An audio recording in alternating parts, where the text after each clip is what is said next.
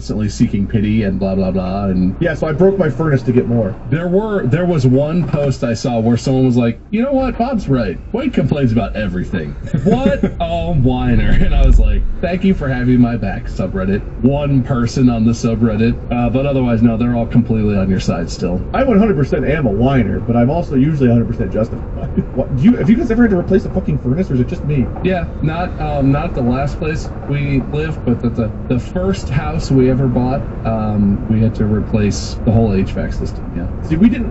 The first house Molly and I lived in, we didn't have to replace it, but we did have like the coldest day of the year. We had someone come work on it, and like Molly was working somewhere else at that time, so she got to leave home to go to work. Whereas like I was at home, like covered in blankets, with a space heat that was like, I think it was a propane space heat just in the room working. I don't know if that's safe to run in a closed space, but it was. I'm sure those fumes were fine, but it was freezing fucking cold trying to like record YouTube videos. But we didn't have to replace the furnace. They just had to come like replace the part on it. But somehow, like since then, whenever something goes wrong, it's never fixable. It's always like, you gotta replace it. So you can't just like change a part. No, I gotta replace the whole thing.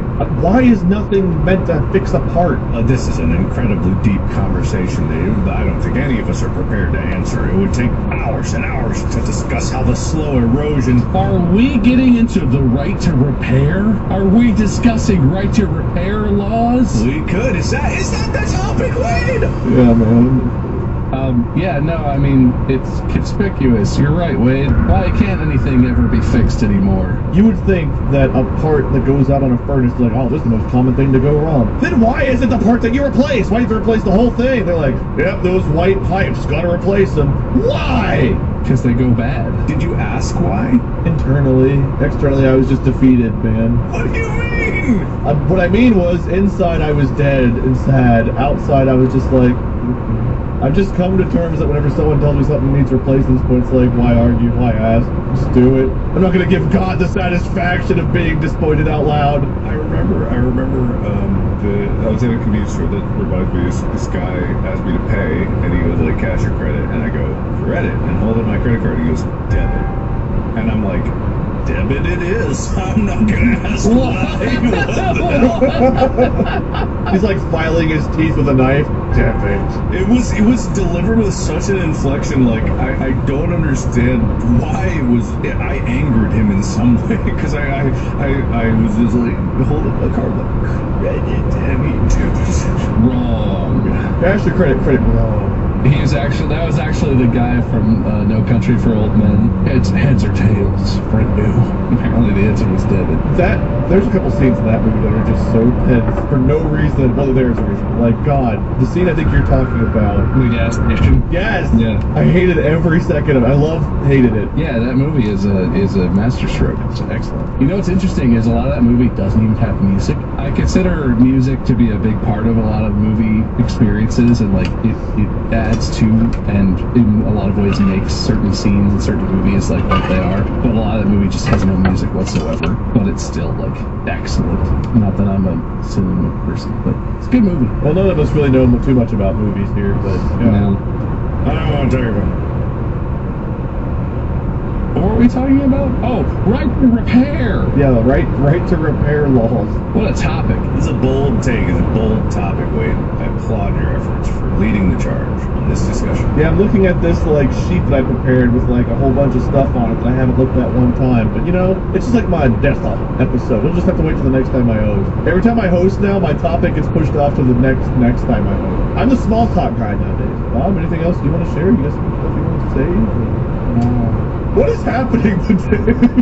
I got my 3D printers over there out of the shop. It's a cheap 3D printer, and I'm having some trouble with the bed not heating very well. I don't know if it's an element problem or if it's the material itself, but I was having trouble with adhesion, first layer adhesion. And so I just bought a cheater stick of 3D print glue, which everyone online endlessly mocks as like, oh, if you need glue, then you just suck. Look, I've tweaked the settings every which way. I think my bed is either broken or just a cheap piece of shit. I need glue because I can't get a print to adhere to the bed to save my ass. I don't know why people are mocking for glue. I thought that was standard procedure. The 3D printing community is very like... It's a little bit like elitist, gatekeepy, but a lot of people who are like really big in it are like, look, you don't need glue. You just need to dial in your setting. If you're using glue, it just means that you have it like totally sorted out. your setup, and I'm like, look, unless there's some magical knob on my printer I'm unaware of, the options I have are bed temperature up, bed temperature down. None of that has worked for shit, so I'm going with glue. Well, that means I'll be printing some stuff soon, so you know, everyone loves that. That's cool. That does bring a quick. This might not be a quick question, but why do communities get so geeky? Mobile game communities that I've been a part of in the past, gaming communities in general, movie communities, like you name it. There's like anime communities and people that are just like, oh, look at this person, they're new.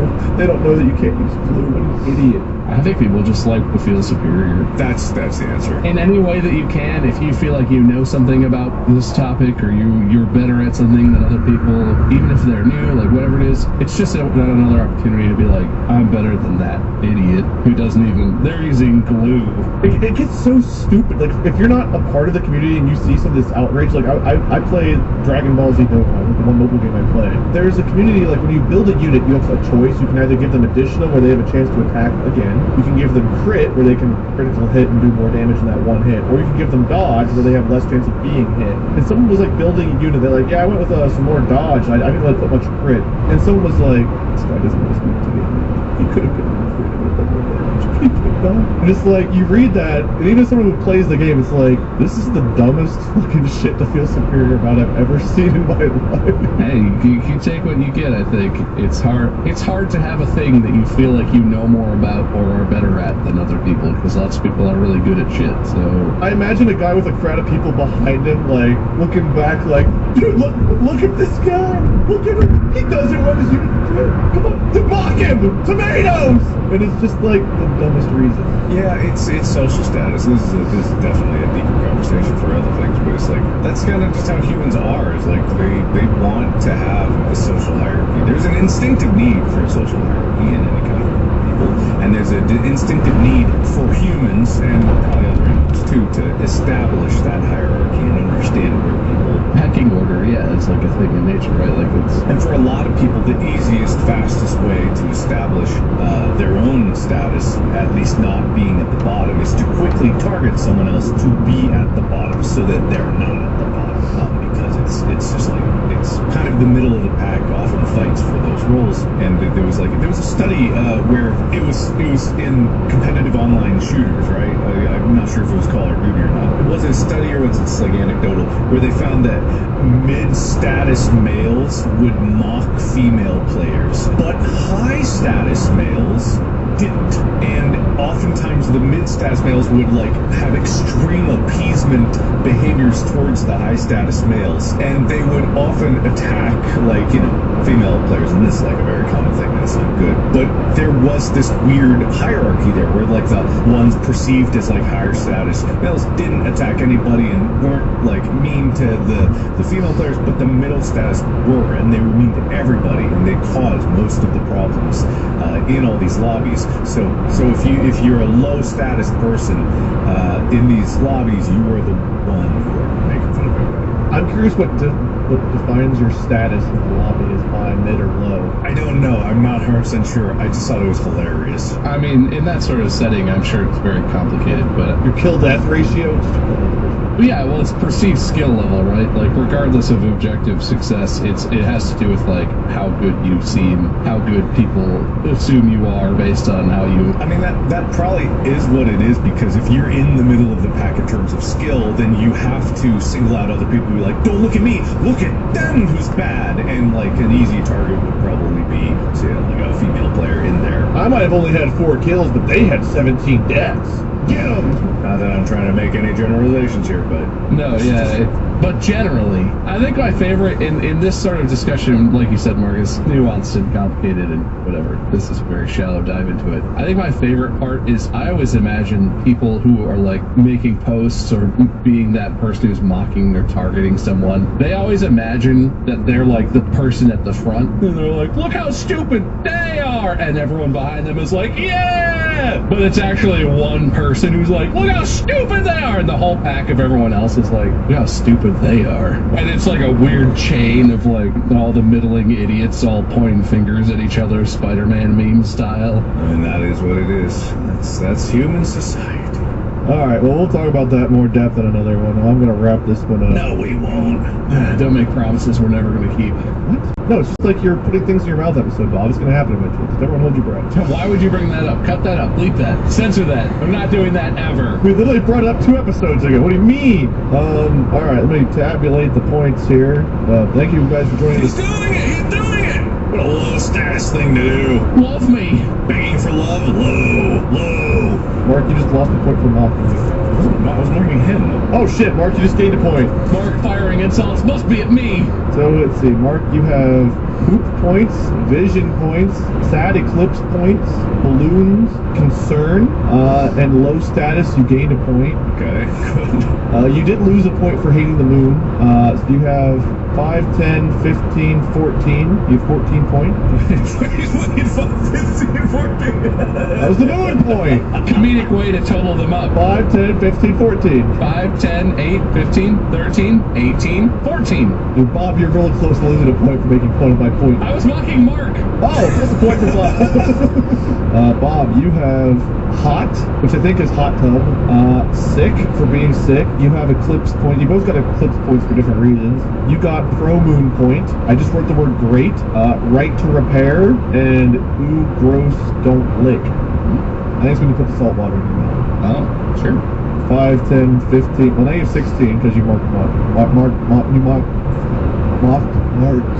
it's negative 16, so 16 to 14, Bob wins. So Bob, even though we're all these winners here, you continue the trend of not losing. Did I officially concede that at some point? I don't remember that. No, that didn't happen then. Well, it feels good to win, as per usual. I really love the topic in today's episode. I feel like we dove deep into it. You're walking a fine line here, mister.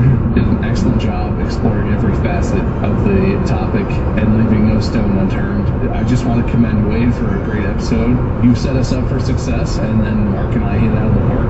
My home run just went slightly farther than Mark's, but really, we're all winners here. Great hosting job, host. Thank you.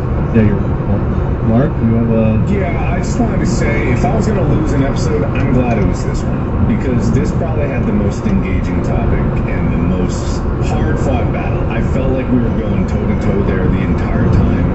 I think that we covered the breadth, the full depth and breadth of this topic. And I just got to commend Bob for being an excellent competitor. It's always tough to lose one when I really put my everything in an episode like this. But, man, you above and beyond.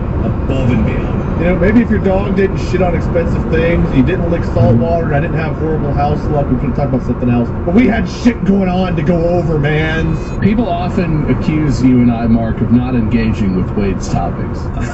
They'll throw some very well thought out, some deeply considered topic out there, and we'll just dodge it completely. We'll just go on our own tangents, talk about ourselves for the whole episode. And we just, you know what, today we played the game, we both played hard, and it was just an excellent episode, I think, all around. I think so. No one can disagree with it. And no one could possibly accuse us of failing to engage with Wade's topic. Everything I threw out, you guys hit out of the park. You did a great job. We're all real winners here today, and I can feel the love. You can find us online, Mark Flyer, Bob Meister, me, Minion777, Lord Minion777. We have merch at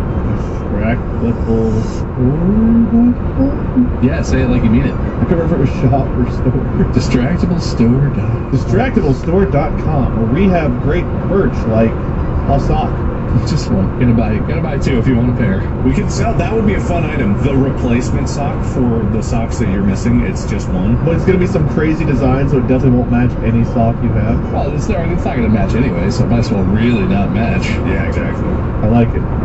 Stay tuned for the next one where Bob will host, and I'm sure he'll have an actual topic, and I'll feel even further mocked for my failure to rein things in today. Stay tuned for that. Who knows how many episodes in a row he'll have to host this time. We'll see. Until then, podcast out.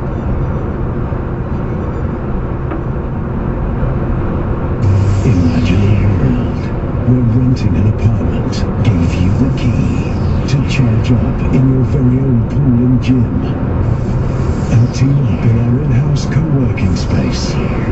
Starring next level studio, all 2 and 3 beds, and you. Main character renting, out now at Coppermaker Square, Stratford. Start your adventure at coppermakersquare.com. Good evening, gentle listener, and welcome to Distractable. This episode Wicked Wade craves frozen crackers, fierce as fire, dabbles in the occult, and revolutionizes the format. Nielsen Mark identifies auditory impairments, explains movie sound, and micro monologues.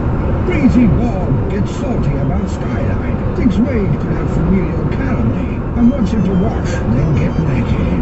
From human steaks to pirate nut bushes. Yes! It's time for The Cursed Man. Now sit back and prepare to be distracted and enjoy the show. Hey everyone, welcome back to another episode of Distractable. I'm today's host with the most. Wait, I thought I always nailed these intros. Your intros are so tight, man. It just draws people in. It's like a lid to a jar of pickles that you kind of put back on, but the jar screws on sideways. You don't realize it's sideways, then you knock it over, it's leaking juice. It's like, how did this happen? And you got juice everywhere. This is Mark Bob. Hi. Hi guys, welcome to Distractable. So good to be here. Can't wait to compete. Ready to go. Oh man, I've got a topic to you, assuming we get to it. Alright. Let's be honest. What's new? I think we did this recently, but I thought we not see you guys forever. I don't know why. We just played a video game together the other day. We did. Yeah, you and I did. This trio was not there, but you were there. What? You weren't invited, Mark. No, I really wasn't, actually. I don't know about this at all. No, it was organized by someone else who doesn't know you. I think I was invited after literally everyone else they knew said no. Someone who doesn't know me, Bob. I'm sorry. Someone who doesn't know me. I went to a steakhouse. Again, I called my boy Ethan at J Prime Steakhouse, and I was like 30 minutes from Ravioli.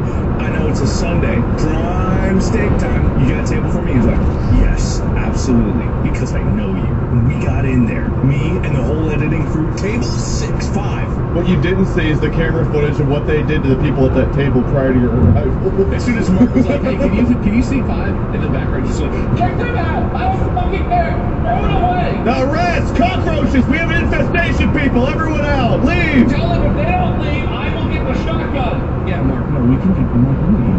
Anyway, that's very nice of them to get you in last play. We're a pretty big group. That's good. Yeah, so you and your gaming group could have gotten me in last minute to sing. You know what? Next time, Mark. If it makes you feel any better, it was kind of a half disaster because one of the games really wasn't working very well. Yeah, we just ended up playing Helltime. We're trying to play. Have you seen Content Warning?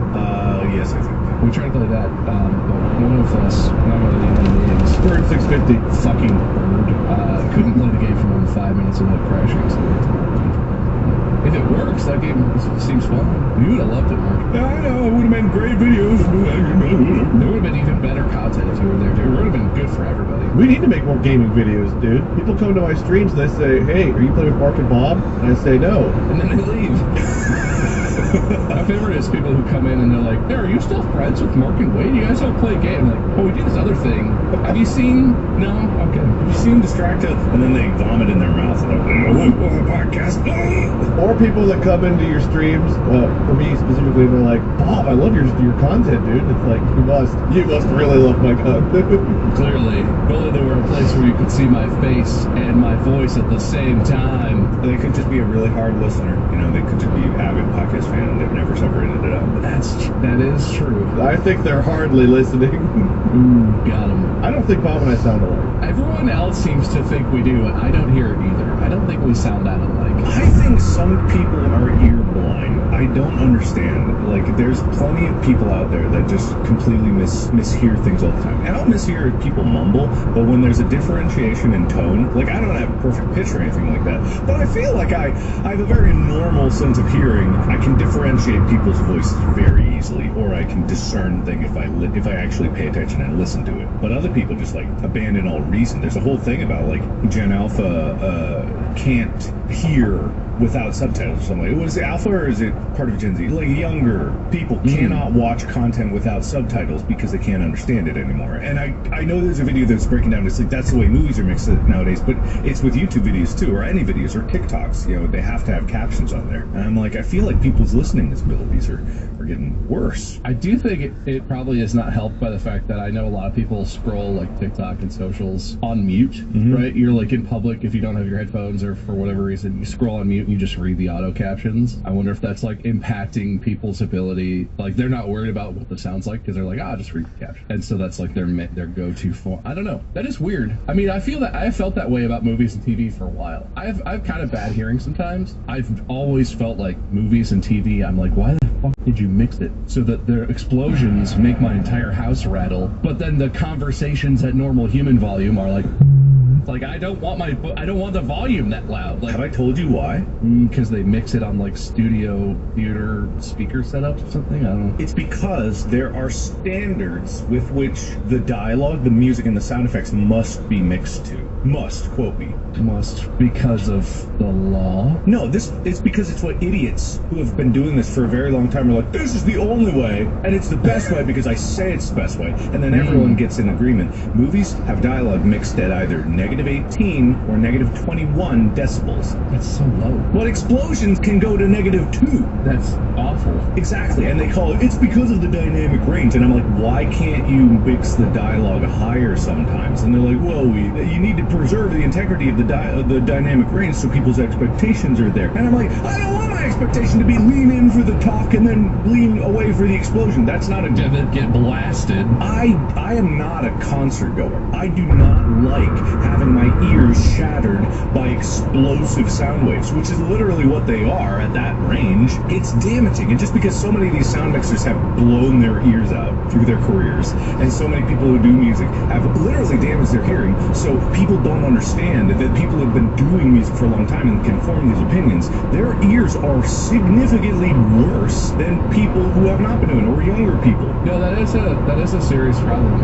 I was in the classical music world. A lot of it was only like starting to be a thing, but a lot of conductors I knew, younger conductors especially, they make these like earplugs that only let certain frequencies through, but that prevent all sound from getting into your ears. Because if you're conducting like a full orchestra of like 80 people, 100 people, whatever, all of that sound is hitting you in the face. I would imagine that causes ear damage to people who do mixing at live shows, people who do studio mixing because they're listening to all this crazy high dynamic range, nuclear explosions and whatever the shit. Yeah, that's interesting. It's like how chefs like get numb to salt, right?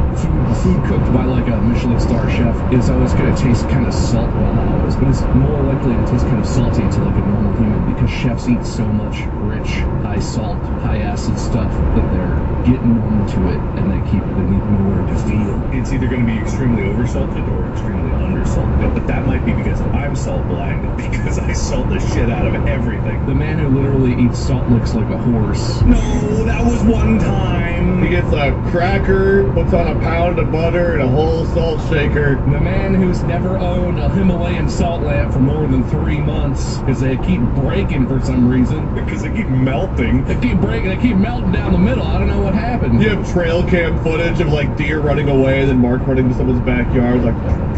I will say, don't do Himalayan salt. Don't lick a can. The salt. Oh, God, salt. Don't do it. It's not the same as table salt or edible salt. Yeah, I think it gave me an ulcer. But I did lick a Himalayan salt lamp for about 2 weeks straight. That's not probably good. Like 24 hours a day? No, just whenever I was. Yeah, no, that's probably not for eating.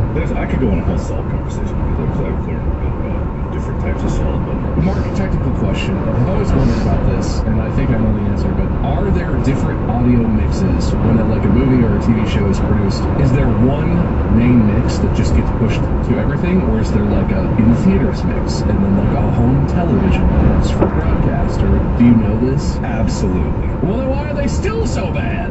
Because it might be the wrong mix in the wrong place, it might be the wrong format. There is a system called Dolby Atmos, and Dolby Atmos was made to solve the problem that you're talking about. Dolby Atmos is a 128 channel sound environment, which means you can have 128 speakers, theoretically. Very few situations have That's super necessary. Yeah, but what it does is it emulates the sound so that any sound system automatically reduces or compresses, like, okay, these 5 channels, we'll reduce those to 1 channel because we know where it is. And when you're in a theater, they can take the Atmos and then they can and assign it to different speaker setups for across different theaters, and you have to send one package over, and so long as it's set up and tested correctly, they don't have to render out another one. Because back before, especially in the early days of digital, they would send a digital package. It's called the DCP, a digital cinema package, and then that would have a specific mix for that theater environment, and each theater would have to get one for themselves, and they'd have to tell them what they get and then hope they get the right one, and they could get them wrong all the time.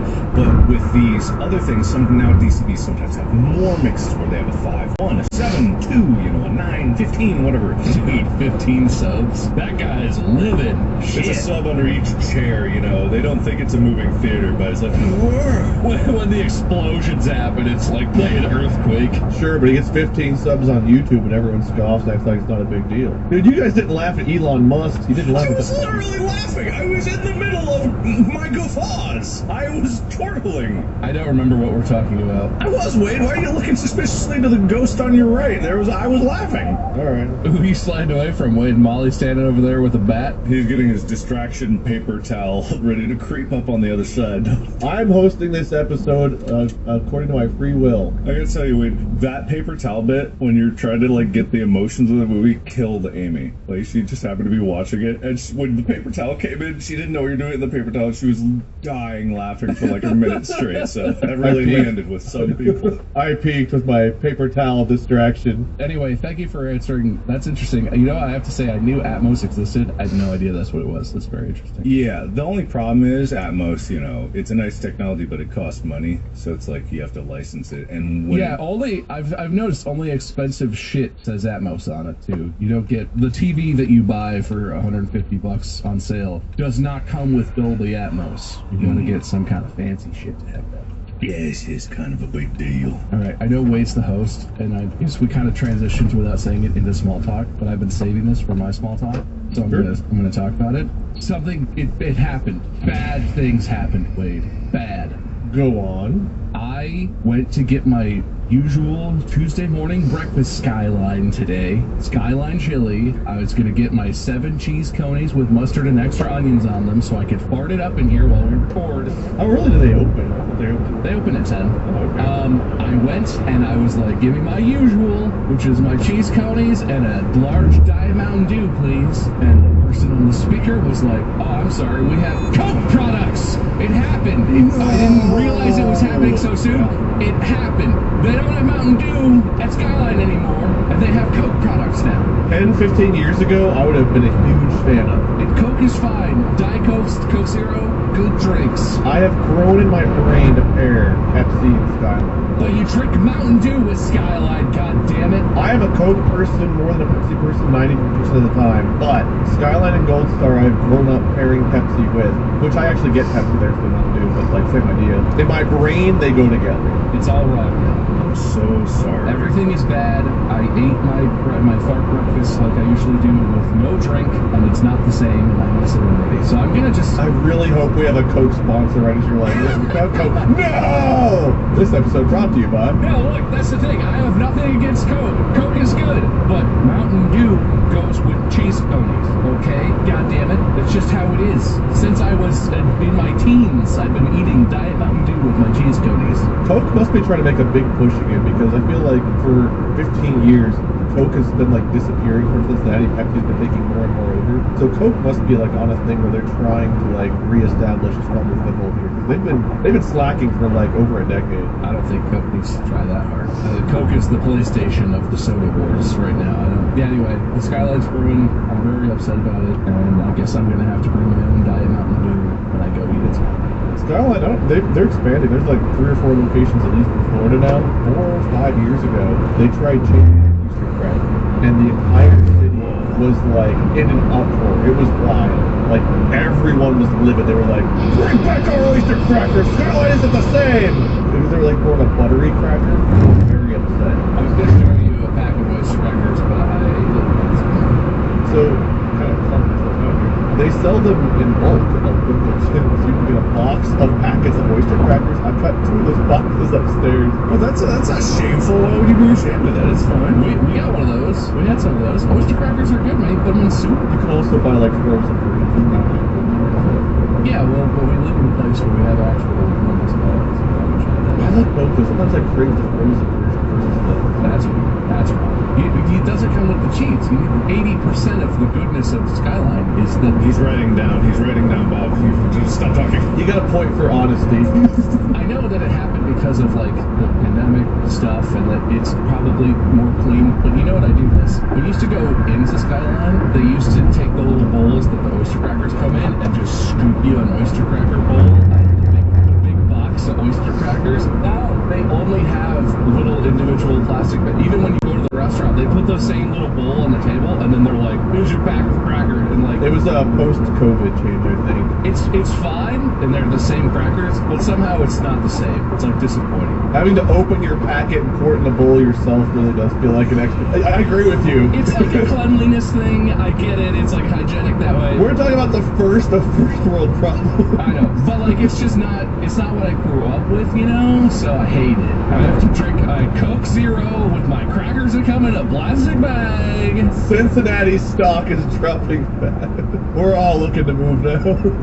You'll never be able to have the real Skyline experience. Anyone who hasn't had it but has been looking forward to it, I know you're out there. It's gone. Unless Mandy always gets Dr. Pepper. They still have that. That's no different, I guess. But if you were smart and you drink Mountain Dew, Dr. Pepper's a Coke product now. Dr. Pepper is like independent, but yeah, I think it's owned by Coke or something, right? It's owned by a bigger company, but it's still sold independently. So Pepsi or Coke places can both have Dr. Pepper or whatever. They probably all are owned by the same company, to be perfectly honest, like the mega conglomerate. Yeah, have you seen that chart where like every company in the world is actually owned at some point, if you go high enough, by like 5 companies? As of August 2023, Dr. Pepper is owned by Coca-Cola only in Europe and South Korea market. Oh, weird. That is... I didn't know you could only own something in certain markets, but I guess that... Well, you know, they have Coca-Cola America, Coca-Cola Europe, different companies, different branches and stuff, so sure. So it is owned by Coke, but not everywhere. That's Mark's Koreanness coming out. Thank you. You got that Korean Coke Dr. Pepper connection. I have a Coke? What kind? Dr. Pepper? That will forever to me be the weirdest way, like pop soda wars, but the Coke? What kind of Coke you want? Mountain Dew? What? Yeah, but like literally what he's saying is totally true. People will sit down and be like, give me a Coke. Like, oh yeah, what do you want? A Sprite. And Coke just means give me a soda. Where was it that I ordered a lemonade somewhere and they gave me Sprite and it totally messed with my head? Was that in Europe? There was somewhere we traveled. Do you mean, did you get like a weird like Fanta lemon or something? Because that happens in Europe sometimes. I literally ordered lemonade. They had lemonade listed like on their board, and I was like, "Oh, give me a lemonade. That sounds refreshing." And like I took a sip, and I was like, Sorry, I missed it. What did you react again? That's pretty good. He couldn't do it a third time. That was pretty close. I couldn't recreate a noise of that type. Well, try. Nah, I'm good. Where? No, I'll do it. Give me a lemonade. Was that close? A couple extra hookahs, I think. Sorry. Oh, damn. Do it again. Let me see. I wanna. Give me one more practice. Give me one more. That wasn't quite the same. Yeah, a lemonade, please. That was very Ethan-y. That's very Ethan-esque. It just seems like you leaned the cup up to your lips and went, it's good. That's not lemonade. Could I get a lemonade? That's good. It doesn't scream like lemonade at all. It's carbonated in there. Wait a minute. They say when life gives you lemons. You scream this and tell me what you think. See? One lemonade, please. It's a Sprite. Take it back. They just hand you a can of Sprite. What is this? This isn't lemonade. Wow. What the fuck is happening? Wait, so does Gold Star still have the Pepsi products then? I think I've not heard anything about them changing, so I think they're still Pepsi. Yeah, which I like both. So I'm not. I'm not like a hater, but I definitely prefer Skyline. If I want chili cheese fries specifically, I go Gold Star. They have good fries. They have the crinkly fries. Cheese conies, I like both. If you go like 3, 4, or 5 way, it's definitely Skyline. I like Gold Star, but I love Skyline. Like it's I'll take either. I've not got caught up in that war. Like growing up, I was like, oh, of course I prefer Skyline. But then like I tried Gold Star, and it's like, damn, actually it's pretty good. It is different. Like I feel like Gold Star's a bit spicy or meaty or whatever. But like, man, people are tuning out by the second if we get into this conversation again. Oh yeah, no, we're not done the wars. We're not done the wars. We've already done Coke, Pepsi, and Skyline, Gold Star. We're getting away. By the way, PlayStation, Xbox also brought up. Is that today's topic? Are we doing a tier list? Everyone loves tier lists. No. Okay, let me give my little bit of small talk, which does lead into our topic. So, Bob, as you know, we had a little bit of an issue with our radon mitigation system. I don't know if you heard about that, but we had to have that fixed a couple times. I remember being very sympathetic to that issue, if I recall correctly, yes. Maple syrup. Maple syrup. I think I talked about on here how we had someone come look at our AC unit that smelled like maple syrup, and then it turned out we needed a new furnace. 2 days ago, I was upstairs, and I was watching TV or watching a show or something, and we have a gas fireplace, and the fireplace turned on, and I was like, oh man. Of its own accord? Molly must have turned it on. I looked over, and the remote's next to me. Peters is asleep on my lap. The puppies are asleep on my lap or next to me, and Molly's not even there. And I went, huh. So no one turned it on, but that is a fire. I looked at the remote said off. I am looking at a fire right now. Well, it was off, so clearly not, I guess. Let me go feel it. Yep, that's warm like fire, all right. Wait to he who walks over to his fireplace. 2 weeks ago, Molly's like, yeah, the fireplace turned on by itself. And I was like, okay, the cat stepped on the remote. Something happened to do this. Like, whatever. Fire just doesn't, like, what's gas just coming in and igniting on its own? That doesn't make any sense. But now that I witnessed it, I'm like, man, my wife's not.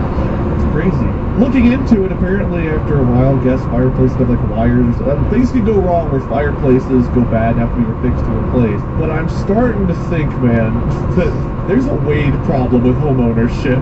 Are you about to be the burned man? The scorched man? Everything in the old house. You guys like rarely tell me about shit going wrong in your houses, but every now and then, every week, I'm like, yeah, dude, had to replace this, had to replace that. Hey, guess what? Apparently every like 10, 15 years you have to replace a gas fireplace. So, guess what I'm calling this dude? Fireplace company to come look at our fireplace. Because I feel like a gas fireplace turning on by itself is a bit sketch. No, that's not great. It's good that it did ignite itself or whatever. Yeah, does it have like a pilot, or is it like we have gas fireplaces where it's a switch on the wall, you turn it on, and it doesn't have a pilot light, but it has a little electric thing that ignites it. But if that doesn't work, you're just letting gas flow into your house? Couldn't tell you. I know how to shut the gas off to it, and I know where the button on the remote that says on is. Fancy. Well, if there was a pilot light and it just lit, that means there's gas leaking in there, so it's probably not great. So I'd keep the fire on. Or just shut the entire line off. What was this called? Headcock? Turncocks. Spincock? Yes, Spinnercock. Yeah, apparently one of the things I just read was like whenever something goes bad, then it thinks it's getting a signal from the remote to turn it on even when you're not. So I don't think it's just leaking gas, but I don't like that happened, especially twice in like a 2-week period or at all. But like, how do I always find the houses that are like, needs a new sump pump, new AC unit, new furnace, new fireplace, new stove, new floors, new ceiling, new house, new bricks, new driveway, new grass. You should shop more carefully for your houses or something, I don't know. Yeah, do you get inspectors in there? Yes! Do you have the same inspector? No, it was a different inspector. And they're like, man, yeah, this unit's old, but looks like it's in great shape. Someone's taking really good care of it. Do I not take care of things properly? Like, what do you do to a furnace other than clean out the filter, man? That's very possible. Yeah, that does seem likely. You clean and change the filter. You ever refill your furnace fluid? You change the igniter filament? Professionals come out and look at these things. What about the gas line filter? You ever swap the gas line filter? Because if you don't swap that, it'll get gugged up. You get all kinds of weird stuff. If the people that come look at it tell me to. I've even gotten my calendar. I'm like, all right, it's been 3 months. Got to change the filter on this thing. Like, I do these things. Doesn't sound like you do. I bet you couldn't even find your flame calibrator. I couldn't. I've got people for I don't think you should trust these people. These people seem to be not good people. Yeah, whoever you're paying for this, they don't have any idea what they're doing, I guess. Apparently the higher stars someone has online and the better the feedback and customer reviews, the worse they are for me. I need to get the mud guy back, I guess. Just need more mud. I'm starting to think I'm cursed. It kind of sounds like it. Yeah, it does, actually. You have like the paranormal thing where the ghost follows you from house to house. What's that? Paranormal Activity, that franchise. Toby! Shouldn't have made fun of Toby. Some of my friends were skeptical. I went ghost hunting and I used the Ouija board, and I was told by people that went with me to like never use the Ouija board. I was like, it's fake. What's gonna happen? But like, I don't think the Ouija board brought a new demon into my life. I think it just resummoned the old one. It's just an excuse for the same old demon to just be an extra dick right now. Witchcraft and curses, are they real? Tell me about them. That's today's topic, because I need to have a curse broken or I need a voodoo doll of a witch to like stab in the face so she'll leave me alone. I need something here. Well, I'm glad you came to us. We are the foremost experts in this particular field of study. I knew you would be. That's why we have about 20 minutes for you to solve my problem. That's your fault. That's your fault. I know, I always let you guys blab. I just enjoy our camaraderie. Jim, go on. How do you enjoy your camaraderie? It's at least like a B on a S tier scale. That's pretty good. I'm pretty good. I don't just comrade around with anybody. But you don't want. So you want us to tell you if curses are real? Yeah, like, is this stuff real? Have you ever felt like you're cursed? Do you think there's a bunch of women that sneak out at night and do naked laps around a campfire cursing people and need to... Why's it gotta be women? Okay, let's not drag... That's the historical, like, Salem witch trials witchcraft. According to whose history? Come on now. However, in Supernatural, I think it was witches were female and warlocks were male, and maybe that's the general consensus, but can you have male witches and female warlocks? Well, I don't know. Which universe do we live in? Because isn't it in Harry Potter, aren't they witches and wizards? Or are you still a wizard if you're a female? There are witches in Harry Potter, right? Yeah, witches and wizards, I think you're right. It's Harry Potter, it's Hogwarts School of Witchcraft and Wizardry. I don't know why supernatural arts need to be segmented by gender, but there you go. Okay, so Supernatural's warlock, wizard, witch, is there another term? I don't even care what they're called, I just need to get them off my back. Sorcerer? Like, do I owe someone money? Like, what's the deal? I have a theory. Oftentimes people may feel cursed because actually what's happening is they have, I don't know what the correct term is, they have that thing where you have multiple personalities or split personalities, and like one of your personalities... Dissociative identity disorder? I think it's DID now. That sounds correct. One of your personalities doesn't like your other personality, and so you go in between states, and when you're the one person, they're like sabotaging your house or and then when you're back to yourself, it feels like you're cursed because shit is happening that doesn't make any sense. Like with the fire, your hateful personality probably just snuck out for a second and used the remote that was sitting right next to you and turned the fire on, and then pieced, and then you sort of snap back to this person and looked, and you were like, the fire? Oh no! And internally, you're the one that doesn't like it. God, what an idiot. Interesting. The remote, I will throw out there that the remote did still say it was on. Well, you can choose that sort of. I will say I have one right in front of me. This thing operates like my air conditioning thing in here. My hot-ass computers steam my office up. If I cover it and push the button, the remote will toggle without actually activating the thing. So I can make this say on or off regardless of what's happening with the device itself. You could totally accomplish that as as a supernatural type. Mark, what you got for me? I think that it's not you in terms of the you. It's the overlapping multiverse that is having the parallel versions of you, one of which wants the fire on because it's a universe where global warming has progressed to the point where we're all in an ice age. And they're super cold, and they're like, our gas keeps going out, our fire keeps going out. And then you, in your comfortable home, keep drinking off, killing them. Who knows how many versions of you you've killed? Not enough, because they're still haunting me. I gotta kill more of me. Yeah, if you just kill them all, they'll stop. Not gonna lie though, I didn't think we were gonna multiverse. Like you're saying, maybe it's not you, maybe it's all. Alright, that's too much. Get out of here. Go away. What are you talking about? I have more theories. Everyone knows there are three basic types of curses. There's the generational curse, there's the caste curse, and then there's the sort of like karmic curse, where you are cursed because of actions. As much as we brag on you, I doubt that you've done anything that has karmically earned you a curse. You're not a bad person. No, I'm a great person. You don't torture small animals or any, you don't do. You're a good person. I just torture people with my phone. Yeah, but they choose that. They can turn that off. That's on them, really. So yours is either inherited from previous generations or someone cast it on you. And I feel like we've been going in the direction of having a curse cast on you. Do you know if you have any family members that have faced this kind of curse? Maybe it's not your fault at all. It's just generation. Yeah, maybe do you have any family members that are not as nice, generous as you? No, can't think of any. Some misdeeds or, you know, might be otherwise sort of cosmically, you know, in trouble with the universe for something they've done. Here's the problem with that question. That could lead me to generational or cast curse. So, I mean, you're kind of answering the question here. Sounds like you're getting there yourself. Usually the responsibility for alleviating curses falls upon the family member who's most likely to be able to succeed in them. So all the other ones, you know, it may not apply to them, and you bear the burden because of the goodness of your soul. You have to bear the burden of all of these. Very challenging. Yeah, but you have to fix it. Okay, how? A good question. Yeah, excellent question, actually. To Answer your question. we Suggest you take a large vacation. That sounds great. There you go, large vacation, problem solved. Episode over? I really thought my topic would last more than 7 minutes, but here we are. This is why I allow small talk to go on for half an hour. My topics were just so short. Curses and witchcraft. There's not much to know. All right, Wade. I have two options for you, and I would like to know which route you want to go down before we commit too deeply.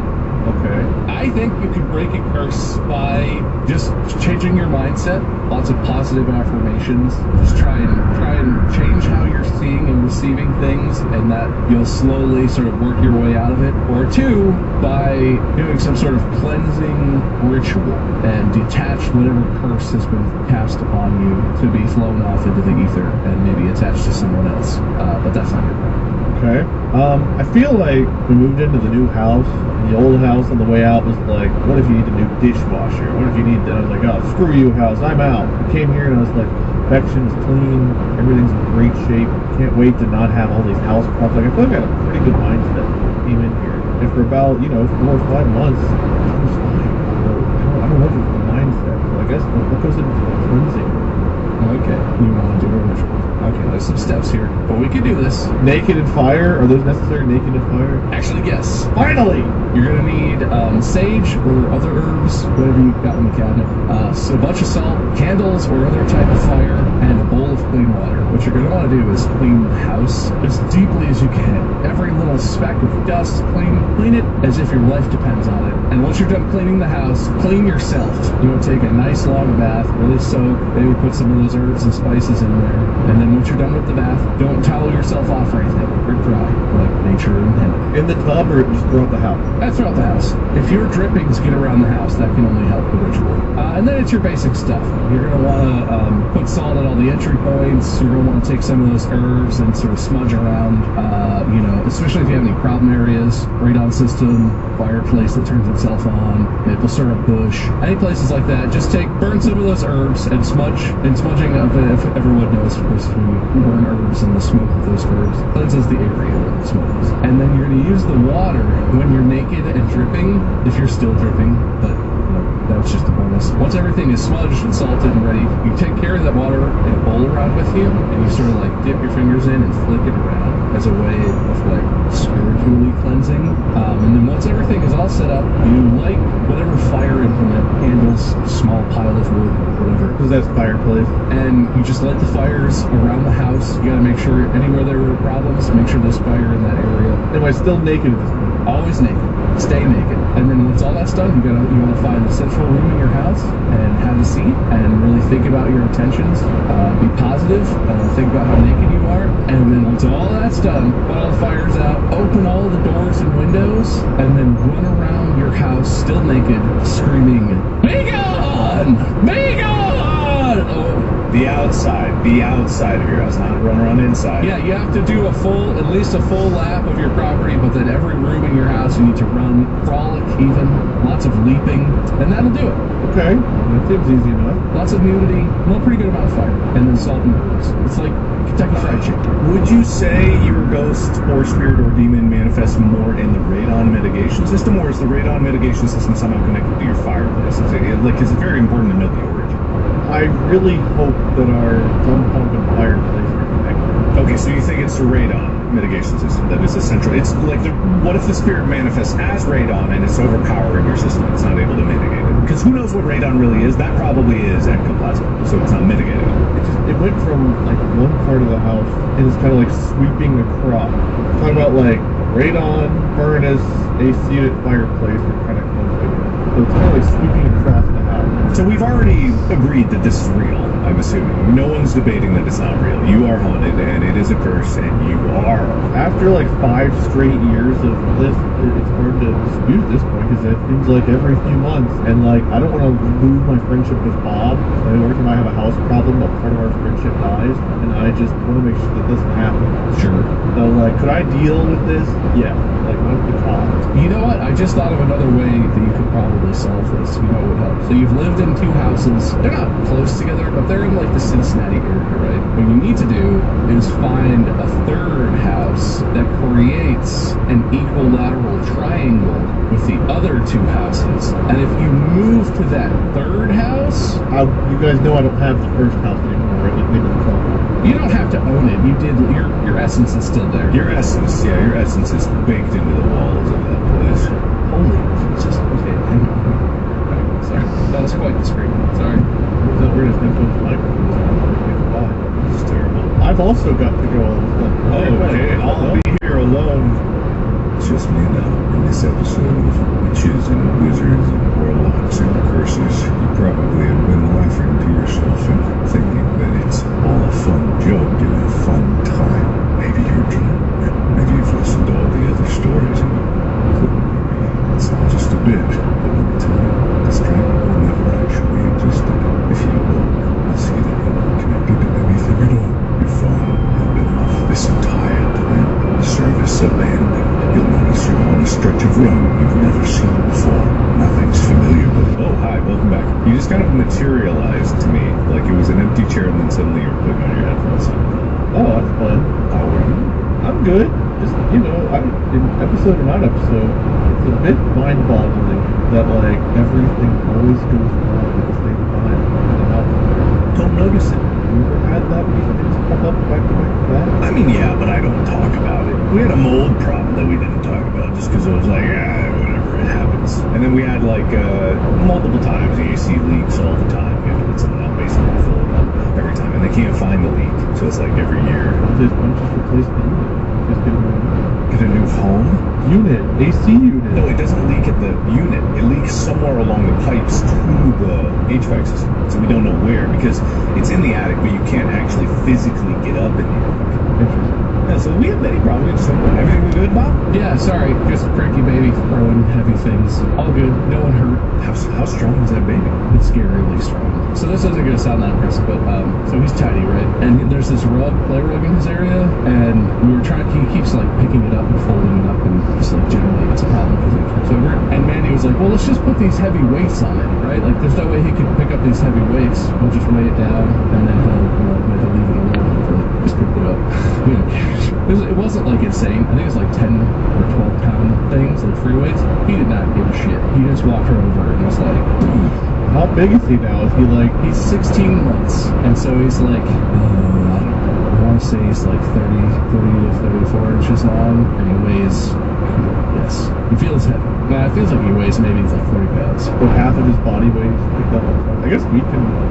Yeah, but what is such a small, uncoordinated person is very frightening. Anyway, he's fine. Sorry. Mark has HVAC problems or something? I have in this line. I don't want to complain about it. I was just like, man, do anyone else have house problems like me? And like, do you guys just not mention them? And Mark's like, oh yeah, all the time, just don't mention them. Did I tell you guys about how our HVAC system was leaking water onto the floor of our basement for a while? And it turns out it's because it has a humidifier built into it, and the little hose for the humidifier just like got tweaked and was just pissing water out onto the floor. That wasn't great. I don't think you mentioned that one, but no, that's right. That happened. It took a while to figure that one out. That was weird. Our deck is falling apart. Our deck is on this house. It's not that old. The deck is literally cracked. Like the steps are literally cracking into pieces, and it's super dangerous. And I don't know how to fix it. So I'm gonna have to get our house and build type of stairs or something. I'll never complain about that. No, you should. I need more people to complain about house issues so I know I'm not alone. Because like the rest of it seems fine. It's just the steps are kind of crumbling, which is in my brain, all of you guys like never have to change a filter. Your furnace has always worked. Everything's always great. And then like I'm like, yeah, I want to change a filter and the wall collapsed. You guys are like, oh, I can't believe that. That's so weird. Because like it's starting to feel like home ownership is only a thing that's a problem for me. The water pressure in our house is really bad, and we need a new hot water heater. And buildup in all the pipes. Ohio is a hard water thing, yeah. I could complain, Wade. I just choose not. I could choose what I complain about. I choose to complain. I need more people to do it. I'd complain about funny stuff, not house stuff. Your house stuff is funny because you get shit like mud guy and toilets that leak for no apparent reason. My house stuff is like boring house crap. It's not funny, and it gets fixed after I pay someone to fix it usually. Fireplace that turns itself on. It's always weird things. Okay, I feel like that's the least weird of the things. That is weird though. I mean, that's not good. You don't want an appliance that could be leaking natural gas into your house to start behaving weirdly. That's concerning. That's the freaky part. Yeah, it's like, for it to turn on, it means there is both gas and an ignition happening that I didn't tell it to do. Well, as long as it does both, I guess that's better than one or the other. But True. Problems that make themselves known are way better than problems that sneak up on you in the middle of the night. wait, I have thought of something else. Are either of the houses that you've had all these troubles in lake houses? So lake houses are historically haunted. No, there's not really a lake. Is there a pond, like a drainage ditch, anything? I mean, so here in like Cincinnati and even like whenever we grew up in Milford, like there's rivers and things that are nearby. So sure, there's water, or there historically was water in a lot of these locations. So yes. Okay, well that's not helping. But I've got no boat. So, like, there's no boat capability. You don't have to have a boat for the negative effects of it. I mean, I guess I could put it on the grass and pretend that there's still water. But, You know what you should get is a huge pirate ship playset and set that into the ground, and then get some laser tag kits, and then we could come over and play pirate laser tag. We'd call it like scallywag tag. I mean, I do feel like that is not a thing anymore. What happened to me? That is not a thing anymore. Oh my god, turning into a pirate. That's how pirates talk, right? The ghost is in your mouth right now. Explains my sore throat today. Not a thing anymore. Oh yeah, that's exactly how pirates talk. I thought a pirate got on the call. I was like, oh man, wow, the fourth member's pirate. Oh, I guess not. Oh no, it's a pirate. Oh, me too. I'm just gonna give you both R&R points. Mark didn't say R-nar at all. Thanks, buddy. Remember when I made you do that to someone who is actually Australian at that wedding that we were at together? Yeah, but I'll never see them again. Well, it was very funny. When did you do that? We were at a wedding, and there were some Australian people there, because one of the people getting married was Australian. Real Australians. One of the people getting married was Australian. Yeah, I will see you talk to her again, but I probably won't see you talk to her family again. But I at some point, I just went up to Wade and I was like, hey, Wade, you know, instead of saying, oh no, you know, with an Australian accent, Australian people say, nar. And I was like, you should just go up to one of them and be like, nar, there's a problem. And he did. And they were like, we don't talk like that. No, they did. They said, R&R, we don't talk like that. nar. Oh no, we don't talk like that. I felt justified in doing it for two reasons. One, you told me to, and two, they had us do that dance. Whatever that dance was. Do the Australian dance. I didn't do it. What was it called? The nut bush? Yes, the nut bush. This is a wedding dance. The nut bush. After they made me nut and push in public, I was like, you know, I will R&R them. That's only fair. It's a fair trade-off. nar, the nut bush. Not my nut bush. I can't tell if you're Australian or if there's a pirate in this. Anyway, Wade, you're haunted. You might be uncurable. I think that's the summary of where I'm coming from here. The end. You gave me all these solutions. Yeah, but clearly they're not going to work. This is terrible solutions. I don't know anything about this stuff. What do you expect? Yeah, if we know how to fix it, we would fix it. As a good friend of yours, I would have already helped you if I could. And definitely we're not the cause. Also, can I get my empty maple syrup bottle back? I might have dropped it last time I was over there syruping in the bushes. Dude, if you had somehow accidentally led to me realizing that our furnace was not safe by just pouring maple syrup in our yard, that would be the ultimate, like, whoopsie daisy that maybe saved our lives ever. Whoopsie, you're welcome. Did you pour maple syrup in your yard? No, I never recall saying that. Do I get maple syrup points if I did? I gave Mark a point for not being suspicious. Well, that doesn't seem very fair. I'm not suspicious at all. There you go. You know what song I'm singing in my head right now? Don't be suspicious. Don't be suspicious. Don't be suspicious. Don't be suspicious. Alright, well that part of it. Before we wrap up though, I do want to offer something that we've never done here before. We always lead the episode off with like the intro and the small talk. So I want to see if we want to end on any big talk. Any big talk you guys want to do before we wrap up? Big talk? Yeah, Sure, we start small into big. I have big talk. This is partially about me, but also this is something I guess I just want to like manifest into the universe because it's been helping me a lot. Anyone out there who is a parent, if you want to do it on the subreddit, I'll probably see it there, but do it wherever. If you have any positive advice, any positive takeaways, just any encouragement whatsoever, even if you just have a thought that like you come back to that helps you feel good about your journey as a parent and how things are going, share it. Share it with people. Share it with other friends you have who are parents. Share it online. I have been struggling with the idea internally that I'm just not a good enough parent, and it's not like a logical thing. It just is a thing that won't go away, that I'm constantly afraid I'm not doing enough or a good enough job or I'm not doing the right things. And it's like emotionally one of the most beaten into me things I've dealt with, which is lucky for me because I know a lot of people deal with hard stuff way harder than this. But just as someone who's trying to come to grips with being a parent, if you have anything, even if you're not a parent, if you have memories of your parents, if you have thoughts, share them. But share the positive ones. There's plenty of judgment, there's plenty of instructions. If I wanted to go and find reasons that I'm a bad parent, there are infinite numbers of those online. But what's been really helping me lately is finding people talking about their little wins, talking about them getting perspective and realizing like, you know what, I'm not perfect, but look at this kid, look how awesome this kid is. Like, I must be doing something right. Anything like that, share it with people, because that has been a huge help to me, and it's not even for me, it's for everyone else, because I'm not the only one who thinks these things and feel these things. I imagine anyone who's a parent probably feels this, because it's very stressful and complicated, and it feels like you have no idea what you're doing a lot of the time. So just share that, and I want to try and do this too. I'm not in a very positive place right now, but I'm working on it. I want to try and share any positivity I have, and I think you should too, about how hard it is, but how, you know, those intrusive thoughts that parents have about how you're a terrible parent for whatever reason is probably not true, and that you need to have some perspective. These kids are tough, and it's tough. It's tough being a parent, but it's never as bad as, hopefully it's not as bad as it is. I know for me it's not, and other people showing me and telling me that is helpful. So that's my big share that. Pretty big. Mark, follow that up and impress me. Well, the NAB Expo is going on right now, which is the North American Broadcasters Association, where new camera technology and new lenses are getting announced all the time. If there's one thing you can always count on, it's the forward progress of technology. And if there's one thing that we can all rest assured, is that technology is only good and will only ever make our lives bigger and better. Yeah, I got nothing. Was that what you were going to talk about? I thought you had something. I didn't know. I was like waiting for you to see what you had, and I was like, oh. I really was hoping you'd come in here with like, hey, if there's any editors, directors, writers, content creators, actors, musicians, YouTubers, gamers out there, I need some good advice. No, I'm great. No, I'm solid. Rocks. I'm doing everything right. I have the confidence of success on my side, and my giant, huge brain is a problem-solving monster, and I'm able to move forward with everything I got. No issues here.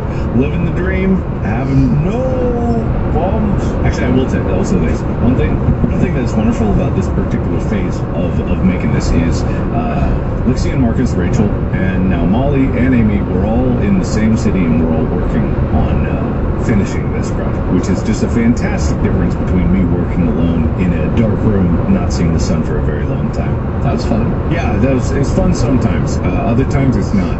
And there's something very wonderful about, you know, everyone believing in what we're doing. You know, that is difficult. I say a lot, and How wonderful is that? how wonderful. We say that a lot, where it's like, you know, we've talked about before, where you can't make people believe in what you believe in, or, you know, you can't expect other people to really take what you believe is important to heart. But it is wonderful to know, and I hope you guys listening out there know that you can find those people, and you can make them believe in something. I mean, you can't make them, but there are people that are willing to believe in something just as much, and obviously it won't be the most important thing in their life, but they can still care about something. And when you're working on something with people that really, really care, like care on a level where they think about it so deeply and look at it from different angles, like they're out there. I mean, it's just about finding them and always challenging yourself and them to make something that's even bigger and better, so that you can have this potentially really cool thing going on. And I'm very, very happy to be in this stage now. They just came in like 2 days ago.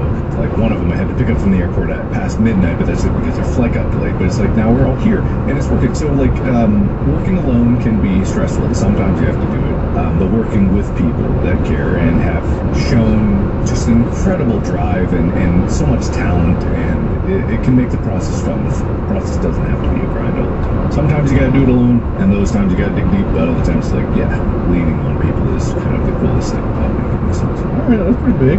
That's all I got. Whose was bigger? We got the biggest. Alright, let me count the points here. Mark had 5, 10, 15. You for amazing reasons. Okay. Mark, Dolby Atmos. Amy laughed. Loans. Multiverse. Loans. Sorry, I don't remember what that was. I'm trying to remember. I don't know either. Multiverse. Not cause. No help. Not suspicious. Teamwork. And then you both have vacation. Large vacation. Bob, I have Skyline. Honesty. Witch Wizard. I hate me. Naked Fire. Big Talk. Baby Help. Baby help. And then in the margins I have 3 curses. Generational, Task, Karma. And then I have Solve, Ritual, or Mindset. And then what looks like ARAR. I'm not sure what ARAR is, but that's what my handwriting seems to say. Sounds like something worth points. Mark, I have 5, 10, 15, 16, 17, 18, 19. Bob, I have 5, 10, 15, 16, 17, 18. However, Mark, Bob and I made a rule a long time ago that whenever a certain topic is brought up, you have to lose a few points. Oh, but it was such a joke! So Lenses lost you 3 points. No, but I said it as a joke! But it was like I wasn't even gonna really not say it as a joke and counterpoint. Before the joke came up, I'd already written down Lenses. You can plead with Bob. If Bob chooses to let you win, you can. But like, right now, my hands are tied. Do you regret talking about lenses, Mark? Well, Do you have any regrets? I don't regret that bit because I knew that it was a bit. I was using the disinterest in it as a counterpoint to be what is the most polar opposite thing I could talk about Bob's selfless discussion and very heartwarming thing. I was like, how can I punctuate this in the most antithetical way possible? So I stand by what I said because it had the effect that I desired.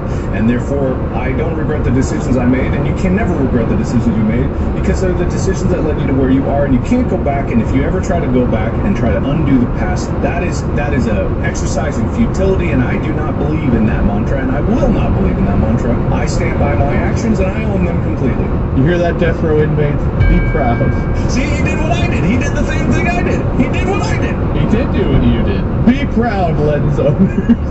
He mentioned it. He mentioned it. Lose Oh, points. minus 3 points for me. I said the word. Do I lose points just for having said lenses? That's the rule you mentioned, right? Should I? I don't know. Wait, let me look at the Constitution. Wait. Oh, this was our ruling. We said we'd remove points. How specific is it supposed to be? I don't know. You're in charge. I just didn't realize it was that. I'm looking at the bylaws. Wait, was this a handshake deal that we made before the Constitution or after the Constitution? Oh, had to be before. Because wasn't part of the Constitution that all previous deals are hereby done with and disposed of? I'm having not that I'm trying to give away my victory, I guess, but I'm having a memory that potentially. I feel like there was a distinction made on past deals or null and void. Yeah, but that's just from that one Constitution episode. Who really cares about that before? I mean, I love that argument. That's a great. People will really like that we're just going to toss that whole thing out the window. I like that. I mean, what did they expect from me? For me to pay attention? No. I have one flag left to throw this year. Alright, well, you both have mentioned that previous handshake deals were canceled, and I don't feel like thinking anymore, so you know what, Mark? You get your 3 points back and you win. How's that? I'll take it. Bob isn't really fighting for his victory, so you can have it. As much as I'm not a huge fan of that outcome, I'm more scared of other handshake deals that I'm either not aware of or don't remember. You think we remember at this point? We would have used them. I don't know. You could just start a bit and be like, so Bob, you remember 6 months ago we made a handshake deal where you said I could claim a victory anytime you hosted, and I would be like, oh, but I believe you. Okay, so about 6 months from now I'll claim that, and it'll be after the Constitution. Okay, well, there are currently no handshake deals on the table. There aren't any. They're all all dead, they're all disposed of, they're all gone. So there are no secret handshake deals except that one that we made, Mark. We'll hold on to that. Wait, what? Wait, do I get any extra points for being so honest, even though it costs me my victory? Yes, but the problem is you already have honesty points on you. What about bravery points? Or possibly Bob points? I feel like if bravery's got, I stood by my words. I was ready to accept my fate, and I made that big speech about going back in time. Remember that? Can't go to the past. You both get an extra 3 points. Just shut the fuck up and Mark wins. That didn't accomplish what I was hoping for at all. I'm glad I got points, I guess, but damn. We're richer, but our happiness has gone down. Apparently 19 plus 3 is 20 infinity according to my handwriting, and Mark, you went with that. Yes, 20 infinity, the highest score ever! Yes! How many infinity did I end with? 21. This shit. Okay, now it's 22. I don't know how that 2 turned into an infinity sign. I appreciate everything that has gone on to this incredible episode. What did we prove? There are curses. Wade is definitely cursed. Wade is cursed. We gave him the steps to solve his problems. It's now in his hands to be done with the thing. My camera is about to die, and before that happens, thank you for this incredible victory. You're welcome. Bob, loser speed. Oh, look, I should say I feel like I was very honorable today. It was not all motivated by fear of handshake deals that I have. It was purely that I wanted to follow the rules as they have been set forth, and I wanted to make sure everything here was meaningful, and the points mattered, and everything was not made up, but in fact follows a strict set of consistent rules. And I feel like, despite ending up with the loss, I feel good about my honorable actions today, and so I feel like a winner. That's fair. I won't even call it a loser speech. You get the honorable mention. Perfect. It's just honorable speech. That's me, baby. I myself ended with -3 or -6 points. Nobody really laughed at my Elon Musk joke at the very start, and then I mentioned lenses, which lost me 3, but then I got them back because question mark. Yeah, you guys explained. I just didn't listen, and that's it. So thank you, boys, for joining. Congrats, Mark, on the victory. Congrats, Bob, on the honorable mention that you earned today. I hope everyone will go on the subreddit, parents out there, do what Bob asked. I think that's a really cool idea. Stay tuned for the next one where Mark will do who knows what. In the meantime, we do have merch. Distractable Store. Yeah? Say it like you mean it. DistractableStore.com. It's out there, baby. You can buy stuff. And you can find us at our respective sites, Mark at Markiplier, Bob at MyScur, me at Minion777, or 1Minion777. We'll see you next time. Until then, podcast out. God, I hope so. Imagine a world where renting an apartment gave you the key to charge up in your very own pool and gym, and team up in our in-house co-working space, starring next level studio, 1, 2 and 3 beds, and you. Main character renting, out now at Coppermaker Square, Stratford. Start your adventure at coppermakersquare.com. Good evening, gentle listener, and welcome to Distractable. This episode, Warren Wade gets busted for Pinocchio-itis, tears up for Star Wars, and admits he has lived a full life. Bone-picking Bob atones for arseholery and worries about his progeny being prepared. And mentalist Mark explains the inner workings of the monologues of the mind. From cock rings to caskets, yes! It's time for... Do you fear death, Now sit back and prepare to be distracted and enjoy the show. Hey everybody, welcome back to another episode of Distractable. I'm today's host, with the most, Wade. I was going to interrupt you, but I don't have the heart to do it. I'm joined today by Mark and Bob, as always. Hello. Hello. Welcome to the show where one of us hosts, 2 of us compete for points, and the winner hosts the next episode, and whatever we want to talk about is what we talk about. And by we, I mean me today, because I'm the host. Yeah, we'll see about that. But first, I'm ghosting. Wait, I feel like we need to address them. About time. I feel like there's a rift between us, and I want to get everything out there, and I want to, like, I owe you an apology. The subreddit was really mad over this is going to give away that these are not all recorded in sequence. Sorry, subreddit. But the last episode that came out earlier this week, I was really mean to you. I did apologize immediately following being mean to you, but do you even remember what I was mean about? Do you recall what I did that was so mean to you? Was it whenever we were doing small talk and I was like, man, that radon thing's still making noise, and you're like, I think you're misremembering because you're the one actually who ended up yelling. But I did say I'm getting a little fatigued because I feel like you're always asking for pity for stuff, and I felt like it was a lot. The subreddit did not think that was very nice. And even though I did apologize during the episode, and I felt like we moved on amicably, they held on to that. I'll give you a chance to address that. You can be mean back to me. You can demand things from me. You can do whatever you feels right to you. I just want to. I don't want the subject to be that. Okay? I want to bury this hatchet, and I want everyone to feel good. And I'm sorry that I was so mean to you, Wade, that I almost ruined the entire podcast. It sounds sarcastic, but that's just how I sound. This is very sensitive. yeah, you probably shouldn't talk at funerals and stuff. No, I don't. I'm never invited to do that. God, I'm really gonna miss this guy. Like, man, we were close friends. We had so many good times. And he was a really good person, I swear he was. They send celebrities wedding invitations. Do you guys get funeral invitations? Like, please. Oh, they were such big fans. A fan was like, hey, we're getting married. I'd love for you to come. And I went, and I just got so drunk.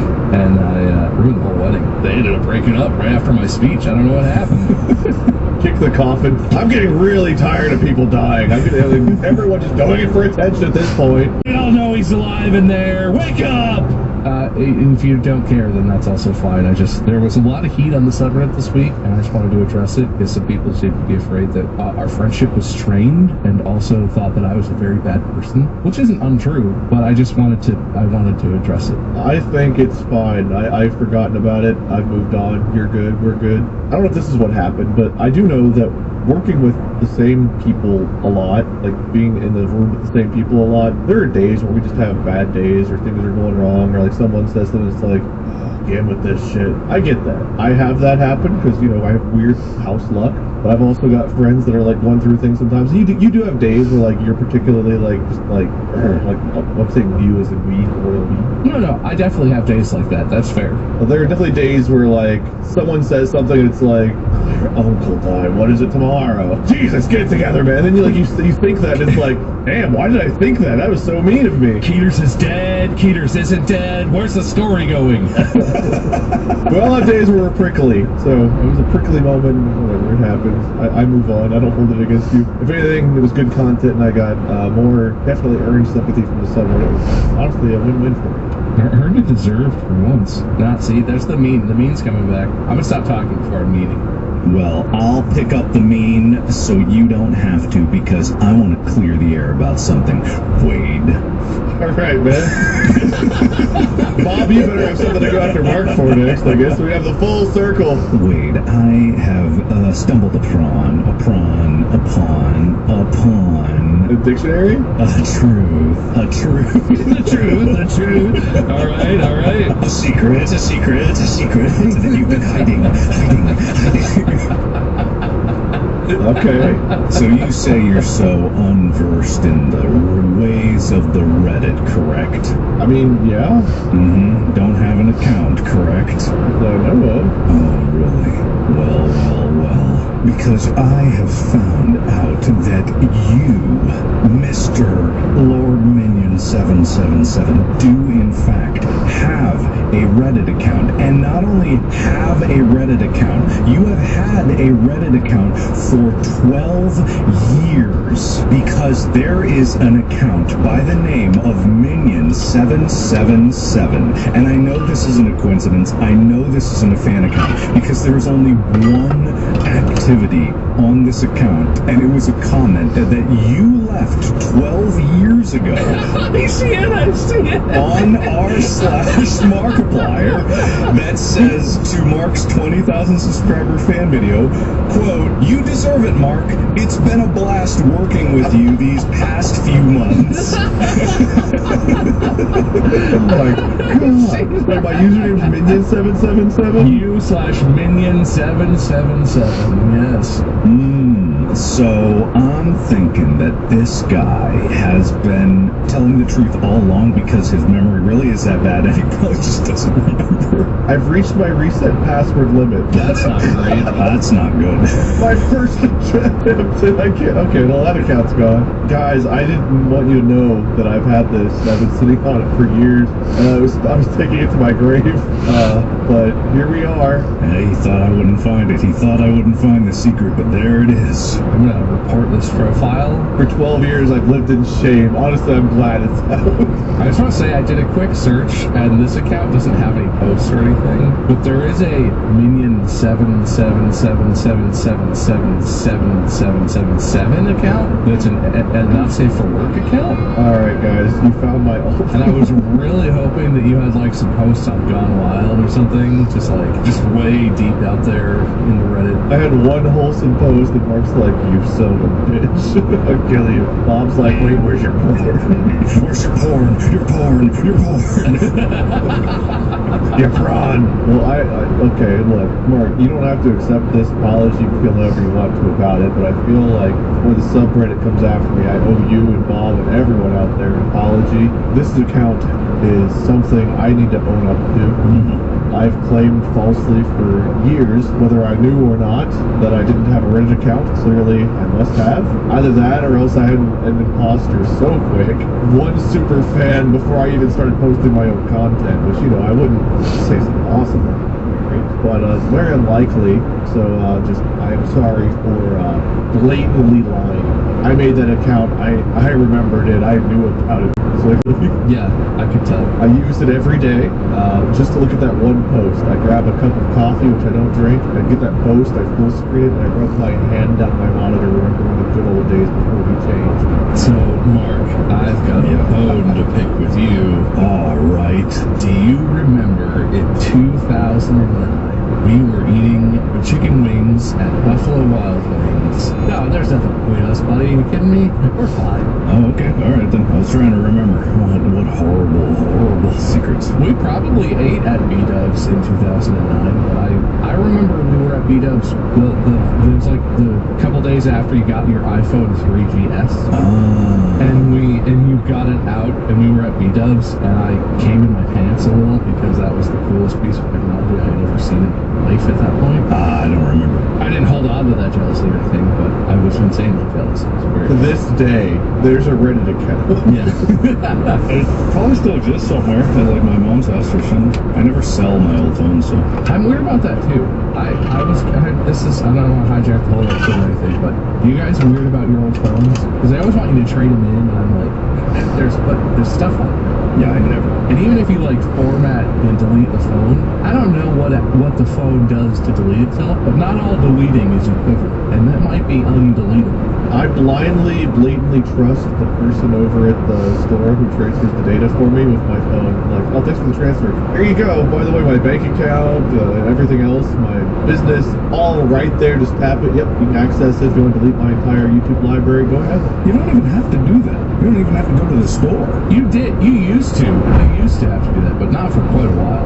Modernly, you don't even have to have. It used to be you couldn't transfer an iPhone to an Android and vice versa. It doesn't even matter. You can literally plug any phone into any phone, and the OSs are just like, nah, here's my contacts, whatever, bro. I don't even care. I mean, we go in to get the phones. We just go in personally, pick out the phone, pick out our cases. Kind of old.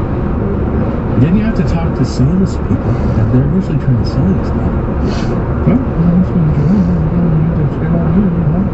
Okay, listen, I'm gonna make myself sound like the grandpa of the group again. What do you guys do? You just go to a website and order the phone and deliver directly to you? I order it online, yeah. I look and I'm like, I want this exact phone with these specs and this color, so I don't have to look. I want this, and I order it, and it shows up in my house. Yeah, and then you just go like, I know what I'm getting. I've gotten the same thing for 5 years now. And to transferring takes forever even at the store though. So transferring your data is like... At home, it's super easy. The last time I switched from a Samsung Note 10 Plus to an iPhone 13. You literally just get a USB-C to lightning cable. I plugged one into the one, and I was like, this is my new phone. Do it! And I transferred all my contacts and everything. It took maybe an hour to get it all done and set up to where my phone was fully functional. It takes a while, but you think mostly it just needs to sit there so you can leave it and play video games or something. That's a lot better than sitting at the store looking at the salesperson all the time. I need to get up to date with technology. Dude, technology is so cool. Have you seen it? I'm phasing myself out with my laziness. Dude, I don't even know if you can catch up at this point. I don't think I will. I think I just accept the fact that I'm going to phase myself out of relevance. I did learn a thing. You know how a little while ago I told you, oh, the GoXLR is dead. They're having some issues and they fired all the people. Yes, because I think I told you this. You were so... You didn't, but Ryan told me this. Ryan told me this. Are you kidding me? What do you think you told me? You and I were in a call doing some ad reads a week ago, and I was like, did you see Ryan's tweet last night, dude? You did tell me that, but I had already also seen that tweet. You said you did! What? No. Man, the rift is opening again. You were literally telling me about your new soundboard. Wait, this is why I can't trust you. You were telling me about your new soundboard and Ryan having like his new soundboard. We were talking about Ryan because he had those issues. No, I misremembered. You're right. Oh. Wade's right, and I'm not going to make a joke about how uncommon that is. It is pretty uncommon for me to be right with memory. Anyway, you waited so long to do anything about the fact that GoXLR was going to die that it's not dead anymore. So you're fine. You don't have to change shit. You're fine. You don't have to change a single thing. Woo! They decided to unkill it, and they're releasing updates again for the software, so you're all good. Welcome back! Well, I mean, okay, the thing that I always wonder about is, like, I get not supporting something, but why does something need eternal support forever and ever? You'd think that at some point they would just have a working piece of hardware or a working software. The thing right now is that GoXLR needs a Windows 11 driver. It did not have one because Windows 11 was very new, is very new. But also, it's the OS updates, right? If Windows updates something about their audio drivers and that breaks the way that a thing works, you need an update. Even if it's not a feature update, you need a compatibility update to continue using your device on the newest OS update. Unless you never update your OS again, which I wouldn't recommend, because there's some very important security updates that come out from time to time. That's why. It's not like we need to keep the thing updated or it won't work. It's that Windows changes, or whatever, Mac OS can change. And they might change something that will just make it not work ever again, unless you update the drivers for the device itself. So if the thing has no support, it's dead, and it has a working driver, it's literally a matter of time until, like, maybe in 6 months, maybe in 5 years, something will change in Windows, and if it breaks the driver, it's broken, and there's nothing to do. I see. Okay. But yeah, that was the thing, is GoXLR, when they announced that, it was fine, it was still fully functional, and there was nothing that was going to happen imminently. But at any moment, if they're no longer releasing updates, your GoXLR could go from 100% functionality to a useless brick that will never do anything again. And then if you need to stream or record the next day, like, uh-oh. For the sake of not wanting to do anything about it, I'm glad I held out. No, you did the right thing, and I'm shocked that that's the truth. For once, not being completely unwilling to change anything or do anything new was just perfect. I have a new sound mixer and it works great, but that's a little bit of a pain in my ass, and I could have just not done that. I could have avoided that completely. A little bit of patience goes a long way. 1% of the time it works. I'm usually such a lazy person too. Why did I have to be so motivated about this one thing? If I had just been my usual lazy self. Parenting has changed you. Now you do stuff. Stupid baby. I mean, I also changed everything that I did, and I like the changes that I discovered. I discovered new pieces of hardware, and now I don't even have an XLR-based microphone anymore, and it actually is nice. Well, yours is super convenient because you can travel so much. If I was less stationary and I couldn't rely that I was always at this desk with all my stuff, your setup that you've moved to is so convenient. You can plug that thing into any computer, basically. Yeah, I mean, it all is very logical. It's like a USB-based device should have a controller inside the microphone itself. Like, we've gotten to this point where the technology should be there. It should have been there a long time ago, but now it's here, and now it's here, and I'm talking to it right now. If I needed that, I would have switched to that when you started telling me about it, because it is very cool, but I literally don't ever use a computer that's not this one. What if we get to the point where microphones are like instruments and all of the buttons are just on the microphone, so you're like, oh, I want to change my voice. We play like a flute or something, like a saxophone. It just wouldn't be very convenient, I don't think. Because even right now, I've been holding my microphone, and I'm like, oh, I'm so tired of holding this, I just want to put it down. I don't have my mic stand set up just yet. I have it, I just like got it late last night. Would it be more inconvenient to press a button on your mic than it is to reach over and press one on the mixer? You gotta hold the mic. That's the thing. I mean, I'm all about the aesthetic of holding a microphone. This arm holds it for me, man. Well, you still gotta have your hand. Look, man, I'm trying to make... No. You're the lazy one. I'm trying to make your life more Yeah, elegant. listen, you're saying that it's easier for you, Wade, to have your arms up like this by your face instead of rested on your desk just next to the thing that has the buttons on it? Well, okay, in my mind, I'm not keeping it there forever. It's like the occasional switch or button. Like if I press my X a lot, I'm usually... Well, you're not, if you don't want to keep your hands up here, alright, your point is it's not that different to move it back and forth like this, but... Yeah, but how are you gonna play a prank on your friends? You're gonna like, I'm gonna play a fart sound effect. You keep your microphone just off camera so they can't see you. Well, then your microphone's far away. Or even if they can see the tip, they can't see the shaft, and you could mess with the shaft. Yes, we all know the anatomical terms of a microphone. We don't need to laugh about it. It's not a joke. Which part of the microphone would you say is the frenulum? The pop filter. Is that true? I don't know about that. No, that's the foreskin of the... I would say on mine, the frenulum is the switches that are like under this bottom plate here. This is really frenulum. Is this glowing light the frenulum?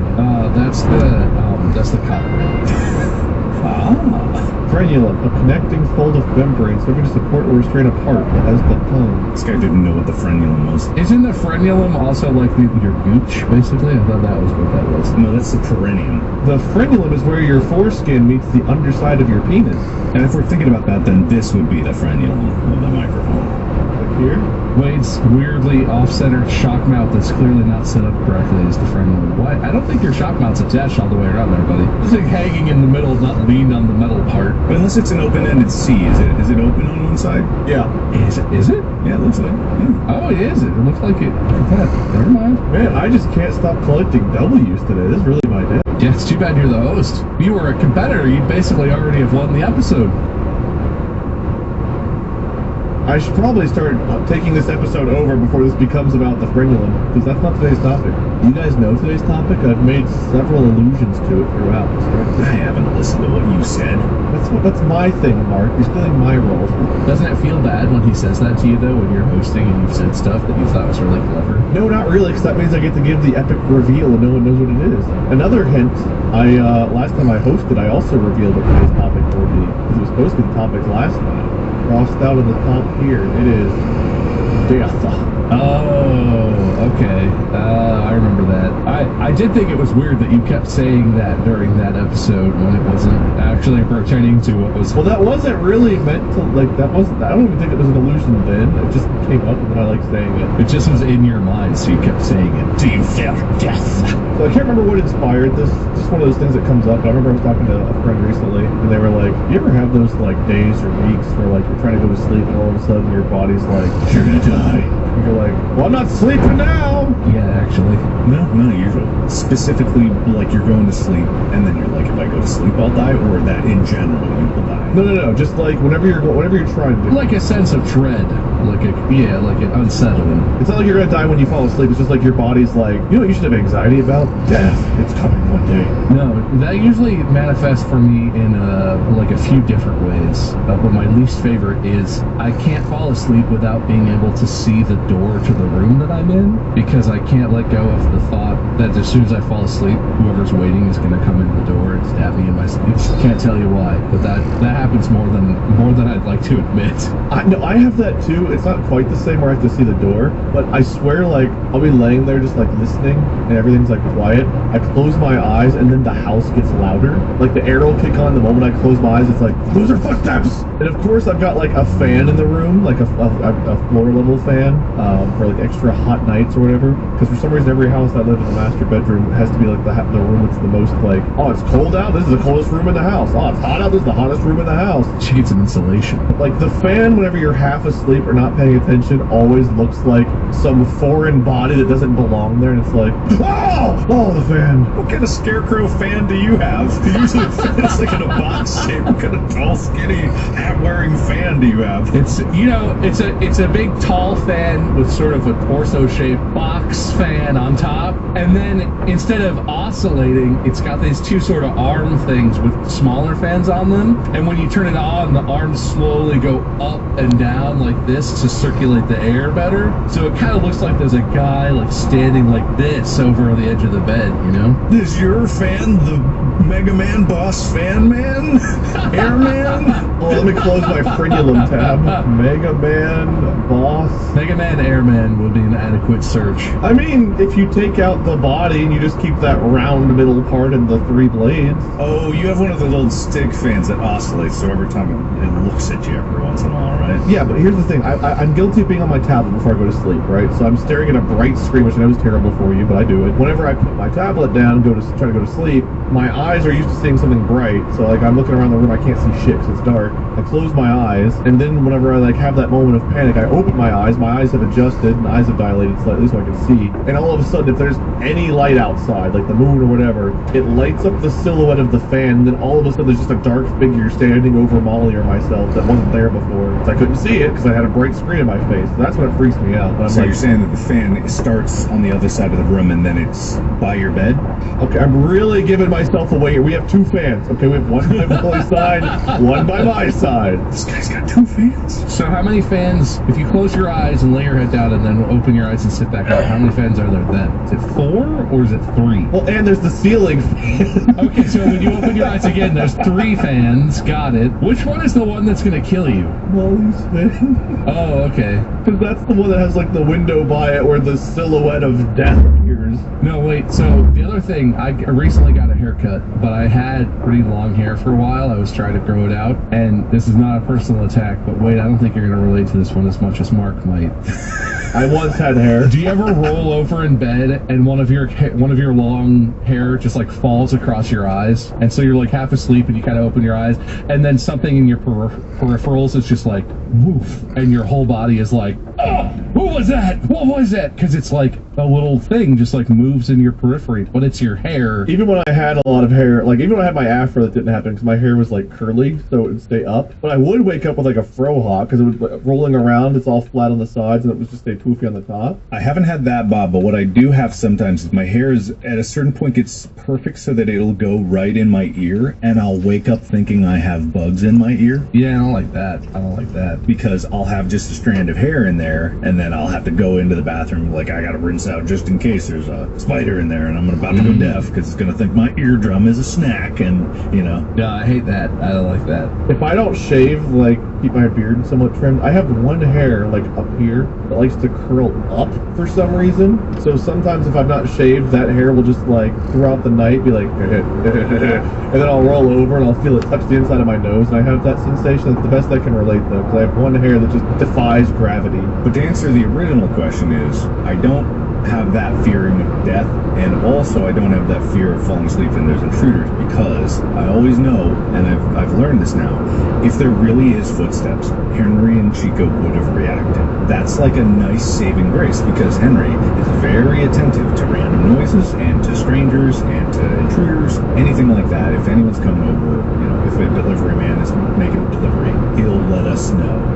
So he's the perfect alarm for that. He goes off too often. He'll go off at random light that acts up. You know, if a shadow's moving too suspiciously, he'll start barking. If at night he's not barking, I'm not worried. So I'm fine there. We're screwed. We used to have that. Lexi is getting older now. She doesn't react to shit.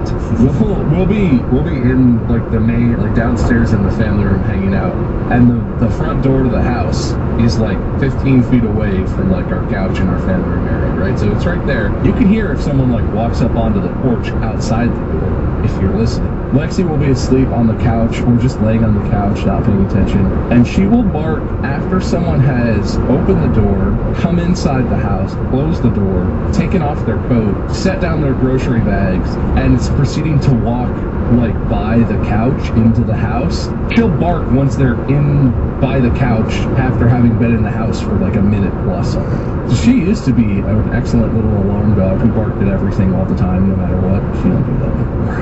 I don't get that kind of comfort anymore from her. Now she sleeps through anything, man. We have 3 extra blankets on top of our bed for our dogs because they like to burrow. That's a lot of blankets. Well, they're not like full like bed size. They're like little like personal, like you're sitting on the couch and you want a blanket, size blanket. But like we have 3 of those on the bed for the dogs to kind of burrow in, and so they bury themselves. They snore. They don't know. Like I've had to go downstairs. Like I've woken up at night like, oh god, my head's like, need medicine or a drink or something. And I'll come back upstairs and like I'll accidentally loudly step on that one part of the floor that you think's gonna wake up the whole house. And they're just very quiet. I'm screwed. Someone breaks in. I play funny pranks on Henry sometimes where if I peer around a corner, like if this is a wall and I go like this, Henry will go, who is that? And then if I disappear behind it, he'll creep closer, and if I go, he goes, you can tell like he'll go. It's such a cute little dog. I gotta get that on video sometime. Points for dog. Well, Chica got a bonus point because it's really That's fair. but no, I don't fear death like that. So I gave Bob a point also for relatable for the fear of death, and I gave Mark points for not fearing death. I called them so brave. No, I mean I get the fear of death. I kind of did a whole channel on like the acceptance of death. Nobody watched that. Doesn't mean you have to believe it. You could have just been a liar or a hypocrite. No, man, I was a full believer. Me, anyway. I'm very much like when my time comes, I'll be like the turtle from Kung Fu Panda, just like my time. Okay, I logically feel that way. I do. But there are still times, especially when I'm trying to go to sleep, where all of a sudden that anxiety hits of like, I don't want to die. Like, dude, I got shit to do. I've worked too hard for this. I don't want to go. Will it hurt? Even though like normally I'm like right now talking about it, it's like I'm not scared of it. It's not inducing panic. But like there are moments where even though I'm typically chill with it, where my body's like, you fucking liar. No, you're not. Oh my god. His name's Master Oogway. I couldn't get that out of my head. That's Master Oogway. Is it just like an intrusive thought thing, or is it? I think so, yeah. Because it's just like every once in a blue moon. It's not common. I don't think about it a lot, but every now and then I'll just have one of those nights where it's like, oh man, I am ready to sleep. You're gonna die. It's gonna hurt. Like my brain is just like out of left field. It'll be like, oh my god, terror! I'm just wide awake. It's just like that injection. You know, this right now there's kind of a debate going on about whether people actually some people have an inner monologue or not, and some people are claiming that up to 40% of the population don't have an inner monologue. I don't. I can't imagine not. I converse with myself all the time. This is confusing to me, and this is in the same lines for me as the aphantasia thing, which if you don't know, listeners, I also have aphantasia. I can't imagine things in my mind visually. I've been reading about this because it's very connected, because people are intrigued about this. So you guys literally, is it your own voice? Does it sound like you in your head? You literally talk? It's not like a metaphorical thing. It's like you have a voice that you... I don't hear my voice. Okay. But I hear it, but it's in the way I speak. But it's the way I speak, but I don't hear me, if that makes sense. It's not a conversation. It's not like I don't have thoughts internally, but it doesn't feel or sound or in any way remind me of a conversation. It feels like things are manifesting. I don't debate them or have any sort of discussion about them, but it's not like I don't have thoughts. I'll see something and be like, oh, that's interesting. And that'll spur me to say out loud like, oh, that's really cool, and I want to try and talk about it or whatever. And see, that's where I think the confusion is lying in, is because people think that it's a conversation, and I'm not saying it's a conversation because not everyone's having a conversation in their head, but everyone can, in their mind, formalize the sound of words. I believe if you learn a language, if you have language, and you speak, or even if you don't speak sometimes, for those who can't, you could say a word in your head and hear it, no matter the voice, right? It could be your voice. You could make up a voice. You could hear something in your head in someone else's voice. There's so many people like, oh, I read this words and I heard it in their voice, like that. I can hear them I'm saying this. You can have words in your head, right? So I guess I'm not trying to say that I don't have any words in my head at all, but it really is not like, it's not like language. It's more like how I imagine visual things. If I look at something and I'm like, what's over here? I have a printer over here, like, oh, that thing's really annoying, and always runs out of ink. I don't have that whole thought in my head. I look at it and I have the like emotional feeling of like, ugh. And I know it's because the thing is always running out of ink and it's expensive and it's a scam. But until I say the words out loud, it's not as, it's more like a cluster of thoughts and single words, and it's not language. And I never, like when I'm thinking of what I'm going to say, I have a really hard time like formulating what I'm going to say until I'm speaking, which is why I talk the way that I do, which is kind of circuitous sometimes, because I'll start talking and then I'll be like, actually what I want to say is this, because I can't like form it internally. I have to like process my speaking as it's externalizing to my mind. But I do have words and meanings, but it's not language. It is just like abstract. People think that it's either one or the other and nothing in between. I'm saying it's like you can do something most of the time or not, because a lot of the thought is in multiple different senses, and people prioritize one or the other, and they predominantly do one or the other. Some people probably speak more in their head than other times, and then some people don't speak a lot in their head, but they can. And this is where I think like the nuance falls out, is like people think that one group is always talking to themselves in a constant debate. And sure, there are probably some people that do that, and that's where you get these outliers and confirmation bias from other people. They're like, well, I don't do that, therefore I don't have that. And other people who have some words in their head, and they do have thoughts and sentences in their mind, are looking at other people who are like, I don't do that at all. I think in like concepts, and they're like, well, I don't predominantly do that. And I think it's like a mixture. The question I would have about this is, the thing that your point is not addressing that I think is connected to the inner monologue is, does it feel like another consciousness is thinking and or saying these things to you, or does it feel like you're manifesting them? Because I always thought that the inner monologue was like, it's like a TV show, right? You're sitting there and in the character's head, they're like, oh, I don't like him at all. That was really rude. Oh, no, I don't know. And it feels like there's two different voices, even though it's all your voice. Is the inner monologue separate from your conscious voice, or is it? Because mine always feels conscious. It never feels like I'm talking to someone else, but I do like talk to myself without responding or anything like that. It just feels like I'm talking, but not out loud. I have conversations with myself sometimes. You can, yeah, absolutely. And it doesn't feel like there's like two parties with it. Yeah, it's not always. So, for example, earlier whenever Mark was talking, he said something like, you can visualize something, and my brain was like, visualize something. Ooh, a fillet. Ooh, a boob. And then I pictured it in my head, and I was like, nice. But like, so I can visually picture, whatever. Like, I can picture a nice steak. I can see it seared. I can see like the butter running down. Like, I can visualize all that in my mind. And then like, while visualizing it, my inner monologue might be like, it needs vegetables. And I'd be like, oh, shut up. Like, to myself, right? Like, in my head, I'll have that debate of like, inner me will think something, and it'll be like, and then outer me will be like, I'll disagree with that original thought. Or I'll be like, or if you have like one of those intrusive thoughts where it's like, ooh, that's an ugly color. Why would they wear that? And it's like, wait, that's mean. Why would you think that? Like, I have those kind of moments sometimes too, where it's like, I don't like a particular shade of green. If someone wears like a shade of green that color, it's like, ooh, that's disgusting. Why would you buy a shirt that ugly? It's like, some people like things. I will have that inner battle with myself sometimes. I definitely think it can happen, but the inner monologue that most people are talking about, and this is where the confusion does come in, is like, the inner monologue is just voicing thoughts in your head. It's not the conversation part. There is no separate entity in there that is doing that. Even talk.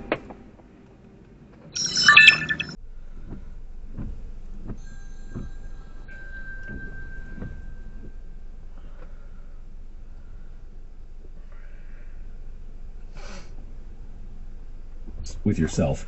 But I think where a lot of people get confused is like, the brain is very good at adapting, and you can convince yourself that it's something else, or you can even like intentionally envisage the voice in your mind as someone else, and that way you can use it as like a kind of like analytical partner and work through problems that way. Change up the parameters of what you need depending on what you hear, or just at random. I think that because it can be a bunch of different things, people get confused at what it actually is. But as far as what I'm saying is like the inner monologue is not a separate entity having a conversation. It's just the ability to have thoughts in your head.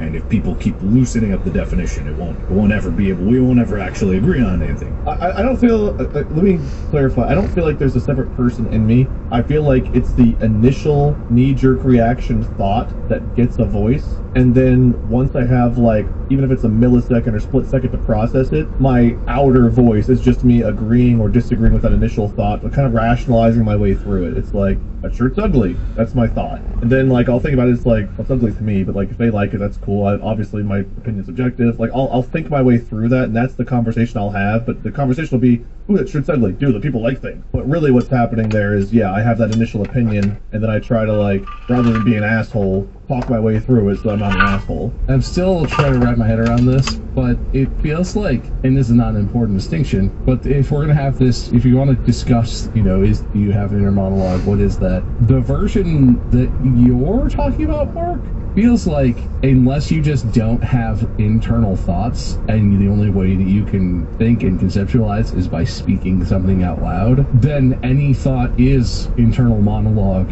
Everyone has to have an internal monologue. That's sort of how the mind works, barring, neurological disorders or whatever, like neurological state where a person can't for some reason because of genetics or some injury or whatever. But like, that's not a meaningful difference to me between what is and is not an internal monologue. That just means that thinking is an internal monologue. Is there something that is a thought that isn't internal monologue, I guess, in that world? No, what I'm saying internal monologue is literally just voicing words in your head. That's internal monologue. So like someone who like has the aphantasia experience, but also with language and words where they only think abstractly and none of it connects to language in a meaningful way, could theoretically be a person who has no internal monologue? I'm saying if you speak a language, you have internal monologue. Because you cannot have, it's just the ability to have words in your head. Not necessarily that you always use it, but this is where I'm like, people get confused is because what I'm saying is an internal monologue is just the ability to have a voice in your head and not necessarily the predominant way that you conceptualize information. And I'm saying like, because of the base state, there's been tons of research, well not tons because I have tons of examples, but there's been research on people that have been raised in the wild and weren't raised with language, and obviously they still think and they're still human, but they think at a very different level, and their development in terms of their intelligence and problem solving ability is severely reduced compared to like a human of their equivalent age. And it is the analytical monologue and the speech centers of the brain that offer a lot of ability for conceptualizing and problem solving, because and this is like me quoting research that I've only glanced at and not an expert in. Of course, all of this is, and mostly just like all I'm trying to do is get a baseline. But the speech center of the brain is much larger in humans than in other things. But there are speech centers, or at least vocal recognition centers, in other animals. Whereas like birds have sound pattern recognition in terms of like being able to take in and repeat and have bird calls, and parrots being able to mimic human speech, and other creatures being able to do this, and whales and dolphins being able to hear sounds and interpret meaning out of them, and therefore thought patterns in the brain start to form in those sounds because it's recognizable patterns. And that's mostly what brain activity is, like recognizable patterns, especially in terms of like the ability for the mind to compute its surroundings, you know what I mean? And so I'm saying inner monologue is just the voice in your head, or the ability to have a voice in your head. And most of us, the vast majority of humans, have it, even if we don't all use it more than the other. I wonder if some of it's subconscious too. Like, if I gave you letters like Tram, T-R-A-M, and I asked you to like think of as many words, those 4 letters as you can, like, how does your brain take that and organize that into coming up with other words? is there a voice that does it? Do you picture the letters? Like Bob, if I give you TRAM, can you give me another word with those letters? And if so, what in your brain helps you organize that? It's systematic for me. I take turns putting each letter as the first letter. Okay, stop there. When you put those letters there, how do you put them there? It the same way that I would do it if I was solving a problem in my head. There's no visual tied to it. It feels almost like I'm trying to speak, but then I don't speak.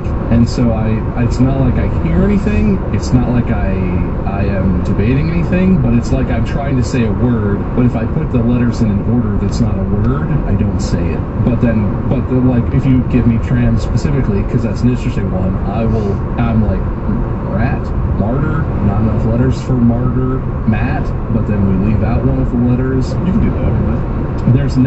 I don't hear it, I don't see anything. It's like an exercise in, like, if I'm confused when I'm speaking, if I can't remember a word, it feels like that. I wonder if hearing is where we're getting dislodged, because, like, I don't hear it, right? Like, I can imagine my voice if I want to, and I do speak in my head in my own inflection, but like I said, it's not like I hear me saying, oh, tar, mart, or whatever, but I can both visualize the letters if I choose to. I can, like, cross one off or whatever. Like, I'm really lucky that I can do a lot with my imagination there. But even if I'm not doing that, like, if in my voice, it's like I will say, okay, if I put the M first, what can I do? Matt, Mart, Ma. But, like, I don't hear me say that, but I ghostly hear me say that. There is the echo of my voice almost saying that, because I don't picture the words. I can, but I don't typically, like, I think through it more in my echo of my voice than I do visualize it when I'm doing that exercise. I've been trying to read stuff about this because I think Mark's point is interesting. Well, everything that I'm finding is basically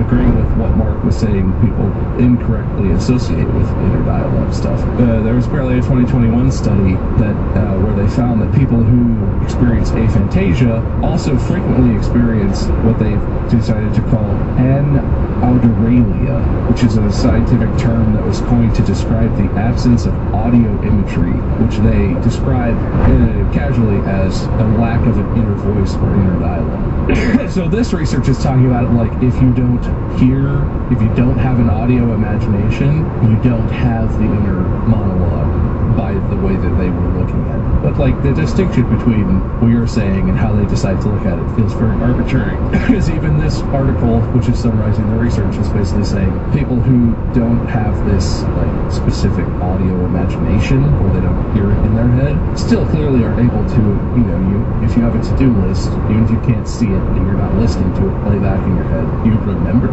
that you wrote, you have this list, you go to the store and you remember, I need these 5 things, and so there's some version of that that's happening. I do think, whatever this word is, anaudiralia, I kind of have that too, because as much as I think it's interesting that I'm a musician, right, so I've spent a lot of time playing music, learning music, and I think a lot of musicians can hear stuff in their head and, like, imagine what they're going to play and how they want it to sound, and I feel like I don't have that, and it always felt like my teachers expected me to do that, and it felt like I was missing a tool that everyone sort of relies on in terms of, my music was more like, I would analyze what I was playing while I was playing it, and try and achieve what I was going for in the moment. But I think that makes it really difficult to do something like classical music, where you're trying to capture a very specific thing, which takes a lot of technique and practice and rehearsing, and you have to know what you're trying to do it, because it's not just like,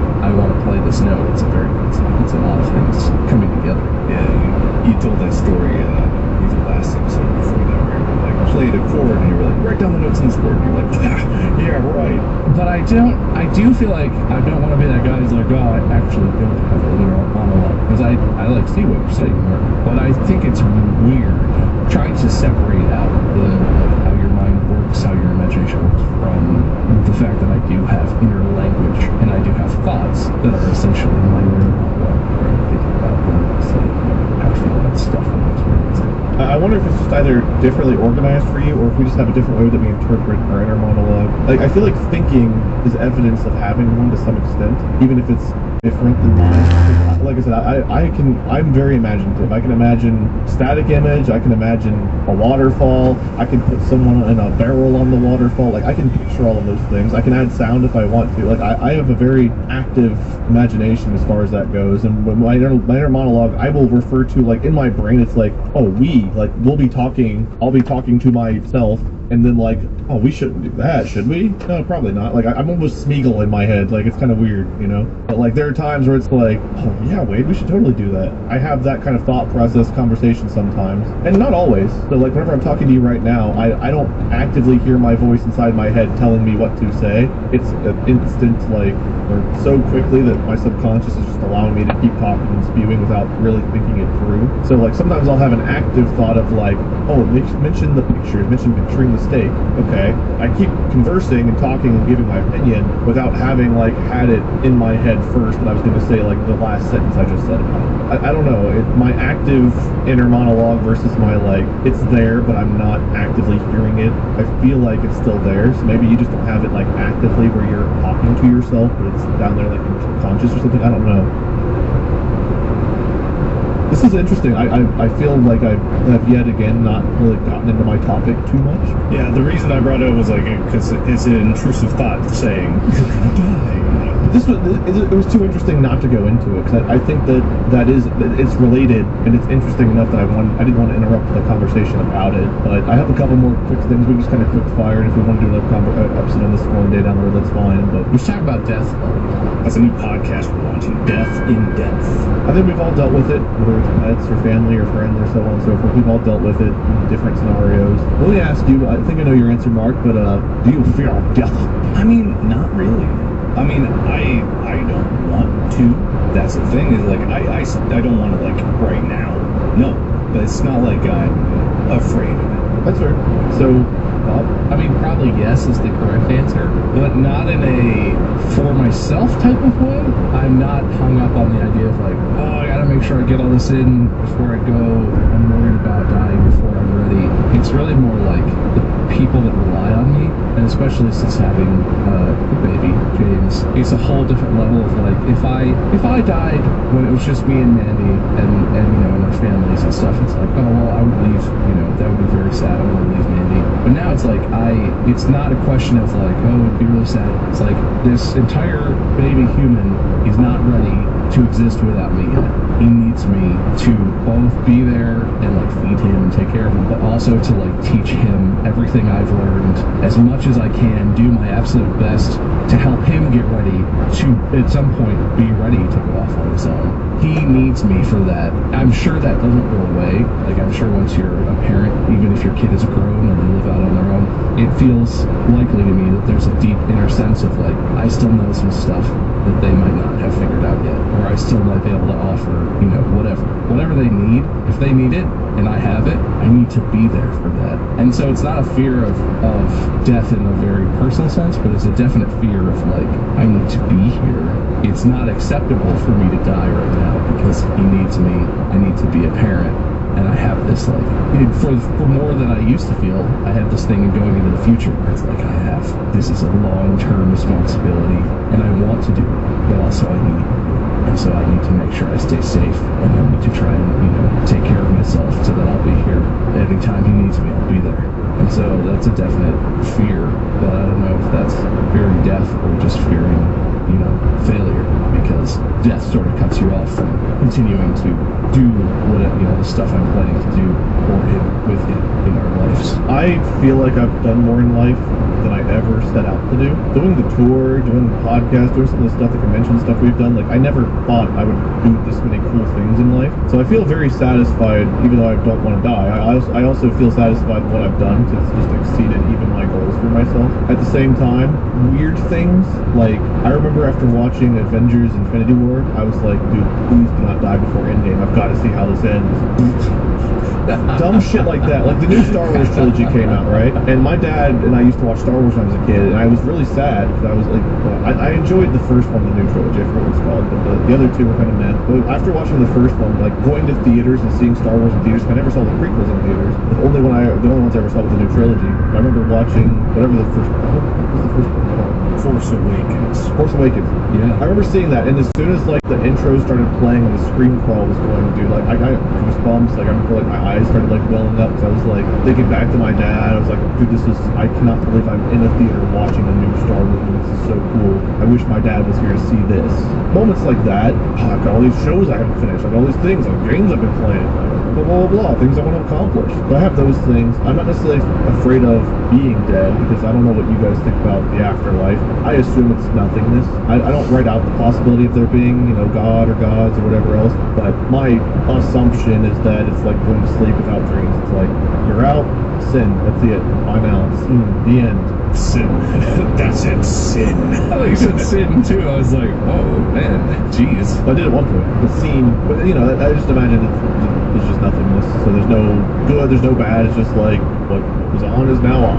So I'm not really afraid of that aspect of it. It's like, what is there to be afraid of in that aspect, right? The thought of no longer existing is kind of sad. It's like, I don't know. I like talking to myself like a crazy person and things I am. And then, like Bob, like you were saying, there's people that I feel like would be kind of a mess if I were to die. My family, Molly, so on and so forth. And it's like, I don't want to leave them. Because my God, as lazy as I am, as disorganized as I am, having them have to deal with all of my shit and the messes I've left everywhere, I should probably clean up a little bit. Dear God. Yeah, no, we're getting older, guys. We need to make like some death folders and stuff. We need to plan it. We need to get ready. It's coming. So, I don't know. I'm not afraid of death, but like, there's just a lot of things that are very inconvenient about dying. People through that. That's not really funny. Wade dies tragically getting run over by the semi that came back to finish the job. And he rolls up to the pearly gates or whatever, and the Peter or the guy who guards the gate is like, "Hey, Wade, George Barnes, huh?" And you're like, "That's Wade." No, it says here your name is George. God, how long is this gonna take? Like, am I in? Am I not in? Like, who cares? This is so annoying. God. He's just sitting there like, all right, that's not usually.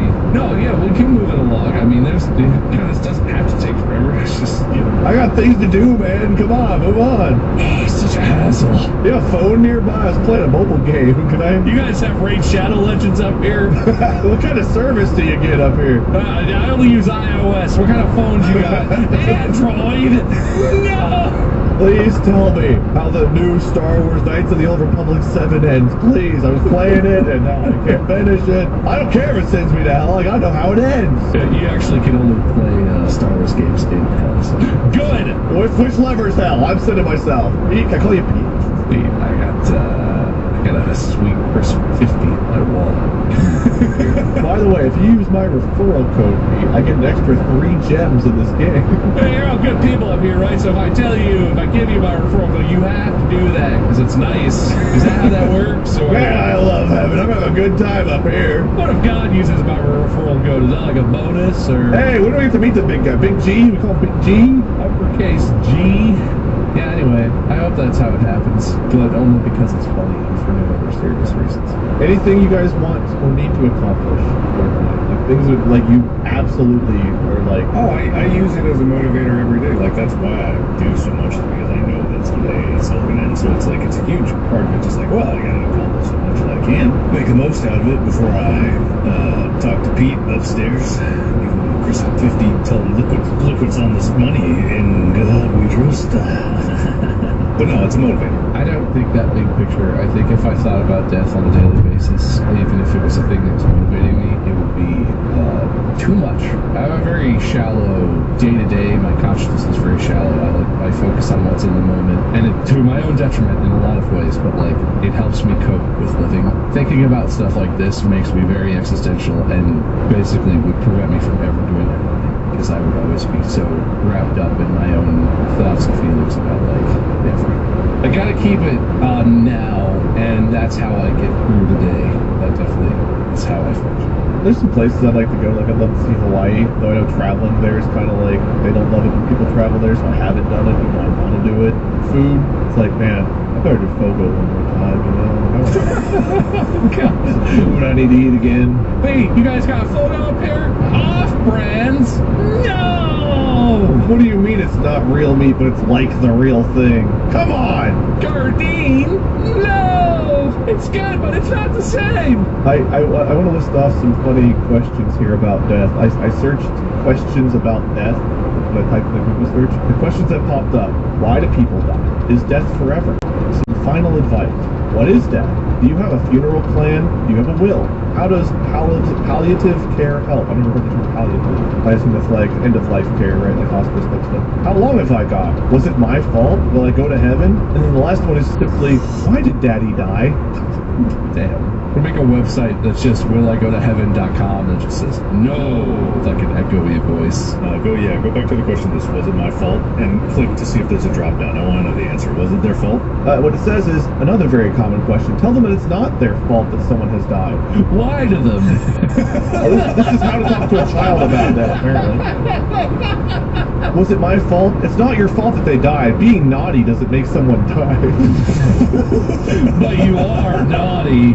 The third one, was it my fault? At this age, kids are all ego and believe their thoughts and actions affect everything around them. Hey, fucking attention seekers over here. Was it my fault they died? Is this really about you, Timmy? Not all about you, your ego. Do you want it to be? Oh, there's nothing more annoying than orphans. Oh my god. What do you mean? No, it's not you, Mom? Not anymore. Dad's out of the picture, and so are you. Would you guys ever look into ways of avoiding death? Cryogenically freezing yourself? The vampire guy who had his blood from his son transfused into him? Would you ever do anything to try to prolong your life? Unless there was some sort of supernatural thing where God came down from heaven and was like, if you ask, I'll make you immortal, and it's definitely safe. I would think about that, because that would be very intriguing. Anything that's like cryogenic, current science stuff that doesn't keep you alive, that's not prolonging death. That's just all crazy shit to do. When you said that, the first thing I pictured is God with his hands behind his back and his fingers crossed. And then later he's at like a poker game and he's like, dude, I told him I'd make him immortal, and everyone's laughing. But it was the dog poker game, so it's God playing poker with the dogs, like the painting. That's where my brain went. I just wanted you to know that.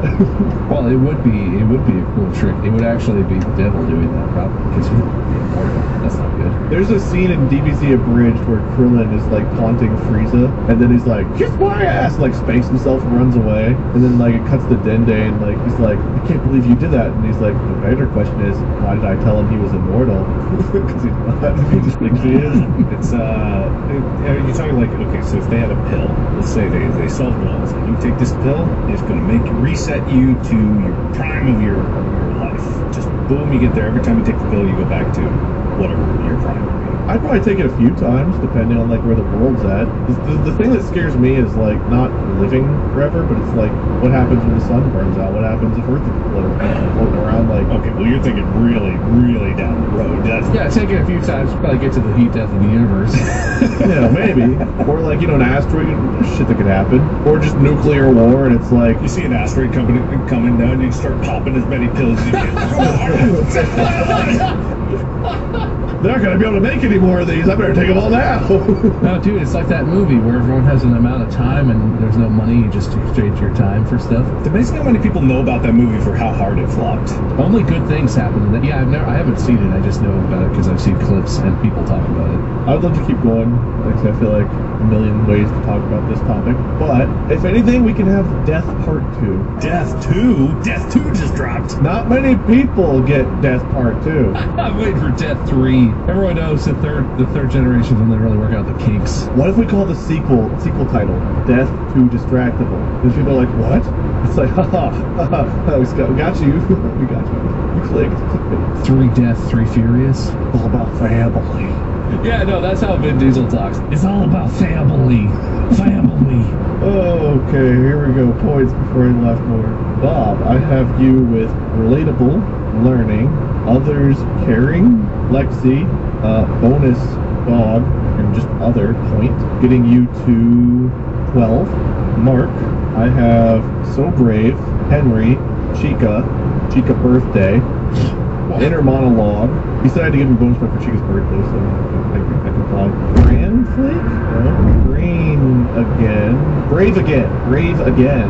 You didn't write this that long ago. You don't even remember what you meant to write? Dude, I made a Reddit account in 2012 I've forgotten about. You think I remember what I did 2 minutes ago? You have a point, I guess. Mark, I have you at 5, 10, 13 and a dot. It's 14 to 12. Why do you guys sound so disappointed? Like, I don't know, I feel like there should be some kind of adulation. I'm not disappointed. I'm just processing. Why do I have to flagellate? It is sad whenever Bob loses. I do feel bad. You know what? Bob doesn't lose. I feel bad when Bob doesn't win. He's trying this whole not losing thing. I want to help him, but like sometimes the points just don't add up, and I don't like it when the points don't add up in his favor. He's my friend. He's a fellow Ohioan, and I want to pull for him. Hey, wait a minute. Oh, you've renounced your Ohio ship, buddy. You're out of here. Alright, fair enough. Bob, do you want to give a not having one speech? Listen, it's only March or April or whatever month it is right now when this comes out. April. It's not. We're not going to. This is a loser speech. I'm giving up on that New Year's resolution. Let's be honest. I already lost many times over. It's been a rough year. I didn't want to do this to you. I've been a bad friend and a bad person, and I deserve to lose, and it deserves to be called what it is. I brought this upon myself, and honestly, I'm at peace with that. I'm okay about that. But you know, sometimes you lose, and you should lose. And today I should lose because I fear death, and Mark doesn't, and that's just the way things go. He did get 2 so great. Yeah, I'm not brave at all. Mark, winner's speech to kind of... Thank you for declaring me to be a good person.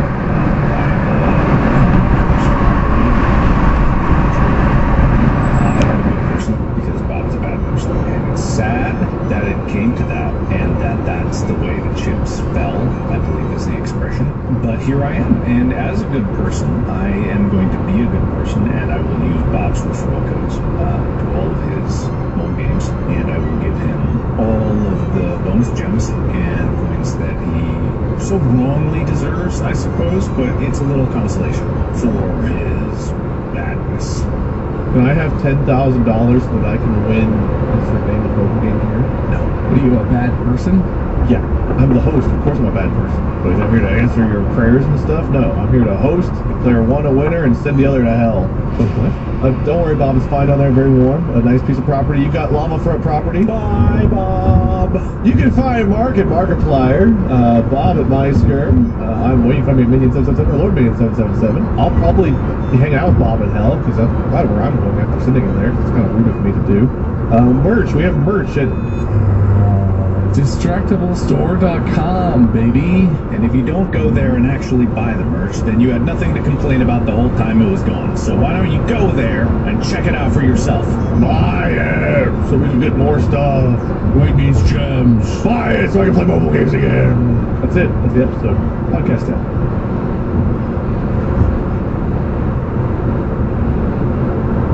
Imagine you're in Ottawa strolling through artistic landscapes at the National Gallery of Canada. Oh. Then cycling past Parliament Hill. Before unwinding on an outdoor patio. Oh. Then spending an evening on a cruise along the historic Rideau Canal. Exploration awaits in Ottawa. From O to Ah. Plan your Ottawa itinerary at ottawatourism.ca. Good evening, gentle listener, and welcome to The Strike. This is a special episode. The gents gather again. Waterlogged Wade runs himself ragged with addiction, captures creatures, and commands smokeless fire. Barefooted Bob plays pretty with Wade, and manscapes everywhere but his balls. Mariner Mark manages a wonderful Wadester, plays pyromaniac, and seems to shrink over the episode. From hot tub cams to formalized fart gags. Together, it's time for the inaugural boat episode. Now sit back and prepare to be distracted and enjoy the show.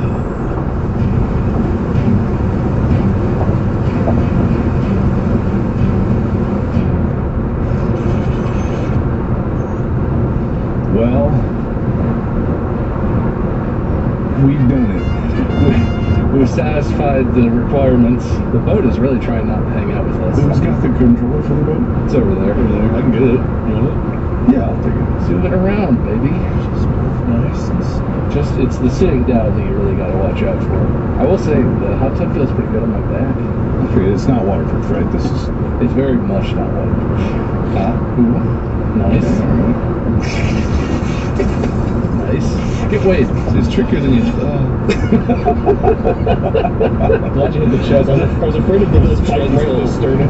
This is sort of like another council episode too, right? So can we make like This is where we throw out the Constitution and can go we back can and we chaos. make amendments to the Constitution? What's wrong with the Constitution? It has rules. That's very threatening. That's not how I thought that was going to control it all. I'm stopping. This is as much stop as I can manage. Are we deciding that that's sort of the deal then? That was what we decided in the last one. We would have biannual. Twice a year, which is what we meant. Biennial. We meant that. That's what we meant. That's what we meant. We had the first one. This is the second one of the year. We will be back here again on Christmas. Ooh, that'll be a fun one. I thought it was every other year. We're doing it 3 times a year. Are we always Don't reassembling? you know what biannual means? Dude, I didn't even listen the last time we made rules. What do you think I know what words mean? Where do you think? Where did we make the rules? Do you remember? Oh, on paper. Oh, sorry, everybody. He's allergic to rules. I don't have a cough button here, or I would have. Yo. Mute for next time? Sorry. Yeah, this is very different because we're in the same place. What was that? I don't want to do it again because it was supposed to be silent coughing, but Just in the background of this shot. So yeah, we're here because we promised this. You actually made this rule. I do like boats. So this checks out. I feel like when you wake up, you reboot as a human from the get-go, and you just access some memories, and others get flushed into the trap. You're like Wally when he gets the new circuit board. Yeah. I've had to start using the calendar app on my phone to keep track of things because I'm just very busy. And it's like every day, I have no idea what to expect until that alarm goes off. It's like, reminder, in 2 hours you have. It's like, oh man, I gotta cancel this other thing I was gonna do. That's crazy. The thing about the calendar app, you can check that in the days prior I to. think I remember that the day of when I wake up. Like as you're falling asleep, you could just glance. And be like, tomorrow? I don't tell you. Sometimes I do, but sometimes it's just an adventure. How did you get through college? I used to be a lot more, well, I wouldn't say organized, but I used to be a lot more put together, and I didn't have as many, like, obligations. Like, I stream a lot, I do still make YouTube videos separately, and then the podcast. Didn't you have a job and college? Yeah. You better say that was less time Somehow, commitment than what you're doing now. I've got multitask brain now, where it's like, it's hard for me just to do one thing.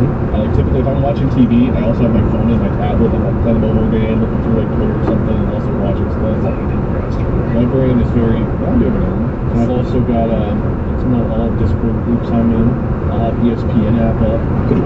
That's a lot to do at once. I've heard that's not great. Yeah, I'm pretty evidence of that. I've become Swiss cheese brain. So what about cutting back? Yeah, which of those things you want to stop? You want to do less? I don't have more time for, like, playing basketball and just, like, I don't know, living life. I feel like you control that. Yeah, there's really nothing Yeah, but stopping I've got a you. really terrible boss who doesn't let me. I mean, are you calling us your boss? Me. I'm putting off my ability to. You want to do an exercise? Back on your boss. You tell me all your grievances about how I'm wronging you and what you want me to change as your boss. I'm going to get back to that next. I don't remember. Well, you just said it. He just said it, all of it. He said all of his grievances just now. Okay, here's the thing. I'm a people pleaser, so I overdo it because I'm always like, someone's like, hey, you want to do this thing? I'm like, oh, I'm busy, but I can do that day. And I'm like, well, that was my day off this week, but I guess I just want to have a day off this week. And then notoriously, like, other stuff in life comes up, you know, like family's like, hey, we're going to dinner. It's like, well, I guess we could join. You have a plumber, it's like, oh, I guess we could go to our faucet place. They're showing up. So my schedule just gets full and full and full. I have the best of intentions. Every week I go in, I'm like, okay, I'm going to do a lot less this week. Like, take this week, for example. Yesterday I didn't stream till 8 o'clock. Wow. I've got the day to kind of do whatever. 5:30 in the afternoon, I'm like, man, I should kind of play some Diablo 4. If the new season came out, I'm going to try again. I could just stream it. And so I went live at 6 instead of 8. Just close tonight for 2 hours, which I enjoy doing, but like it's still 2 hours away from like doing other things I could be doing. My video game addiction is controlling my life. I mean, I know about that with like the feeling that you always have to do something. I don't really have a recipe to fix it, but at the same time, you know, we do have the power to just make our own schedules, and you know, the obligations that we feel pressured upon us can be insurmountable sometimes. But at the very least, the relaxation, like making it more profound or focused, you know? It's kind of weird. You kind of gotta focus to relax properly, as opposed to... It's an activity. Yeah. So you don't relax by doing nothing. You relax by playing to relax and then relax. Yeah, I get heat with immense amounts of guilt, not externally, internally. Whenever I like turn someone down for something, and then like I end up doing nothing other than relaxing, I'm like, I guess I could have joined for that, because like here I am just sitting like hanging out watching TV or on the porch. Or so this 100% will help you, because I know this is not the issue. But you always say you're a people pleaser. You're people. Yeah. But, yeah. When does you get pleased by your people pleasing? So I genuinely do have fun with what I do. It just becomes too much. It's easier said than done. It's like, what do I cut out? Who do I say no to? Take our friend Ryan, for example. I'm not good with Ryan in like 2 or 3 weeks. And like every day whenever I have some friend, I was like, I should really be Ryan to do something. Because like I haven't talked to him in 2 or 3 weeks. But my schedule's still been full because I've been playing games with other people or streaming with other people, recording whatever. But like in the back of my mind, whenever I do put something off, it's always like, I really need to make up for that. It's just the way my brain works. It's always been a bit. Does this come off disingenuous with the 3 of us talking in a nice hot tub on a lovely summer day in the middle of the week? Even this, okay, so first time we've seen each other in a while, but the first thing we thought to do is like, dude, let's record another episode. Like, our brains are just wired, at least my brain's wired, like, I should be making content of some kind. Because even when I was like, for the past obviously year, I've been super busy, and it gets to the point where I'm not even able to make videos. And when things get that busy, that's how my audience usually knows, oh, there's literally no way. Because I've got to fight through other stuff anyway because I have ADHD. And so just getting organized in the first place, I'm kind of like you with like the scatterbrain. So even my downtimes, my hobbies nowadays, everyone gets so tired of it, but that's how busy I am, is because my hobby becomes an accessory of my work. Yeah. The lenses aren't just because I'm crazy. No, it's because lenses are a natural extension of movie making, and to understand like the movie making process. The hard drives were not just a random thing I was in. It was because it was about the work. And like lately with the render farm idea that I've started to like look into, again, that's just an association of work. None of them are actually things that I would randomly choose as a passion outside of it. It's all work focused, but it's still kind of fun, I think. I don't know. Yeah, I mean it is. I enjoy it. It's just too much sometimes. Like Tuesdays for me, we get in a call sometime between 11 and 12 usually in the afternoon Eastern. We'll record podcasts from anywhere from like 2 to 5 hours depending on the day. And then it's like I'll take an hour break, have food, then I stream for like 3 to 5 hours, and then I record for 3 to 4 hours after that. So I'm usually at my computer from like 11:30 in the morning to like 2 or 3 in the morning. Why? Just the day that works for people. Everyone does stuff. I mean, I had a baby, so I sort of have a thing that's not working. Do you think there's a thing that you could pick, even if it feels arbitrary, that's like a non-work thing? Because for me it was my car. And I don't do a lot of car stuff, but like once every couple weeks or once a month, I spend like a good day or a good afternoon just in the garage rolling around, swearing at my car, doing whatever. Do you feel like there's a thing that you would want to try and do that? Just to establish something where it's like, because I don't even, honestly, it's not like I'm obsessed with the car or I don't want to go race or anything. It's just a thing where it's like, I like that enough that that's a good thing to establish, where there's no way I can make that move. I'm not going to make that into content. Nobody's going to watch me work on a car in a video because I don't know what I'm doing. And so, like, there's no way I can be like, well, I might as well stream this, because that's such a trap. Yeah. That's such a bad trap. Because you can play Diablo for fun. I do. You're allowed to. I do, and I tweeted that because I want the game to succeed, so I tweeted about it, and I was like, hey, rolled into Season 4, I've not played in a while, I'm hoping it's a good time, so far so good. And like, some people replied, and they were like, man, I'd love to see you play it again. And that was like the, well, I was doing it for fun, but if people want to see it, like, I guess I should, because maybe if I stream it, more people want to play it again, and then I'll like, keep going, maybe they'll make it good like 3, because 3 I thought finished in a great spot. So like, 1, they wanted to see it, and 2, I've got that like other motivation of like, well, if more people play it, then keep working on it, make it a good game. I don't think it's necessarily a bad thing to think of it that way. It can be if it becomes detrimental to actual relaxing things you want to do. But I have a strange thing just recently that I realized, where I think humans just kind of want to keep busy on something and feel satisfied, like it's a puzzle. People like puzzles, that's why they like games. Because recently I was relaxing up in a cabin in the woods, and there's a fireplace right there. It had stormed really badly the night before, so it was super wet. Everything was wet, very humid, all the wood was super damp, but I wanted to make a fire. And there was that fire starter like log stuff that I could have That's used. not fun. Exactly. Yeah. That was cheating. Yeah. In my mind, if I used that stuff, I was a quitter and I failed the challenge. So I took all of these really damp pieces of wood and I started like just puzzling how to get it to light. And so from 8 a.m. to about noon, I had been doing nothing but trying to get this fire going.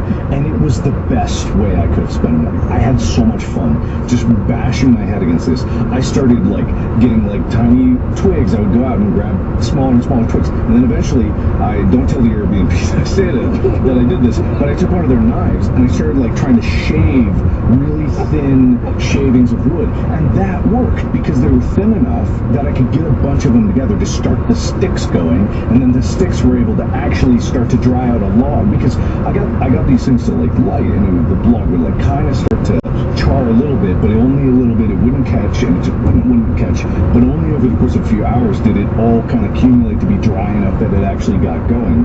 Once I got it going, I was like, huh. And I don't have a passion for fire. I mean, maybe humans all have a passion for fire. Maybe that's like, you know, maybe that's a very core thing of humanity and like us evolving. Fire kind of like sidelong with. You don't have an extraordinary passion. Exactly, right? I've been covering Wade's face this entire time with my hands, so. Oh, hey. I'm still here. Hey, you're in that camera, probably. Yeah, probably.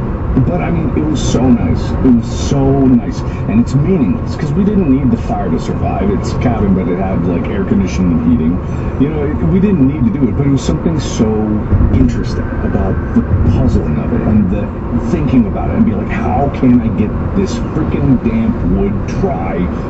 Like trying it, you know, I should have. That would really, man, our ancestors, whenever they had damp wood, it was just putting the oven. The Airbnb owner comes to their smoldering leftovers of their cabin.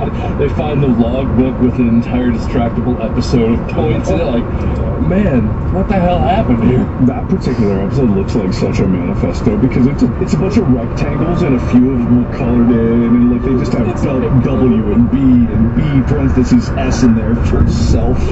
It's just like it looks really psychotic, and a bunch of lightning bolts that really look alarmingly. When I was looking at them, thinking about it, they look like the Nazi double S symbol. It's not great, like what's going on there, but I hope that people understand it's lightning bolts. Okay, it's about shotgun, but you know, it's. Is there like a detailed drawing of the shotgun in Excel? No. Did you cut pictures out of magazines to? No.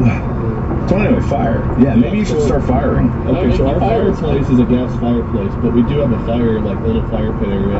And my family got us one of those, I think they're called Solo Stove, where it's like the smokeless fire pit for our deck. Mm-hmm. So I do want to set that up and like start using it. I just need to go out and clean off some of the deck cushions and stuff. We bought these like nice covers for our patio furniture, and then like, you know me, they were in the box. So like this winter I was like, man, I really should cover them, but like, what do you do when the covers are in a box? What? What do you do? Floor of your office? I put them in the garage in the box. So, That's so good for you, man. That's so good for you. hey, I am me. It's weird. I used to be very hands-on. Like my grandpa, whenever I was growing up, was very much like, hey, we're gonna go change this tire. We're gonna change brakes. We're gonna work on the engine of this car. We're gonna go and do this. And like everything he did, it's like we had to do it the hard way. And I think I don't know. Instead of adopting that, I went the opposite way. I was like, what if I do nothing? I used to be very good at things. Like my mom had me replace her kitchen faucet. I replaced like all the light fixtures and fans and stuff. You're allowed to do that still. I know I could, but like, effort. My mom didn't ask me to do it, so I don't have to. See, the thing is, I think you actually like effort because you put a lot of effort into what you do. I do, but it's like I don't put a lot of effort into what I'm doing. I just do a lot of things. I spend effort spending my time. I don't put effort into like making one good thing. It's like a whole bunch of crap. Damn. Most of what we do is meaningless. Me building out fire didn't mean anything. It was just very satisfying. In the grand scheme of things, you know, all the effort I put into a movie, it's really not meaningful. Maybe, hopefully, it could inspire someone to go make something. But at the end of the day, it's like most of what we do isn't going to amount to anything. No, that's fair. And I wouldn't sound like I'm happy. It's not like I'm miserable doing it. I'm pretty happy. It's just I know that there are things I used to do or could do or should do that I still don't. Like we've had a light bulb out in the garage. I literally like have the bulb. I would just go out and replace it. But I don't think about it until I'm leaving the house like at night. I need to replace that. And I get back completely out of my mind. Do you feel like there's stuff you want to do? I mean, so right now, I've been telling, so I don't know if this is healthy or not, but I've been eating one meal a day. I eat one big meal a day. Hell yeah. OMAD. OMAD. When I was at my healthiest, I was probably around 205 pounds. And I'm up to like 254 right now. That's not how OMAD works. That's not how it works. You go down on OMAD. I think he's leading up to starting OMAD. Oh, right, okay. So I just started, yeah. So I was doing 2 big meals a day, and I was snacking, doing like sugary stuff. Started about 3 days ago. I was like, I'm gonna do like 1 big meal a day, eat whatever I want, try to make sure I get some fruits and vegetables in there. But ultimately, like, if I want steak, I'll have steak. If I want chicken, whatever. And I'm trying to get more exercise into. So like my nephews that are now like in their early 20s, have been coming over on like Mondays and playing basketball. It's kind of like I'm gonna cut back on eating a bit. I have my 1 meal and try to get more activity in, like more basketball stuff like that. And now that Ginger's like recovered, her weight's down, she actually doesn't mind going on walks as much. So it's like we can take the dogs on some walks. There's some like parks and stuff we can drive to around. So it's kind of like I want to go out and be a bit more active. I just have to get away from some of the gaming addiction. It's like whenever I have any free time, it's like, dude, that's Diablo time. That's this time. I need to focus my mind into, oh, okay, I can go to the gym, I can go to the park, I can go play basketball, I can go do that kind of stuff. I just need to reorient my mind to go out and do physical activity rather than just sitting around. I've always been kind of overweight since I stopped playing football in high school, so it's like always been an issue. But it's surprisingly hard when everything we do revolves around a computer and like a desk or a couch with a laptop or something. To remember like, oh yeah, I could just go out and I just go for a walk. It's not like I have to go to the gym and do the hardest workout I've ever done. But it's either like I'm going to the gym and I'm doing the program, or I'm like, fuck it. If I'm not going to go to the gym. I think that's where the trick is, because with the fire, that's a one and done thing. You build the fire and you're done. I win. I did it. And that's the problem with games. You win the round, or you get the next thing, and you're like, there's really distinct landmarks of progress to happen. But in all the other boring shit, there's none of that. Like, yeah, you have a goal at the end of it, and you do this, and you lose X amount of weight, or you can lift X amount of pounds, and some people can think of it that way. Most of the time, what me and a lot of people like me crave is that instant satisfaction of, boom, I did it. I crested the toughest mountain. You put it like a huge challenger.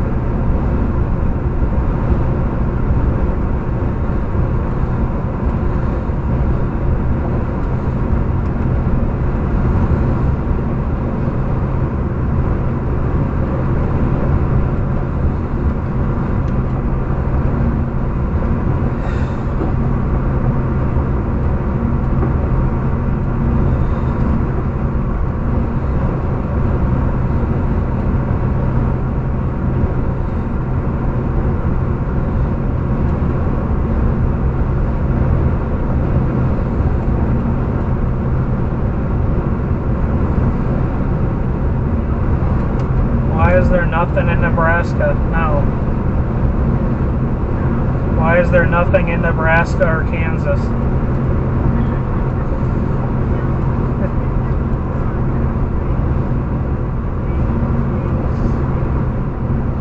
Well, I just had my first issue where I was having to stand out in the sun working on the car for half an hour at a rest stop. Oh, I'm driving into a wind, and it was making the transmission all mad because it wasn't able to go into overdrive, so it threw my check engine light. So I pulled over to disconnect the battery and reconnect it, because nothing's wrong, it just thinks something is because it's not able to go into its final gear because it doesn't have the power to maintain speed in the wind then. But then I disconnected the battery and dropped the nut that keeps the negative battery terminal connected, and I don't know where it went. So I took the whole stinking battery out trying to find it and still couldn't find it.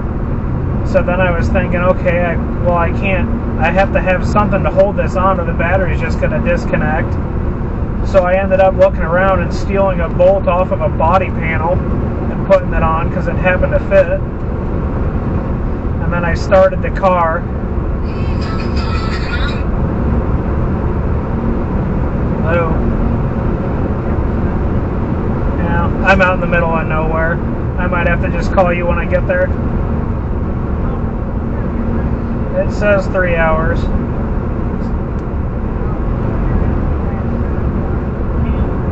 I'm in Kansas. I should be in Colorado soon enough.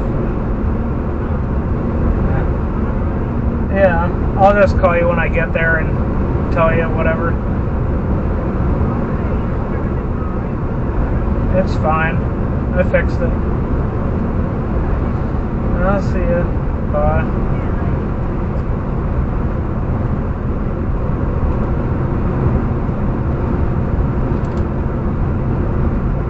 Every day is a hard part. That's the impossible task. Yeah, games also changed. Like when we were growing up, Sega Genesis games, like there was a start, there was an end, and there wasn't like even earlier consoles, like there wasn't always a save feature. So it's like you start playing a game like Frogger on Atari, and you turn it off, so you have to start over again. How old are you? We're not that old. Okay, I had one. I had it in television. My grandpa's had it in television. What the fuck is that? Well, I know what Intellivision is, but I didn't have one. My grandparents had one, so In television. It's a very, you don't know, isn't it? No. Was it Coleco television? I think something like that. It's been. What words are you saying? It's one of those it was a competitor with like the early Atari consoles. So television was only one, had a really goofy controller. Wasn't Intellivision the one where the controller had like... It looks like a big thick remote, and there's a place where you slide a piece of like plastic over this number pad, and that piece of plastic would have the controls for that game. Oh, okay. So like if I was playing like a baseball game, I would slide it in. It's like, okay, this is to hit, this is to run, whatever. If I was playing, there was like a Dungeons and Dragons game where you'd like go to like different mountains and go and like fight rats and dragons and stuff. And that one had its own like control pad. But the way you do is you hold your controller, which is wired to the console. You slip out your old plastic for every game you were playing. You put in the Dungeons and Dragons one, and then it's like, okay, these are the buttons. Yeah, I mean, ColecoVision is not of our childhood. It is of like almost our parents. My dad was probably like in his 20s, 30s. In my mind, like I grew up with that kind of thing, and I had the Sega too. But like even Sega, like if you played The Lion King on Sega, there was no save feature as far as I know. You play, you either beat Scar or else you start over next time you turn it on. Dude, I remember playing The Lion King on the Sega. My dad would take me to the grocery store, and they used to have the kids area where you could drop your kids off at the front of the store and then go shop in peace. They still got that at Walmart somewhere. They still do that? Yeah, they still have have it that. at IKEA. It's like crazy at IKEA, but I used to just go in there, and the like girl who worked would just be like, "Oh, you want to play the Sega, don't you?"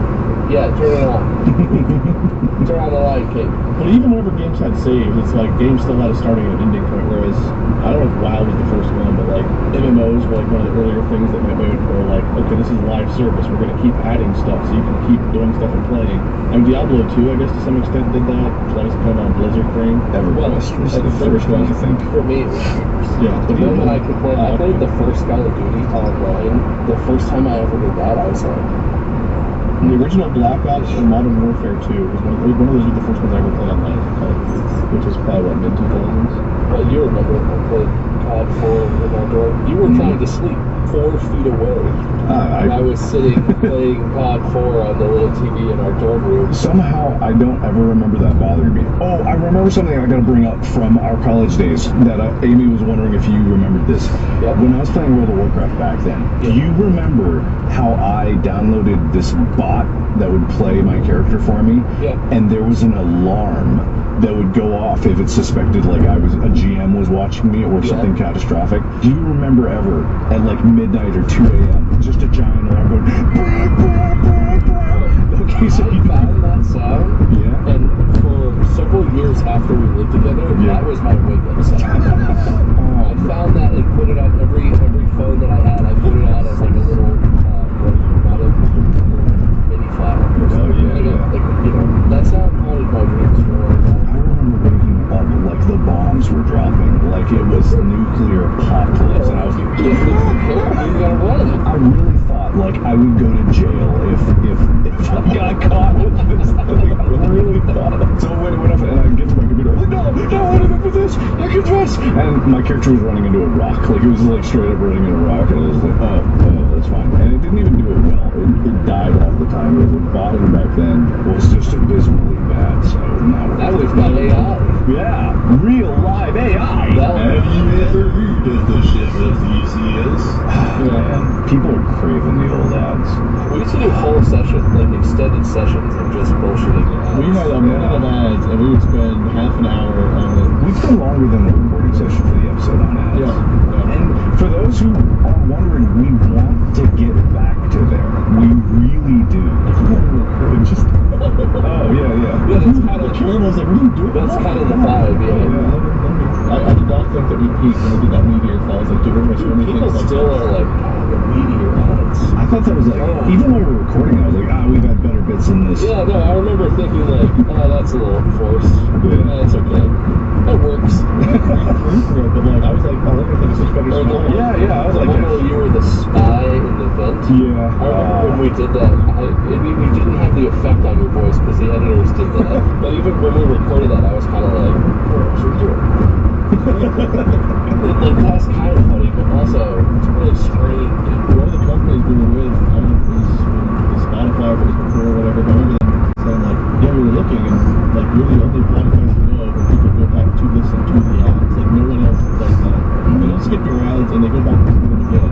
I do think that we know a lot of this and they enjoy our stupidity. There was that video that Jenny Nicholson made. Oh yeah, the 5-hour failure at the Disney Star Cruiser Hotel. I'm aware of it, I've not seen it. It's a great video, and it's a great breakdown, but it talks about it because Disney does this too, where they like, everything seems disingenuous because they force all of their partners to speak in terms that no one would ever talk in. They go, have you been to Star Wars Galactic Adventure Star Tours? I can't wait to go on Star Wars Galactic Adventure Star Tours or whatever it is. And it's like no one would ever talk about it. They call it Star Wars Land. I did think that was really funny, the clips that she put together of the like podcast that they have, where it's so tightly scripted, it's like tough to watch. And you can even see on their faces, they're like, yeah, I was walking around through Star Wars Galaxy's Edge, and I went to, and they're just like, they don't believe it. Like, the audience isn't stupid. They know what's going on. They know what the deal is. We get money. We hawk products. All we want to do is make it worth their time. Well, there are some marketing teams out there that do it well, because there's commercials like from when I'm growing up that I still remember, like the Nutri-Grain commercial. Like Nutri-Grain, let's be honest, there's no nutrition in that bar. It's a fancily hidden candy bar. But I still remember the I feel great. I don't even know if that's Nutri-Grain, but I still think I can quote that whole commercial because it was so memorable. I'm not even saying it's good. Like Starburst, like a lot of that had its own resurgence. I still know the Mentos jingle. What is it? I don't even know. You know the Mentos, so the 90s Mentos commercials? That was like some weird circumstance before getting into I don't know the words, but the song. comes, fresh was better, but With mental expression full of love. Like, I don't get the whole thing. I don't know when I'm going to get an annuity, but I know that J.D. Wentworth has got my back. JD Wentworth. You need cash. It's your money. Use it when you need it. 877 cash now. Like, I know that. And when I get an annuity, I don't even know what an annuity is.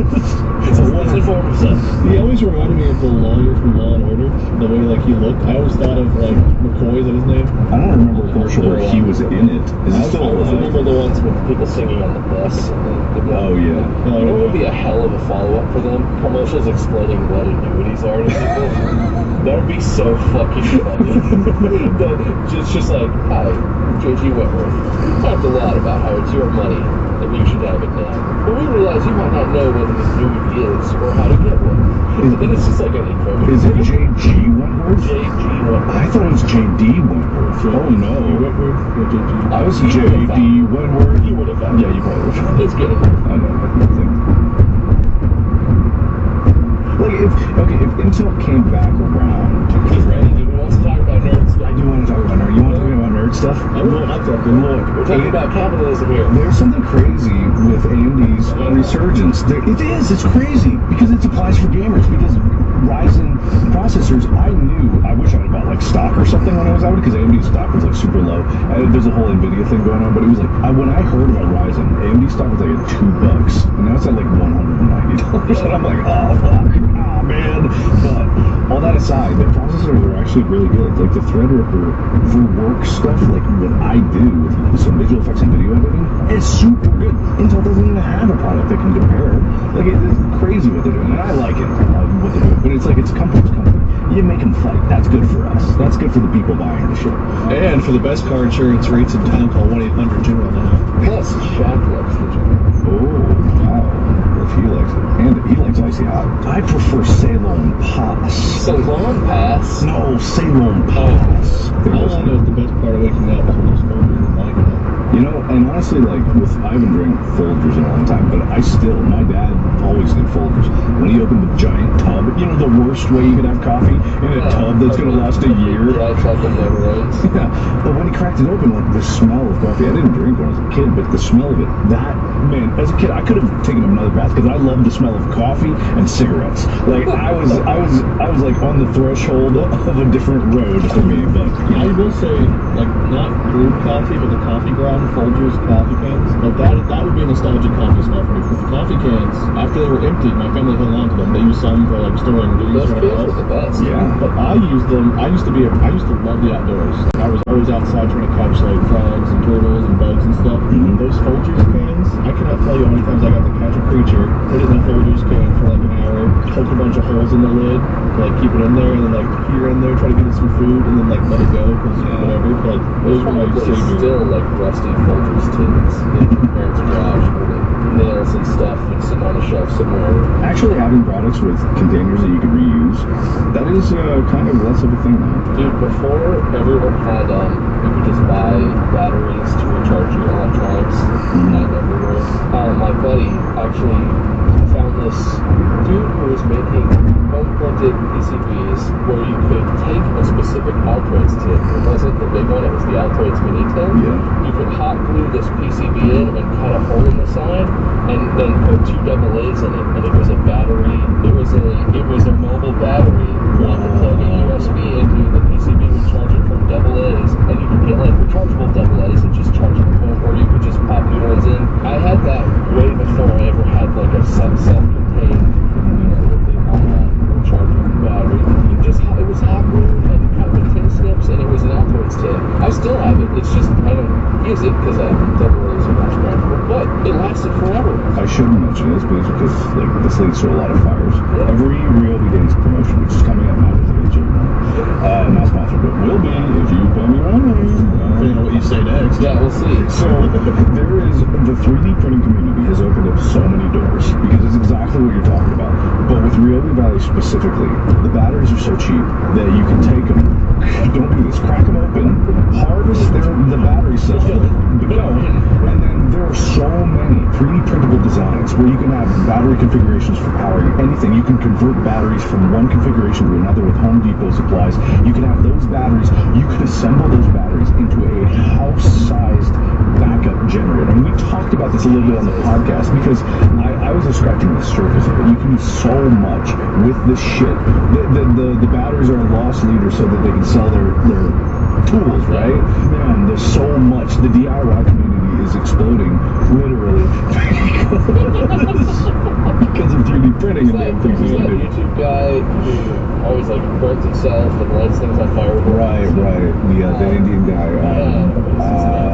He just did a bunch of stuff for Moines because they did like an upgrade to a setup. I love our compulsion from the darkest thing. We must reach out and grab it. I know it's all the time. I do like it. It's a boat episode. That's true. Oh shit, we gotta come up with rules. I don't know. Is there any rules you guys been down to implement or get rid of? Ooh, I have an idea. This is crazy, right? Okay, but hear me out. No, it's regarding the company that is Distractable. What if we take Distractable public, right? Okay. We create shares of it and we sell it on the stock market. I think that's how it works. Yeah, basically, it's called an IPO. Yes. So if someone buys more of Distractable than we have, it's just their podcast? No, we just don't let that happen. We don't sell that much. Sell a set amount and we own, 51%. So then the listeners are incentivized for us to do more ads, right? This has never gone bad anywhere in the history of anything. Explicitly a good thing. Only a good thing. Then all the people who own the company definitely want to listen, they want to support us, and they want us to succeed, and also never do anything that doesn't make money. All in favor? I feel like I'm torn between that and starting Distractable, because I feel like we really have a lot to offer the crypto space as well. You're right, and they're about to go to the moon. Everybody get involved, because this is going to be huge. It could be huge. It's going to be huge. We're involved. I know that, FaZe went public, right? What is that? It's the FaZe Clan. Oh, okay. Gaming. They did something, and then it didn't. They went public, and then their stock price slowly died until they went unpublic because they were worth nothing. Now, whatever Nvidia's doing, we need to do that. Right. They're doing so well. They're about to do a stock split or something. Yeah. Their stock price is so high. They're about to do some stuff. As long as I can still talk about like boobs and stuff, whatever. Yeah. It'll be like the Green Bay Packers of podcasts. Yeah, are they a public NFL team? Oh yeah, do you not know that? No, I didn't know that. That's the thing. The Green Bay Packers are the only pro sports team that I know of, and in America and maybe in the world, but probably not, where they sell shares. And so the Packers are actually owned. I don't know if it's primarily, but they're owned in part by the fans. Oh. You buy it. You can buy a share of the Green Bay Packers, so you're personally invested in the team. Oh, well, that's They're nice. not like publicly traded on the stock market or something. Oh, I see. They are, because you don't actually have to do that to sell stock. But privately selling stock is, I don't know how that's regulated, and it's not as popular because you want to be listed on, on the New York Stock. So everyone can buy, and sell, never sell. Diamond hands only. Only diamond hands can buy Distractable. Okay. If we make a rule right now and put it in the Constitution that you can't sell. This is a legally binding rule in our definitely legally binding Constitution. How much is a Distractable share? How many shares do we have? Oh, there's 3 of us, so more than that. Well, it's worth whatever people pay for it. Yeah. So if we sell like 1/1,000,000th of the company that is Distractable, and someone pays $1,000, we're $1 trillion company. We're $1 billion. I can do math. We're $1 billion company. That'd be a good valuation. That'd be good. Strong valuation. Does that help us? Does that mean we're just kind of like Truman Show? We're sitting in the hot tub, we're like, so dude, I gotta tell you, brought to you by Cisco. The other day. Oh, Truman, why don't you just have some Ovaltine? Delicious chocolatey Ovaltine. And we just sit there like. It's funny you mentioned that word. Why did you text me about Ovaltine? Why did I text you about Ovaltine? When was this? Like a week or 2 ago, when I was streaming, I think. I was doing something, and I was, busy, and Mark was just Thanks for choosing McDonald's. Will you be using your mobile app today? No. Order when you're ready. I'll just take 10 chicken nuggets and 1 large fry, please.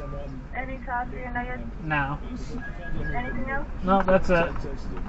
Okay, and I enjoyed the first one though. Hey, do you like Ovaltine? I didn't care what it even is, LOL. I said, haha, yeah, come on, man. When did you imbibe your first teen? And he said, oh, what? I still don't Ovaltine. What happened, Mike? Did you on the store? No. Why did you ask him about Ovaltine? I asked him when he imbibed his first teen. Okay, because me and Tyler were talking. We were talking about him. Maybe you're older than we think you are. And so I used it as a test because Ovaltine was in like a Christmas story, and I didn't even know if it was still a thing. Yep. And I was wondering if you had drank Ovaltine, it would show your age, but you didn't know, so I didn't continue with it. So Thank you. You must be. I'm not gonna lie. First when you said Ovaltine, I was like, is that an ovary product? He said like an ovary product. I thought OVA. Ovaltine. Something with ovaries or your mouth. I don't think mouth. I think mouth something to do. I think it's supposed to be mouth. I think oral tea. Well, we gotta come up with one rule before it's over. Or we gotta change your mind. All the other rules. That's the rule. All of them? Which ones do you like? Which ones do you not like? I like the Scorpio, man. I think Scorpio's good. I want more wheel. I totally forgot about the wheel. The wheel was so fun. The wheel was terrifying. It almost got you. I know. It almost sent you to the shadow realm.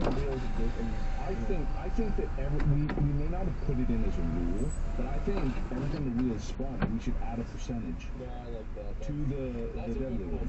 Yeah. Every time the wheel is spun, we add a percent. Well, so we have to add 2 to take away from the 2 others. Right, you have to add 2%. So you add 2% to the. Thank you. You too. That's cool. That way, what if we throw in a rule where if you want to challenge the outcome of an episode, you can invoke the wheel rule, but the wheel is not always the same. You can invoke the wheel, but the host gets to make the wheel and spin the wheel. Wait, there has to be a set percent for that, right? Because if you're challenging, you want a fair So yeah, it's not fully fleshed out, but like if you challenge, it's like you get a 10% chance that you just win this episode, but then the host gets to fill the rest of the wheel. The host is challenged? Yeah, so I'm assuming this is like I'm hosting an episode. We come to the end, and I'm like, and Mark is the winner because he has this event, and you can just be like, wheel. I challenge the outcome, wheel, and so you get some set amount of chance of the win will be taken from Mark and given to you. The winner will be switched, but I get to fill in all of the rest of it. Is this replacing the red flag? No, I was just adding this as more of like a wild card, more wheel action, but it's a little more loosey. Okay, well, what if we do this, because it's been difficult to keep up with the polls and the red flags winning, what if they win, they get like an Uno reverse wheel kind of deal, where they can then have a usable item, because they did, the audience was on their side, so the audience gifted them Hunger Games style. Yeah. You get sponsors. Maybe that's what we need. We need rich audience members to have things flying with drones while we're doing the episode. Yes. Audience, can you build us a Hunger Games style arena to do the podcast? So this ties into this idea that I had, this really stupid idea that I had. Well, maybe it's not my idea. It's like every citizen of the United States of America gets one of these per year, where they get a I'm in an emergency clause for their car, and they get a wee woo. So you get one wee woo a year, where you get to put a thing on your roof, and you get all the privileges of a normal like police car or ambulance. You get one a year, and so you use your wee woo when you really need it. You can't gift it to anybody else. That's my wee woo a lot. Well, what if all the audience members have one? That would be too much. I don't want the rules to get in the way of like us just having our conversational podcast episodes and our normal games. That's only I don't want to approve. Yeah, well, that's what I was going for, is keeping it simple too. I was just trying to add more wheels without really adding any complexity to it. There would have to be a limit on the number of times, because then you would potentially just always challenge the outcome, unless the host just made the wheel really horrific. I think the wheel is horrific as it is, because it incrementally gets more scary. Funny. That's in the concept. I don't know what happened. Get the host solo episode out of this? Yeah, 1 minute show written by the others as a bonus. So it's like a fully scripted thing? Yeah. It can be scripted. You could put in improvise this part if you wanted to. Yeah. But with direction. And now Wade will improvise a song about his pants, and it will be 3 minutes, and you will have to hum it to the tune of... I don't want to be on either end of that. No, that's sort of the idea. The bad outcome for the wheel punishes everyone. It just punishes one person a little bit more. Yeah, exactly. It's bad for all of us. Yeah. I wanted to go off at least once before this podcast inevitably crashes and burns because one of us does something terrible. Or because Wade and I can't stand each other anymore. We finally talk about it in the open. Yes, We exactly. disagree about Judge Judy once, and I don't know that extension. Do you even know her full name? Judith Steinbeck. Wow. Close-ish. Judith Steiner. No, that's worse. Judge Judith. Now, do you get why I didn't give you the point? Do you get why I sided with him? No, you did tell me. You ended up giving him the point, but it did. But the thing was, It didn't matter, yeah. You won either way, so it really was pointless. We've got the adding 2% to the danger That's a of the good wheel. one. That's a good one. Yeah, that's fine. I think the random every episode could have a wheel kind of interferes with the flag. We already have a system Yeah, that's for true. that. That's true. I think that we should invoke our world government president thing where we randomly select one of the audience members. We send them a phone, a burner phone, and when we have a dispute, we call them, and they have to answer and settle our dispute right then and there. And when the call's over, it blows up. Why are you rigging that? Yeah, the only part of that I don't like is I'm not sure how to rig a phone to blow up like that. That sounds tough. All right, I'm sure we okay. can figure that out. We just All right, formed okay. it or something? All right, okay, never mind. What if we... No, I really like that. Is there a tool that exists? Maybe we could probably do this with Discord, where it's like we have a dispute and we just put the call out, and whoever shows up first, hop on a call, present our sides. They are the judge and the executioner. Present our sides. They make a decision, and then they've done their duty to the podcast. And then they're banned from listening forever. Yeah, then they're banned from the Discord. We block Yes. them on social media. Yeah. Anything we can do to prevent them from listening, Yes. they're done now. You guys lost me at everything that it takes after. For how fun I think this idea actually is, we would just need to make maybe we could make a Discord channel and just put out a call and be like, hey, whoever's around, we got a dispute, and then just pick someone. And the reason we can't just talk is because you couldn't let it go about Judge Judy. Yeah, We were trying to talk we through need an arbiter We need here an arbiter. because I'll be the arbiter. I know when I'm being treated fairly. But you have to blow up afterward. He would be banned. Well, actually, I'll blow. Oh, yeah, no, I see what you're saying. That's the way to settle a dispute for me. That's the dispute that I'm done. As long as I get to stay with the shareholders. I mean, your estate would, I guess, theoretically. what if we put on the wheel a 1% chance that the person is banned forever from the podcast so they have to be replaced? That would be devastating. That would be devastating. That would be tricky. What if then they have to create a sister podcast on their own that exists alongside? Focusable. Reach a certain number of listens or something before they're invited back. They have to get success like Vanishing to the Woods. You have to do it yourself. You have to get your own podcast up to 100,000 listeners concurrent before you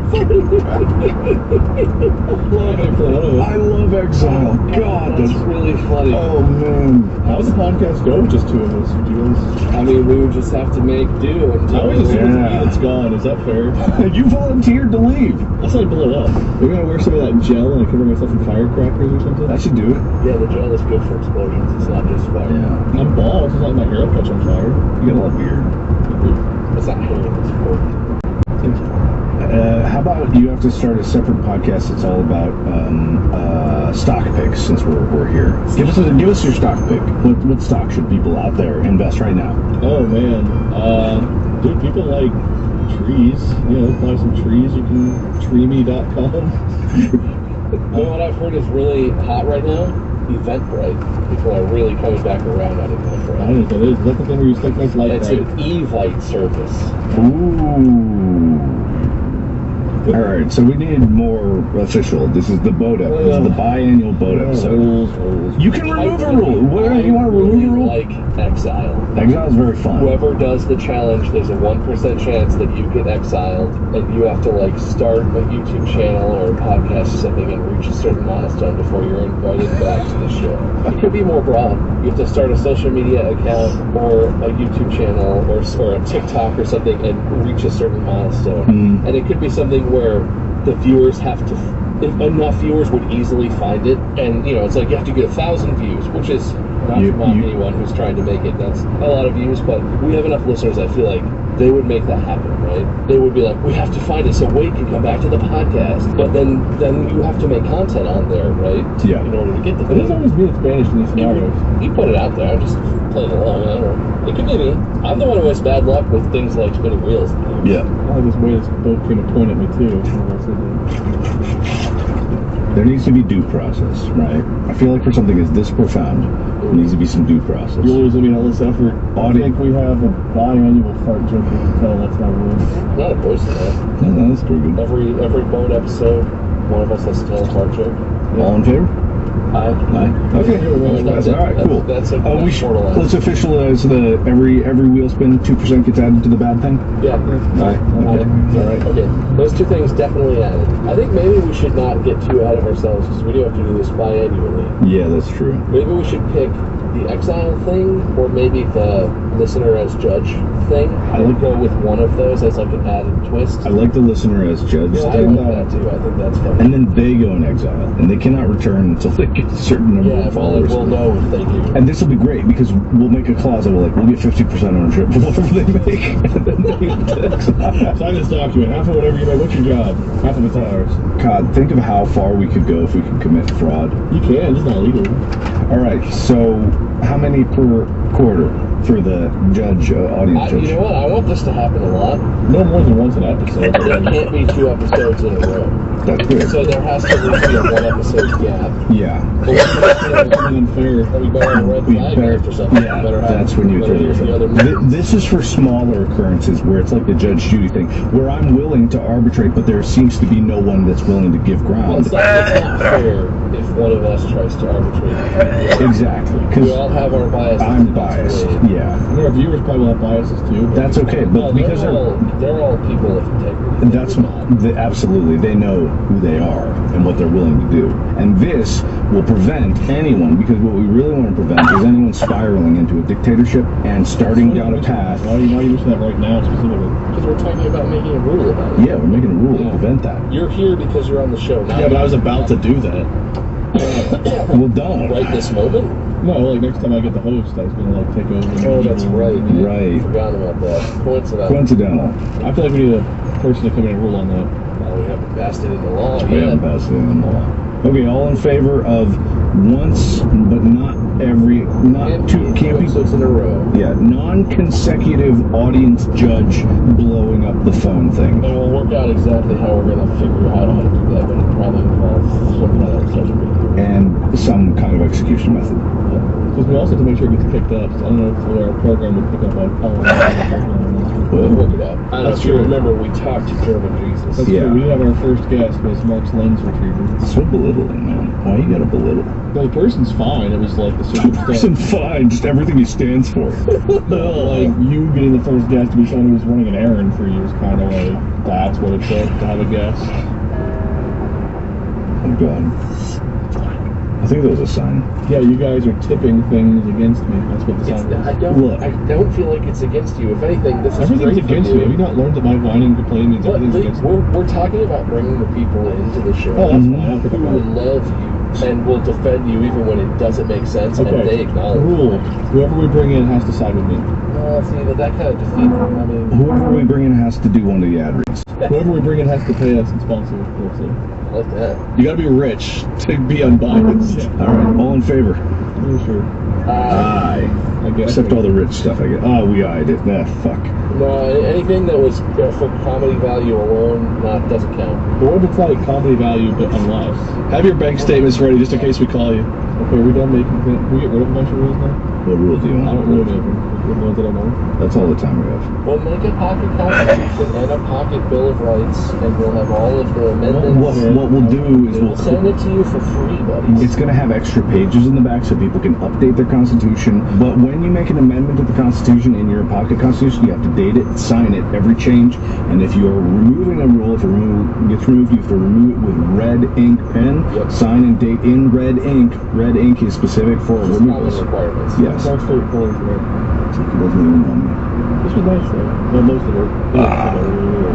Well, if you remembered any rules, you could remove them. Anyone who's still with me on the subreddit, tell us how much you can Well, I think we just need to use, like you do with toddlers, we need to use like code words. Okay. We shouldn't bring up the rules of the show in front of Okay, Yeah, all right. but we can talk. We should invent a little code language, and then we can discuss what's happening. And he don't have, because he only gets worked up when we talk about the rules. That's Doesn't true. matter. Yeah, That's that's what's true. happening. Yeah. Even if it rolls in his favor, he doesn't like it. Yeah, it's one to think about. I have to remember. I just want to hang out with my friends and chat. And what we'll do is when there's people that get on, we'll tell him they're a distant relative, and he won't know the difference. Yeah. We found your third cousin thrice removed.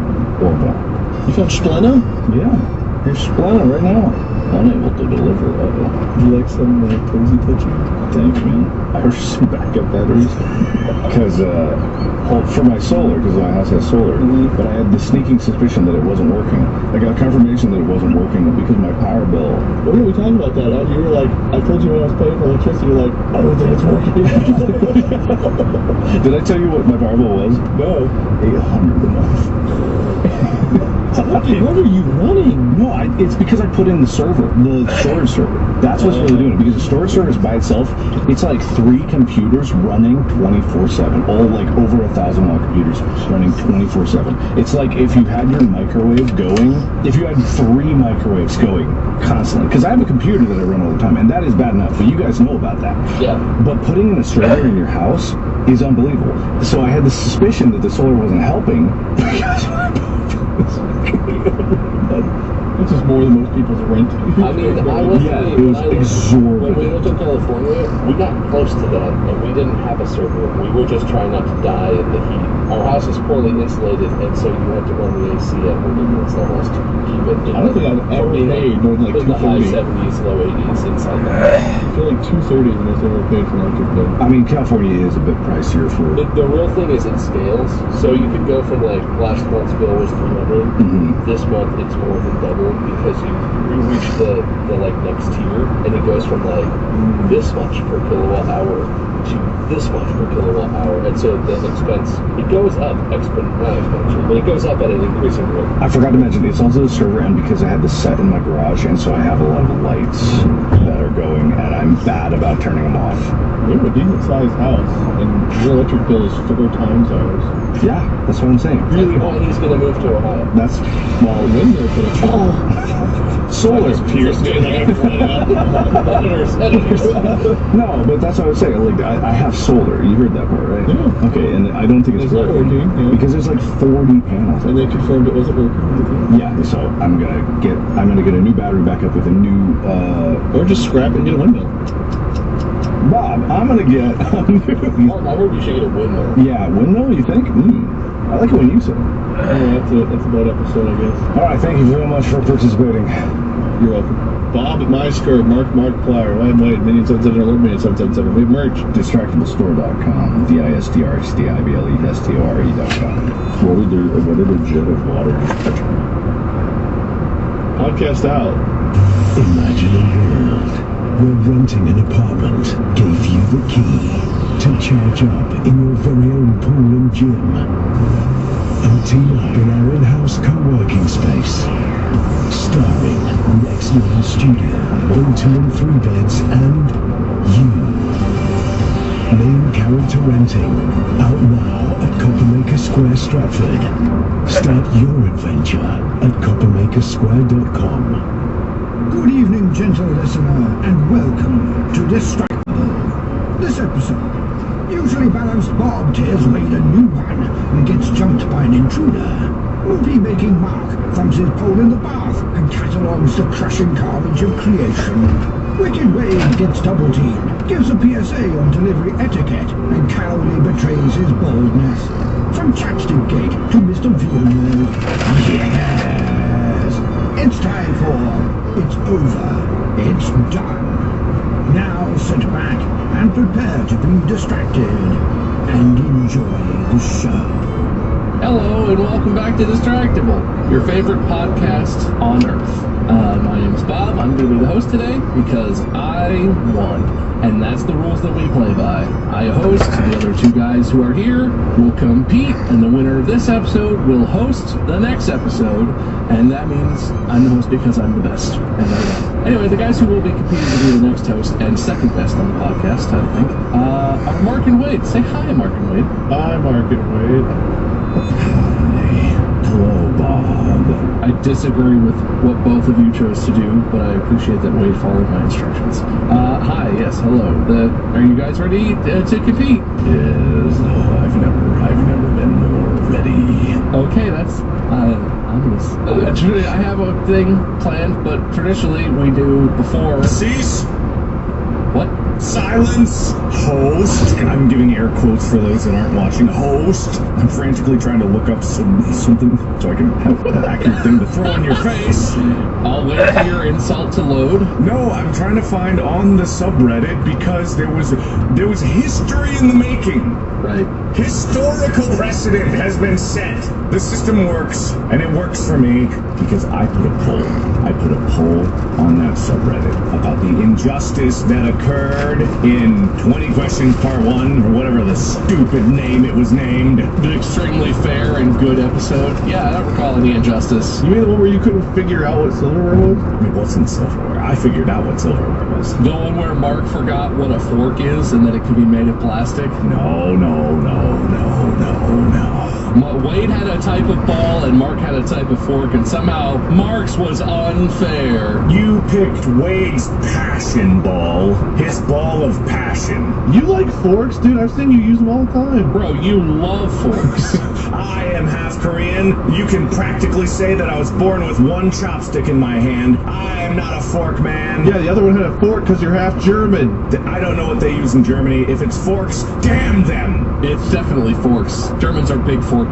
That's true, yeah, they're huge forkers. But Bob, you lost. I threw a red flag on the play, and for the first time in Distractable history, the audience, the viewership, the listenership, those elegant people were on my side in a landslide. All of them agreed. Almost all of them. A vast majority.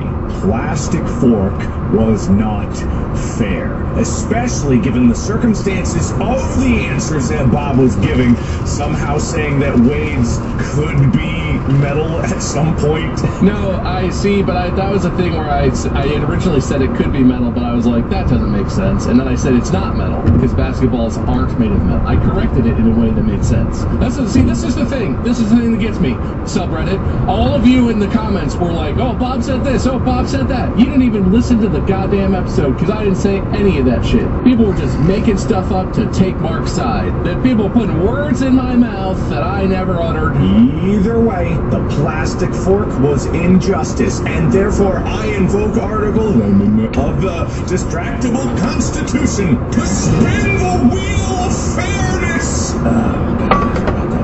God, I hate that that's called Bob's one-man show with no W. Oh, shit.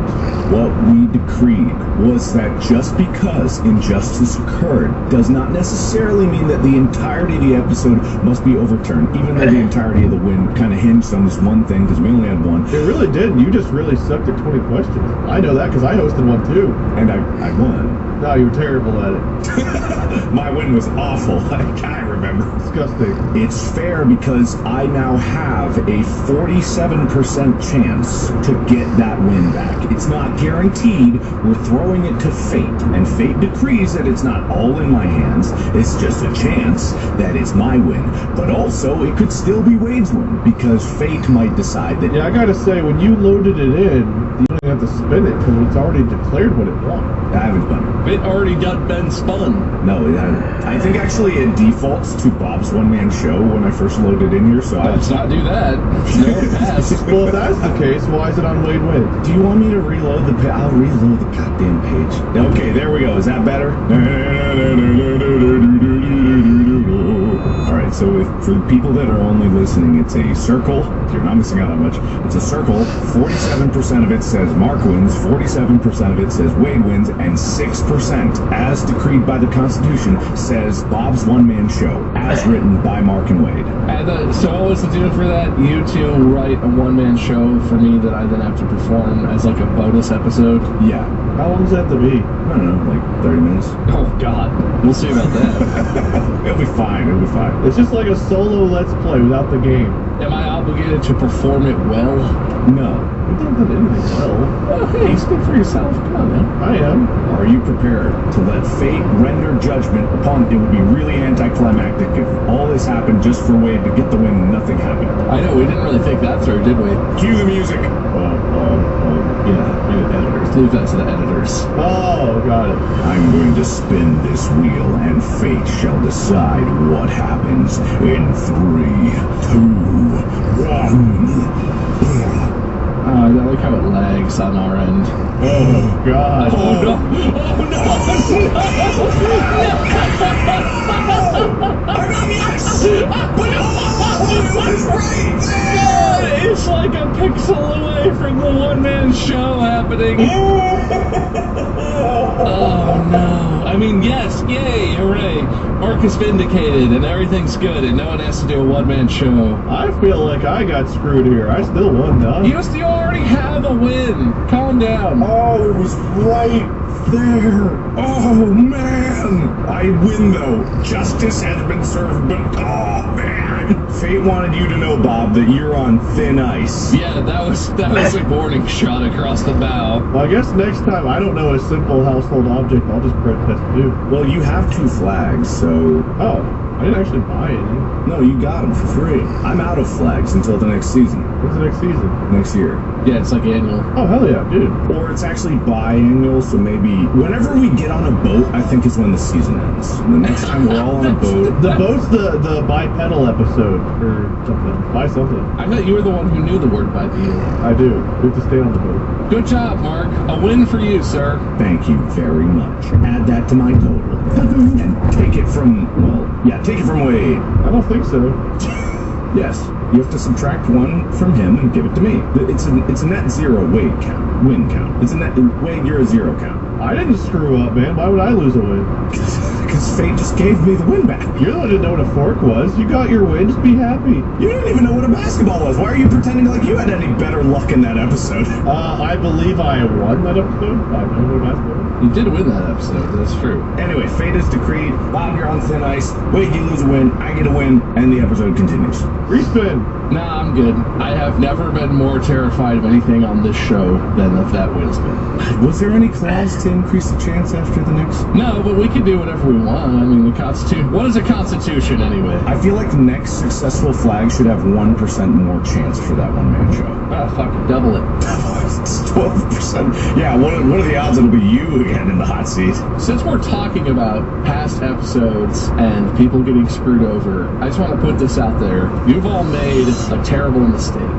In Wade's 20 question episode, I rose quite a stink about the idea of chapstick being a container, and then the subreddit talked it over, and it's seemingly unanimously agreed that somehow Wade's answer was correct, that chapstick is not a container. And I just want to challenge, I dare you to show me chapstick that's not in a container. I dare you to go to a store and buy me some chapstick that's not just a plastic tube. I think that is the most outrageous bullshit, and I just want to say, you've all made a mistake. Well, chapstick's in a container. It's not. The item called chapstick is a container filled with lip balm. The container is an equal partner in what the item is. If I gave you a handful of lip balm, you wouldn't be like, oh, chapstick! You'd be like, what the fuck is this? Why'd you take the chapstick out of its container? I can't use that. That's disgusting. You ask weird questions. It's a weird question. I gave you the best answer on the fly that I could, okay? I'd be like, is it medical? And you'd be like, yeah or no. You're like, would you say that it spins? It's like, you fucking spin it. The question I asked is it a container? And you were like, well, yeah, no, yeah, no. Hey, you know what I did? I shared all of my responses and your questions with Mark, and Mark's like, yeah, I think you did it well. Yeah, of course you did. Great. Excellent. I am not going to say anything about this except that I kind of agree with Bob. You literally agreed with me during the episode. Post-actively. What, you want to throw a flag about that? You do it. It's unflaggable. You can no longer challenge the offense. Plus, the subreddit already declared that I was right. You know, it's the damnedest thing, Wade. We went out to eat the other night, and I sat down, and the waiter was like, what do you want to drink? And I was like, Diet Coke. Son of a bitch just came and poured Diet Coke all over the table. And he was like, you didn't say in a glass. If I said that, if the option was Coke, and you said, is it a container? You would say, yes, Coke is a container? I would say, it comes in a container. I would say a container is a crucial part of it. You cannot buy Coca-Cola that doesn't come in a can or a bottle of some sort. Even if you get Vaseline, it does still come in a container. So he's kind of, the container is implied. It comes in a container. It is not itself a container, which was the question. The item of chapstick does not exist if there is no container. You know, it's the damnedest thing, Wade. We ordered DoorDash for dinner the other night, and I was like, give me some fajitas. And Mandy wanted like a quesadilla, and they just dumped a pile of Mexican food right on the porch. But now we're getting into cannoli territory. We cannot say there's a difference between containers and cannolis, and a fajita is basically a flat cannoli, and we can't do anything with that. A fajita in a bag? Is it a super cannoli? No, I mean, That's just the fajita is basically a cannoli. Right, but a fajita in a bag would be a cannoli in a cannoli. No, it's just cannoli in a bag. Yeah, it's cannoli in a bag. Cannoli in a taco, really. Well, technically every fucking thing can be in a container. I want bag of house. My house is also in a container. Not things that can be in a container. Things that always come in a container. The container is an important part of it. The chapstick thing, it is a fancy container with a built-in mechanism to extrude things from. I got it. Bob doesn't know what lip balm is. I'll never use it again. If you ever ask me for anything that's supposed to come in a container, Wade, and you don't specify that you also want the container that's not part of the item you asked for, God help you. You better not ask me to bring you any body wash or lip balm. You better be careful what you say. That's all I'm throwing out there. Got it. I'm not upset about this. I've just been thinking a lot about it and think you're going to rue the day. I was upset during the episode because every question you asked was fucking annoying as hell because I didn't know how to answer it. There was like 20 questions. It was like, oh my god, I feel like I'm fucking presenting my thesis. Just ask if it's medicine! I've never had you two at each other's, going at each other. It's always been me, and finally the rift. Yeah, no, you're going through the flag and almost put Bob on the spot. I asked if it's medical, and you were like, kind of. I need to rewatch this episode. I feel like I gave great answers. No, see, this is fine. You're just trying to get me worked up. I'm not going to fall for your trap. Also, are you still hosting? Didn't Mark just like usurp the win? I think it's just the win goes in my bucket. There's a season champion, so the win numerically is important. Wait, you won last season. Do you not remember that? I did? Oh, hell yeah, dude. I can't think of anyone more deserving. Anyway, so I think before Mark started all of this, I was about to say, we usually do small talk first. Oh, yeah, we should do. You guys got any small talk? I forgot we were recording. I thought we were just chatting. I forgot we were live this whole time. I'll let Wade go first. Oh, I would love to go first before he talks for like half an hour about his dumb lenses or his movie or whatever. I got stuff to do. Yeah, Mark's definitely going to talk about lenses today. That's what's on his mind. This whole episode's been about Mark so far. It's not been Wade central enough. Alright. I don't know what happened recently. I had a great Mother's Day. Thank you for asking. Yeah, did you get the praise you deserve? I got none, which is probably fair because I don't think I'm a mom. Okay, here's a question for you both. Because this is something that I talked about with Molly, and I was like, we wish everyone we know that's a parent a happy Mother's Day, or is it like you keep it like close family? Because I was going to reach out to like Mandy and Addie and like all these people to be like, I should say Happy Mother's Day. And Molly's like, I think you just say that to like close family. And I was like, do you guys wish like everyone a happy Mother's Day, or like just your mom and maybe like a grandparent? I think for me, it's anything beyond like a text, or if you happen to see someone, just being like, hey, Happy Mother's Day, you're a mom, Happy Mother's Day. Anything beyond that, like sending a card or a gift, is too much. Okay, do you text all your friends that are moms? I did not, but like if I was talking to someone, I would be like, oh, it's Mother's Day, yeah, Happy Mother's Day. And we were talking about other stuff. Yeah, that's fair, but you don't reach out to... No, I wouldn't like go reach out to specifically talk to them. So I was going to, Molly's like, I don't think that's normal. And I was like, is it? Because I'm a social person, so I just over-socialize it. It really sounds funny. If you would have done that, I wish you would have, because I would want to know what people's responses would be. I've done it before. They're just like, oh, thank you. But also, if it's like you just text your friends, like, I think about you being a mother. You're a mother in my eyes, and I'm honoring you today. I text people I don't even know, like text my ex, like Happy Mother's Day. That child is of your womb and fed of your bosom, and I think about it often. Yes. It fills me with joy to think about your child and you and how your mother. May you have a bountiful existence as a mother, the only definition of you in my mind. Congratulations. No, I don't think, if you had done that, I don't think that would be weird. but I think that's like the maximum extent. And I think not wishing people that, like in your friend group, Happy Mother's Day is perfectly fine. I don't think anyone is sitting there like, how the fuck is Wade not gonna text me Happy Mother's Day on the one day a year? As the main character, I feel like people want me here. You feel like they really need that from you because it means so much. I did have a funny interaction though. We ordered food on Mother's Day and had it delivered because long story short, we ended up cooking over at my mom's house. We did delivery. The person who delivered the food, it was a mom and a daughter. And so I was like, oh, well, Happy Mother's Day. And she's like, oh, thank you. Happy Mother's Day. And I was like, thank you. It was that thing like when you get on the airplane, I had to say flight, you too. Because she said Happy Mother's Day back to me and I was like, do I laugh? Thank God? How do I respond? Because I'm not a mommy. That would have been a good response. You should have gone with that. I've always been as like your mother, so you honor your mother on such a day. I've never really thought of it like honor. Wait, that's weird. I feel like honor is a good word for it. Why is that too strong of a word? I guess it's the perfect word for it.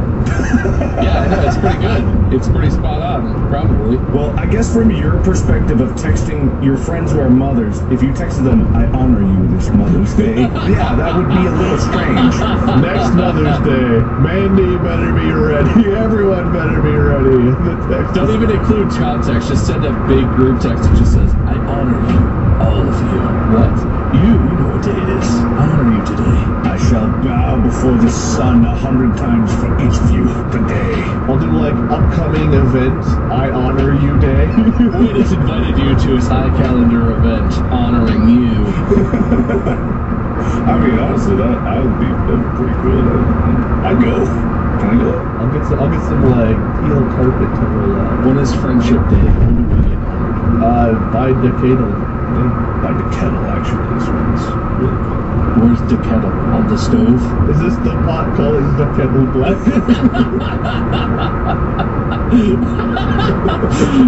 For those who aren't watching, Mark looked very sad when Wade said that out loud. No, I was laughing. What do you mean? No, I was laughing. Your head went down, you were all... No, I was chuckling to myself. What do you mean? Just because I'm in a tub doesn't mean I'm sad. He laughed, but he was sad that he laughed because he doesn't like laughing at my jokes. No, I was laughing. I had a good time. An inch from your microphone, chuckling so quiet no one can hear it. Editor, push the gain on my... You'll hear... It's like those crunchy memes. It's just more like... Exactly. It's there. It's actually the Freddy Fazbear chuckle. The other small update I had was this is more of a don't do this. If you work at a place where your job is to go to people's houses for, I don't know, repair, lawn care, installation, delivery, double check the address, especially if it's going to be, I don't know, in the middle of the night or first thing, 7:30 in the morning or whatever else. And even if you get it wrong, mistakes happen. Whenever an owner answers a door, looks like he just woke up and is very confused about your presence, and you say you're there to install or turn something on, they're like, I don't even own that. Your response shouldn't be, well, you must, I'm supposed to be here. It should be, oh, I must have made a mistake, and you double check your address, because I had someone show up at my door at 7:30 in the morning, and I was very confused, having only been asleep for a couple of hours, and they were like, yeah, I'm here for such and such, and I was like, we don't have that here. And they're like, oh, well, it says here you do. Something's wrong, because we do not.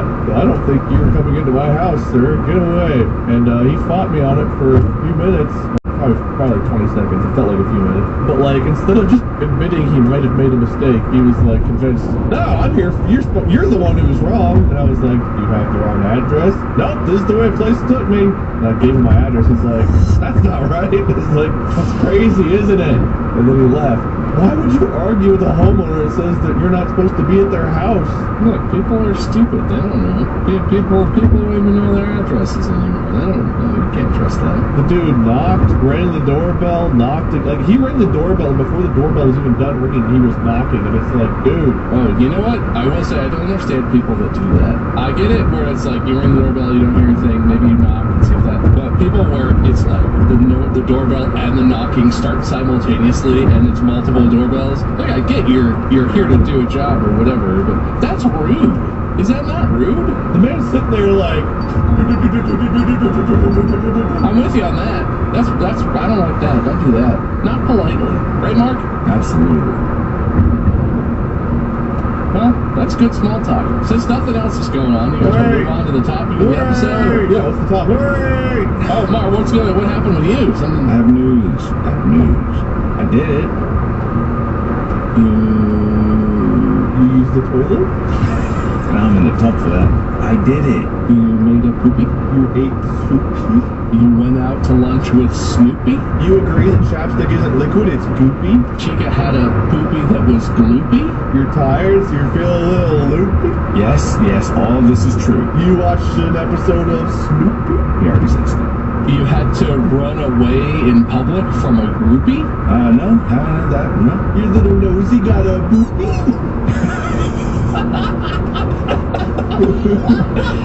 I made a movie! It's a rhyme, it's a near rhyme. Alright, okay. I made a movie! Hey! Movie! Hey! I did it! Well, okay, so, alright, here, before I get ahead of it, there's a little more... Are you in the final stretch of something? No, it's like, there's a little more to do. There's your final stretch here. But my part in sprinting at it is done. I did it! For now? Yeah, well, technically, for now, but I did it! Does it feel good? Are you happy? Yes, actually, it feels really, really good. Can you share, like, a title of the movie or anything with us? Oh, yeah, big spoiler, guys. Hold on to your hats, everyone. Keep this to yourselves. Minecraft. Iron. Yeah. Weird. How do you pronounce it? Iron. Iron over here, Mr. Pirate. You Ron, me Wade. Iron. It's Iron Loom. You would know. You made the movie about it. Oh man, I wish I could talk about like a bunch more stuff around it too, because there's been some hilarious calls of brand integrations. There's been some really funny calls I've had over the past couple days. Last week. Just in the middle of the movie, it's just like Diet Coke. Oh man, not quite like I wanted to do something like that for space. Is it Truman Show like, where you're like in the middle of like some action scene, you're like, oh shit, if only I had Band-Aids. I choose Band-Aid brand because Band-Aids stick on me. For in space, I wrote a sponsored universe. There was going to be a choice that led to the sponsored universe, and it was going to have all of these brand deals in it, and everything fell through. Like, it didn't work. No one wanted to do it. They're like, where was it in it? And I'm like, it's buried in like the 16th layer. Oh, I don't know. Dude, that people would have sought that out. If as soon as someone found that, they would have posted online and been like, wait, there's a sponsored one. What? And everyone would have been like, I have to see this. And would have made the map, and everyone would have looked. It would have been very funny. But no, this isn't stuff in the movie. It's stuff like, movie integration in other things. Yeah. So just some very funny calls. I can't talk about any of it, but it's like, one, I had to call David, the developer of the game, immediately after I got the call, and I was like, what do you think of this idea? And he just, all I heard was laughing on the other end, but then at the end of it, he was like, it's so dumb, I think it circles back around to being awesome. I was like, I think I'm in the same boat. So I have officially finished my main part in getting the movie to the end, which is I've been doing basically every part, or I've been involved in every part. There were a lot of words in there that remind me of like legal things, or like a lawyer's giving an argument, like weasel words. Like, I have done most of my main part for getting this movie kind of near the end. I'm just trying to say that I'm not trying to take credit for everything, right? Because there's over 100 people that have put like their time and their sweat. I've not heard a single name other than you. David. Shout out to David. I know some David. So yeah, he's wrong. Yeah, that's true. That was literally another name he just said in like the previous paragraph. But I know. I amended my laughter. Well, anyway, there's a ton of people that put a lot of work in, but a lot of people have been like curious why I've been so busy in this, and I'll give a little explanation of this, as in like, let's just say the past week, right? So for the past week, as I've been gearing up for what I do all the time, which is a cast and crew screening, which I show them a version of the movie as soon as it's like, well, I've shown them this for Heist and In Space, but I haven't done it for obviously a movie. So this was like the first version where I could finally step back and look at it as a whole and be like, that is the complete story. It still needs polish, and there's still like some VFX shots that need to get up there, but this has everything in it. And then for the final version, it will be an optimized version of this version, right? So that's what I was gearing up towards. Every day leading up to it for the past week has been, well, pretty much the same as every day before that, which is I wake up at 6, I fix up some edits that I needed to do for the night before, I get some files ready for handoff, I get into the office at like 9:30, the post-production house, I start handing off to the editor on site who's doing the conform cut, and then I get them the files they need. I have to drag my entire raw hard drive array, bringing up hard drives again, but this was important because I needed to learn about that to be able to manage the 120 some terabytes of footage and things that needed to go with this. I disassemble it every day from my house, I bring it to the office, reassemble everything, get it all set up, I have already copied the files over that need to be copied, hand them off to the dude. By 10:30, I can finally get a cup of coffee, and then I go into sound mixing with Brad to go through the story. And if you guys know anything about sound mixing for these projects, Brad is an Emmy award-winning sound mixer. He is a professional of the utmost degree, and he's a really cool guy. His name is Brad Engelking. He's just super solid, really talented, and down to earth, and has been like really instrumental in making this sound amazing.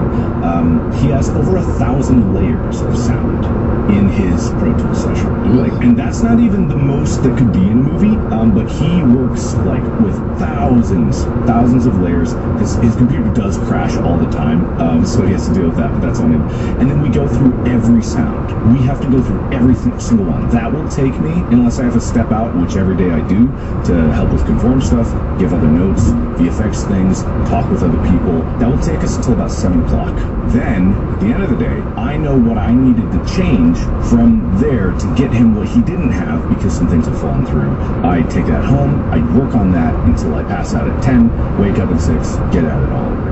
So that's the usual schedule. Last week has been, especially the past 3 days, I was supposed to fly to LA on Saturday. It's Tuesday for those watching. It's Tuesday, yes. I was supposed to fly to LA on Saturday for the A100, which is the Asian Pacific Islanders event. It's like the top 100 or something, most influential. I was on the list, or I was at least adjacent to the list. I actually don't know because I didn't go. I didn't end up going because on Friday night we were late. It was 1 a.m. Because we were sprinting to the finish. And we've been mixing all day, and Brad was running into some trouble. And so I was looking at it, and I was like, man, I guess I probably shouldn't go. I really wanted to go, but I couldn't go because there was so much left to do. So I was like, really good. And he doesn't usually come in on weekends, but I asked him if he could, and he was very nice, and he said he could. Because we needed a few more hours. I don't go. I get up at 4 a.m., start working on the stuff. He gets in at 9, and we're going through the day. And then he renders out the sound for the screening, and it's like, okay, this is good, we're good, everyone's happy. So we watch it back, because I want to watch it to make sure everything is working right. At 9:30 at night, we realize that the entire third act has no sound effects, has no music, and has only my dialogue in it. And so it was still enjoyable to watch, but there was quite a lot missing. So I text Brad at 10 o'clock at night, and we were like, we're jumping around taking notes as we go, and I asked if he could come in the next day, and he did, and we know some more fixes. And so we get out of there from watching and touching up everything at 2 a.m. I get up at 4, I start working on the tweaks, I get them in, and then I think the showing was at like 5, and then I walk out of TBD on the way to the theater at 4:15 p.m. And so I got there, and then even at the theater, I fucked up the settings. So there's 10-bit video and there's 8-bit video. I've played the whole movie in 8-bit, and it was really dark. I just felt so stupid at that work. I felt so stupid. Everyone at the post house was like, you gotta make sure you use this thing. You set it all up for you perfectly. And I get there, and it's like, I'm so late there that I don't have time to test anything. So I get there, and I just like, I hear sound, and I'm like, okay, perfect. I don't look at the screen. They're just, does it look right? And I go, like, yeah, that's right. It was an audio only movie. I get up in the first 5 minutes and I get the microphone out because Catholic crew, it's like it's not, they all know who I am, but I go like, I'm so sorry.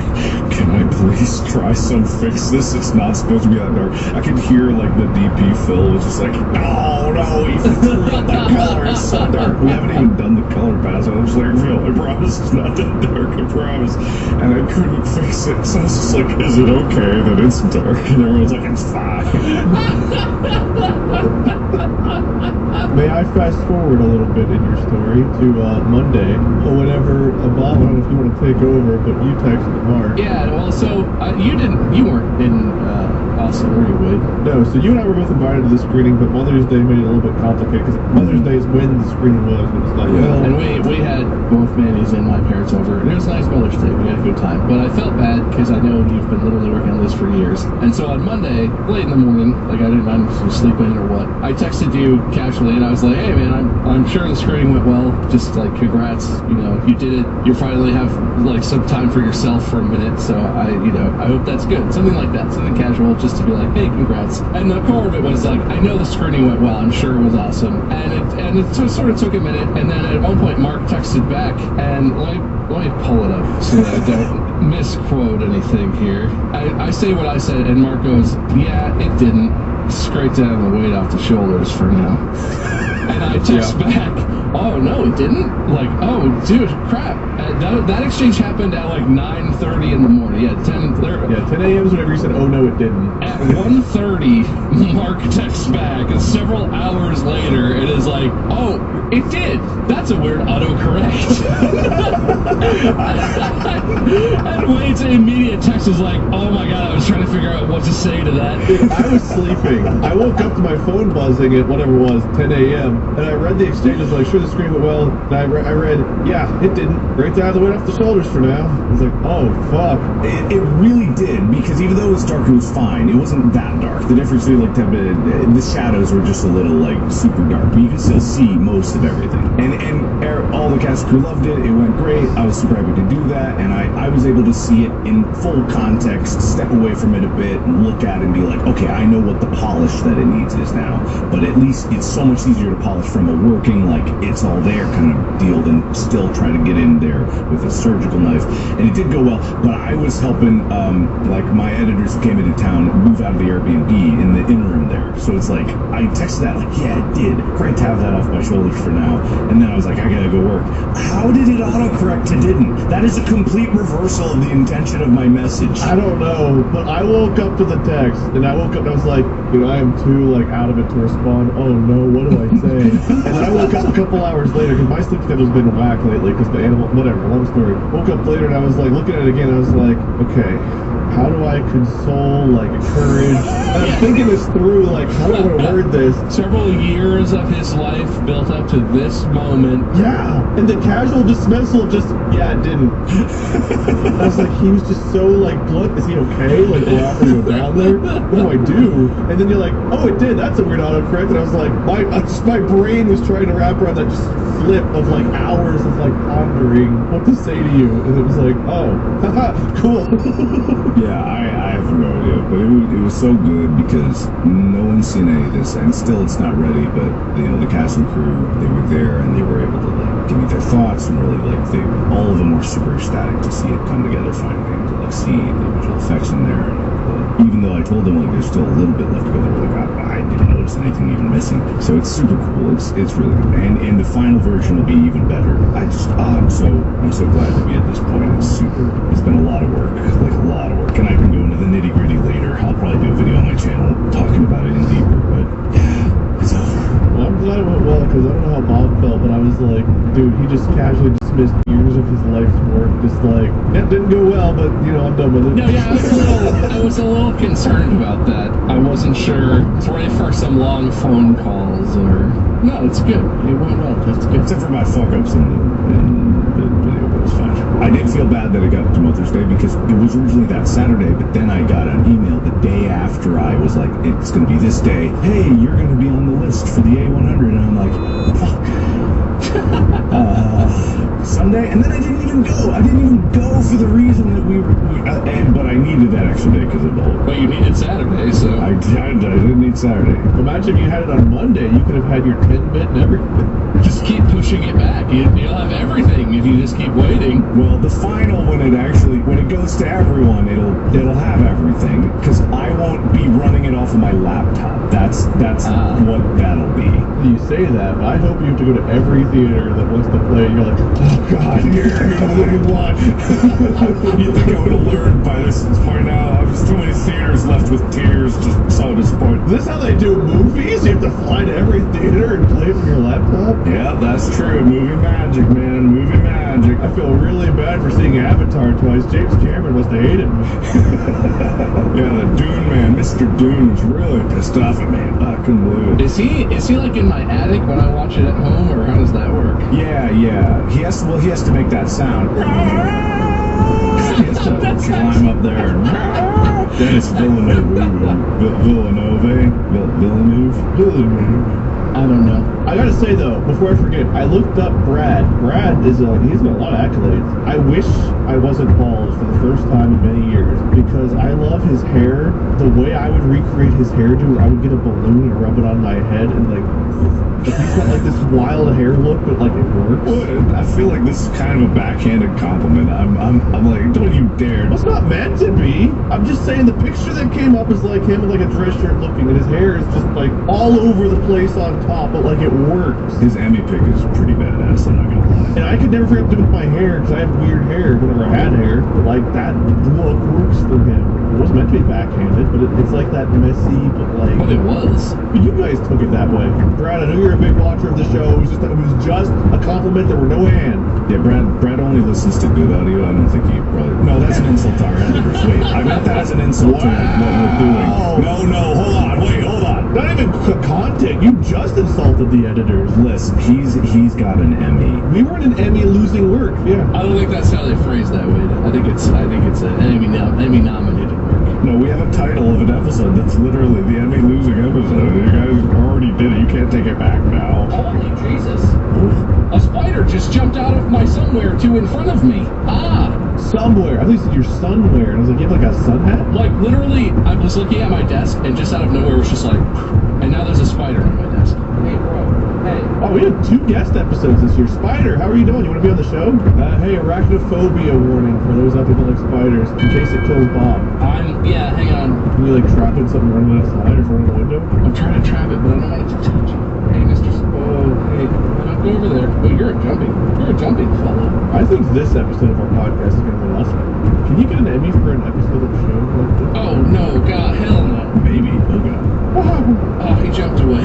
Son of a bitch. Well, if it's a little jumping spider, it's not going to hurt you. But I don't like it. I know that it's not going to hurt me, but if it touches me, I'm going to also spill. Where the hell did you go? Oh, man, I didn't tell you guys. 2 weeks ago, you know I've been doing everything from my MacBook, right? 2 weeks ago, I spilled Red Bull on it. And the keyboard, the whole right side of the keyboard is completely sticky. Like every button you press it and it comes up like a second later. I have not had time to fix it. It has been just the biggest nightmare. You learned your lesson in Drunk Minecraft. You always keep an extra keyboard.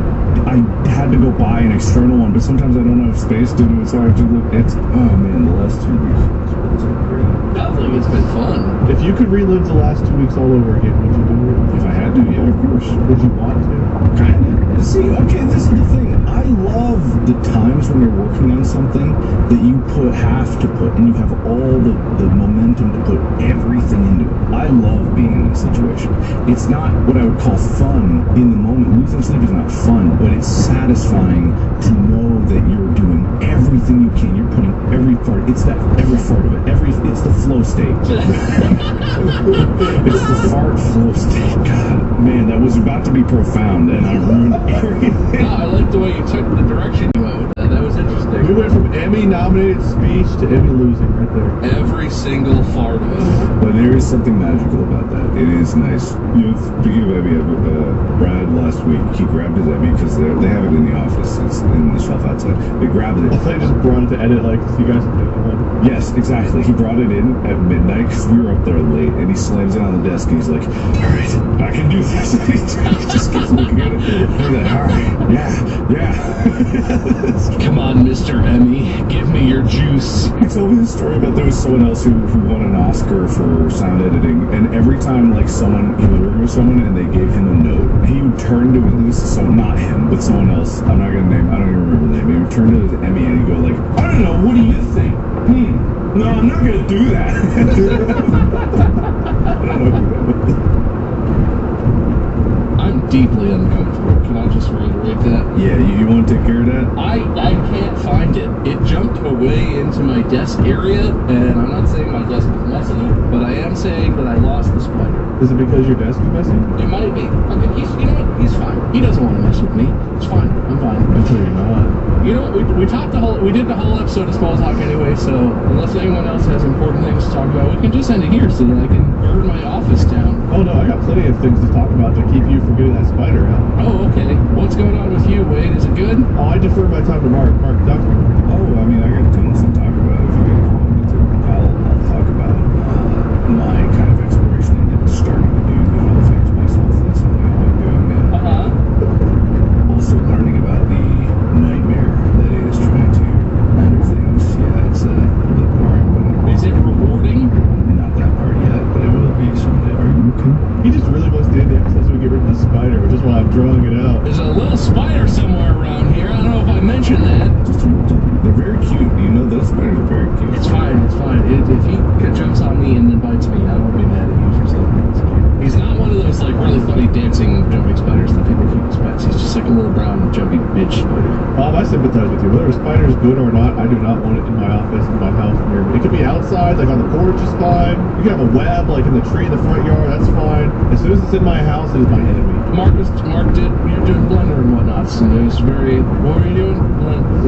Yeah, a little bit of Blender, Unreal. I'm starting to look into Houdini. Houdini is like the industry standard for certain types of simulations and a lot of Final Effects. It's a very, it's not casual software. Let's just say that. It's not meant to be used like in a very, try this out. I mean, you could do that obviously, but it's meant for huge simulations and like, it's meant to be expanded and its licensing kind of costs an arm and a leg. You should try Penn and Teller, it's a bit more modern. Even David Copperfield. This is me sad, not laughing. That's what you looked like when you laughed, and it was just as quiet. No, I wasn't. Alright, whatever. I'm done. Okay. Oh, okay. Hey, Bob, can I have a sympathy point for agreeing with you?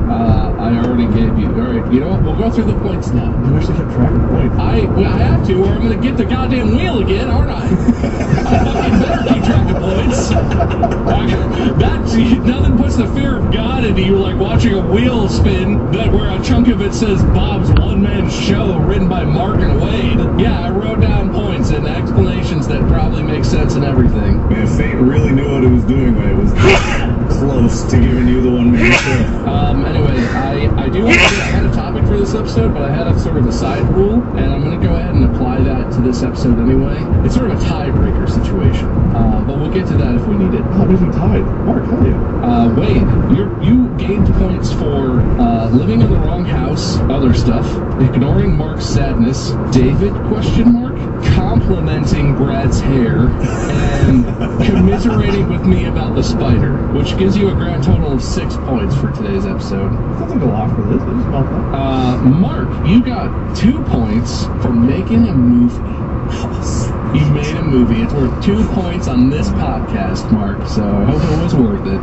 You got a point for sounds. You got a point for confusing texts. You got a point for ignoring your heritage and staying in Texas to work on your movie. You lost a point for insulting our editors, but you gained another point for Red Bull on the movie, and then you gained the last point that you gained was wrote down blended Houdinis. Oh, because of the blender. Yeah, no, sure. Which leaves you, Mark, with a grand total of 6 points. Look at that. We do need the tiebreaker. So there was a secret tiebreaker rule. Who's taller? And wait, it was basically in your hands to decide who wins this tiebreaker. And I got bad news for you. The rule was, if Wade complains more than 3 separate times about something being unfair towards him in the episode, Oh, God, yeah, I wasn't going to win that. he loses in the event of a tie. What's I complain about?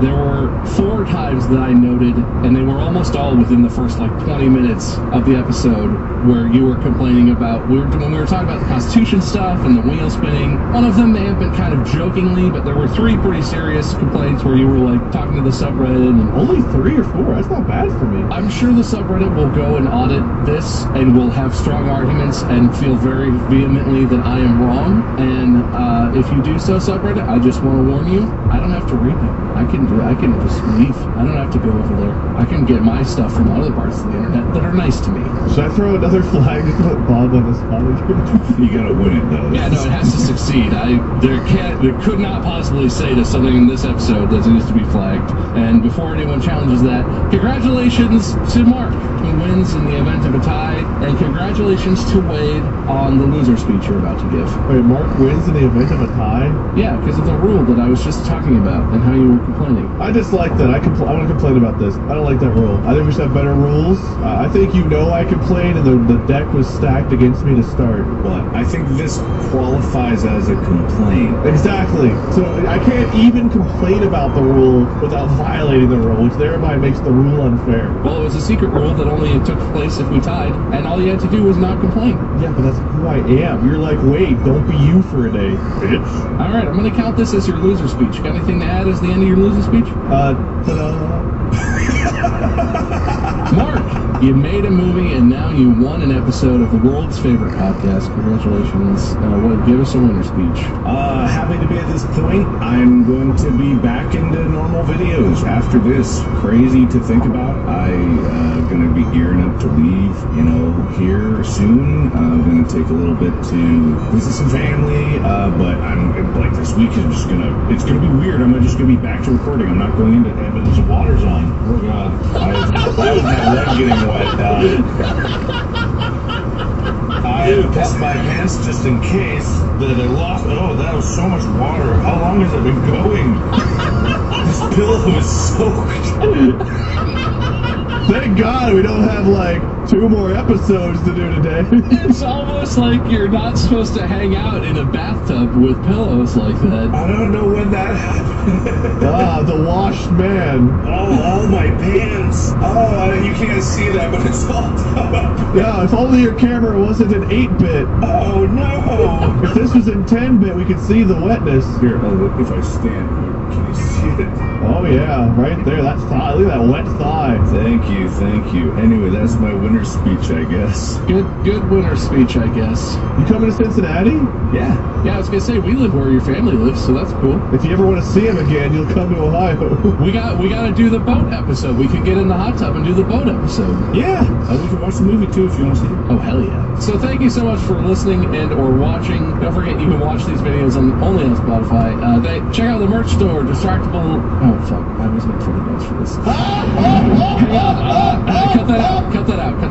Distractiblestore.com. That's the one. It was just a hitch in my recording. It's fine. I said it real smooth. Go to distractiblestore.com to check out the merch. And Mark is Markiplier online. Wade is Lord Minion 777 on Minion 777. I am Meisker. Thank you so much. Make sure you follow the podcast, subscribe, click the plus button, whatever, so that you always know when the next episode comes out. Because we do a lot of these. Congrats on 2 big wins today, Mark. Big movie win, big episode win, and Wade's here too. Good job, buddy. Damn. You gonna play some more? Yeah, but I'm waiting till you end. Podcast app. This is bullshit. I hated it. I'm sad. I'm mad. I'm horny. All of the worst emotions. I want pizza. That's good. It's because your pants are wet. Just want pizza. Might be connected. I don't know. Good evening, gentle listener, and welcome to Distractable. This episode, Morty Wade, the ocular expert, wants revenge on his phone for all its weaknesses. Pigeonhole Bob questions his facial accoutrements, but defends his manly form and love of kin. Medically augmented Mark finds speculum suspect, adores the idea of farming, and masters his own mentality. From laser crashers to the best Batman. Yes, it's time for My Body. The secret ins of where to get this shit for the cheapest prices, put it on the subreddit.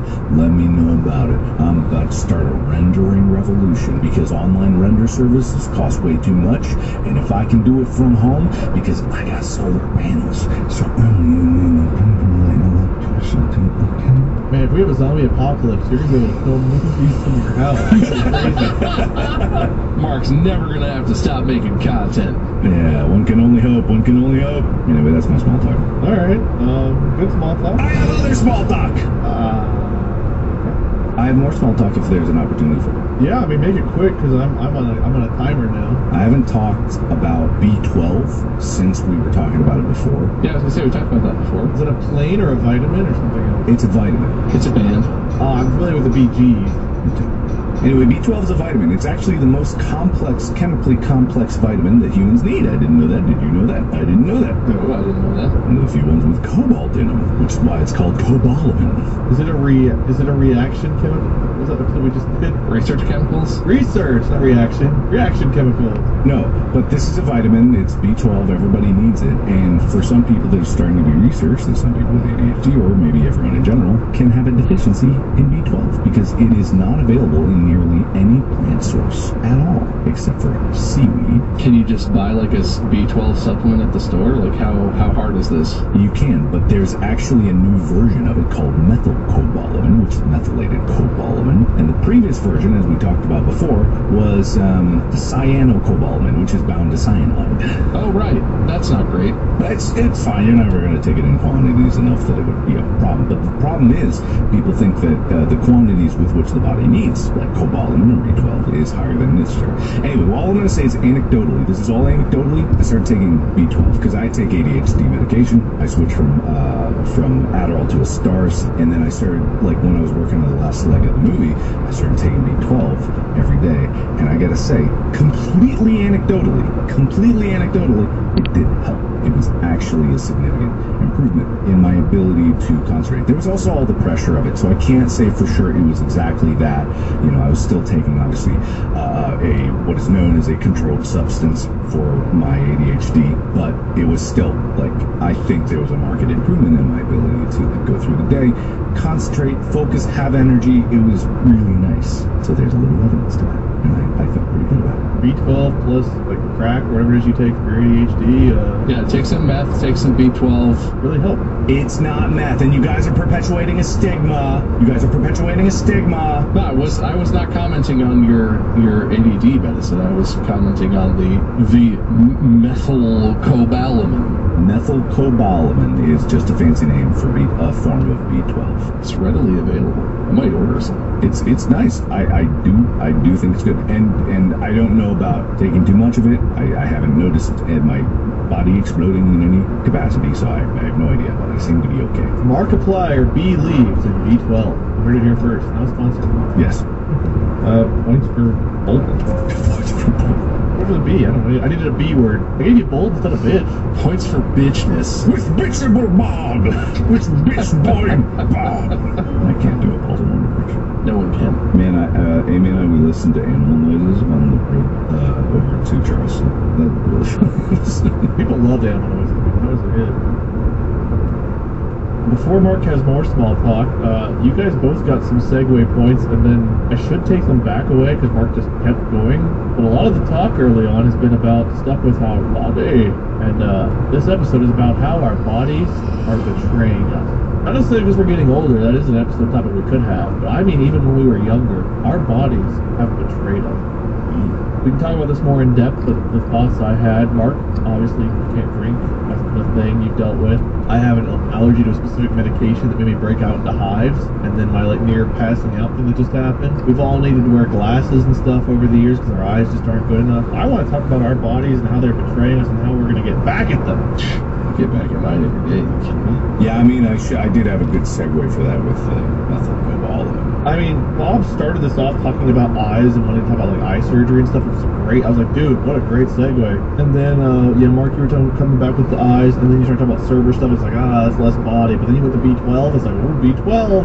So, yeah, let's talk about the horrible things our bodies have done to us and how they've betrayed us and failed us over the years. So, except for me, I was playing Lost Ark as a healer and heard the horrible popping noise that athletes describe.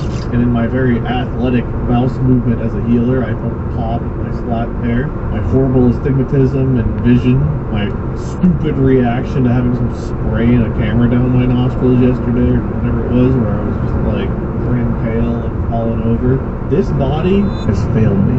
Look, all. Well, that was a choice. Choice on the sides. Are you looking for us to be antagonistic towards our body? You don't necessarily have to be. I was, but you can be nice about it. I was just gonna say I don't really blame my body for what we're dealing with over here on my end. The eyes thing is not great. To at least some extent, the rest of my issues, I feel like I have my hand in that. I don't work out because I don't ever work out, but I do sometimes. It's just not nearly enough. I don't eat very healthy. My body fights pretty hard considering the odds that I've given it. I'm not a particularly healthy person. I smoked tobacco when I was younger. I don't drink alcohol anymore. That's one thing I do. But I don't know. I feel like he's doing his best. He's trying his best. I'm ready to talk about how my body betrayed me. Specifically, my brain. I'll tell you something. I know I've talked about this I was talking about it before. But I do think, imagine how unstoppable I'd be without ADD. Do you feel like it would stifle your creative side if you didn't have that or something? Do you feel like it would change you in a way that would affect how you see things and like what you make or how you go about things? Because I do feel like I don't like that I'm so unfocused and that it's a struggle and I'm still trying to work out like ways to help myself deal with that and be more consistent with stuff. But I don't think I'd be the same person if I wasn't as completely all over the place and like ADD as I am. I don't know. I feel like I'd be a whole different person. For sure.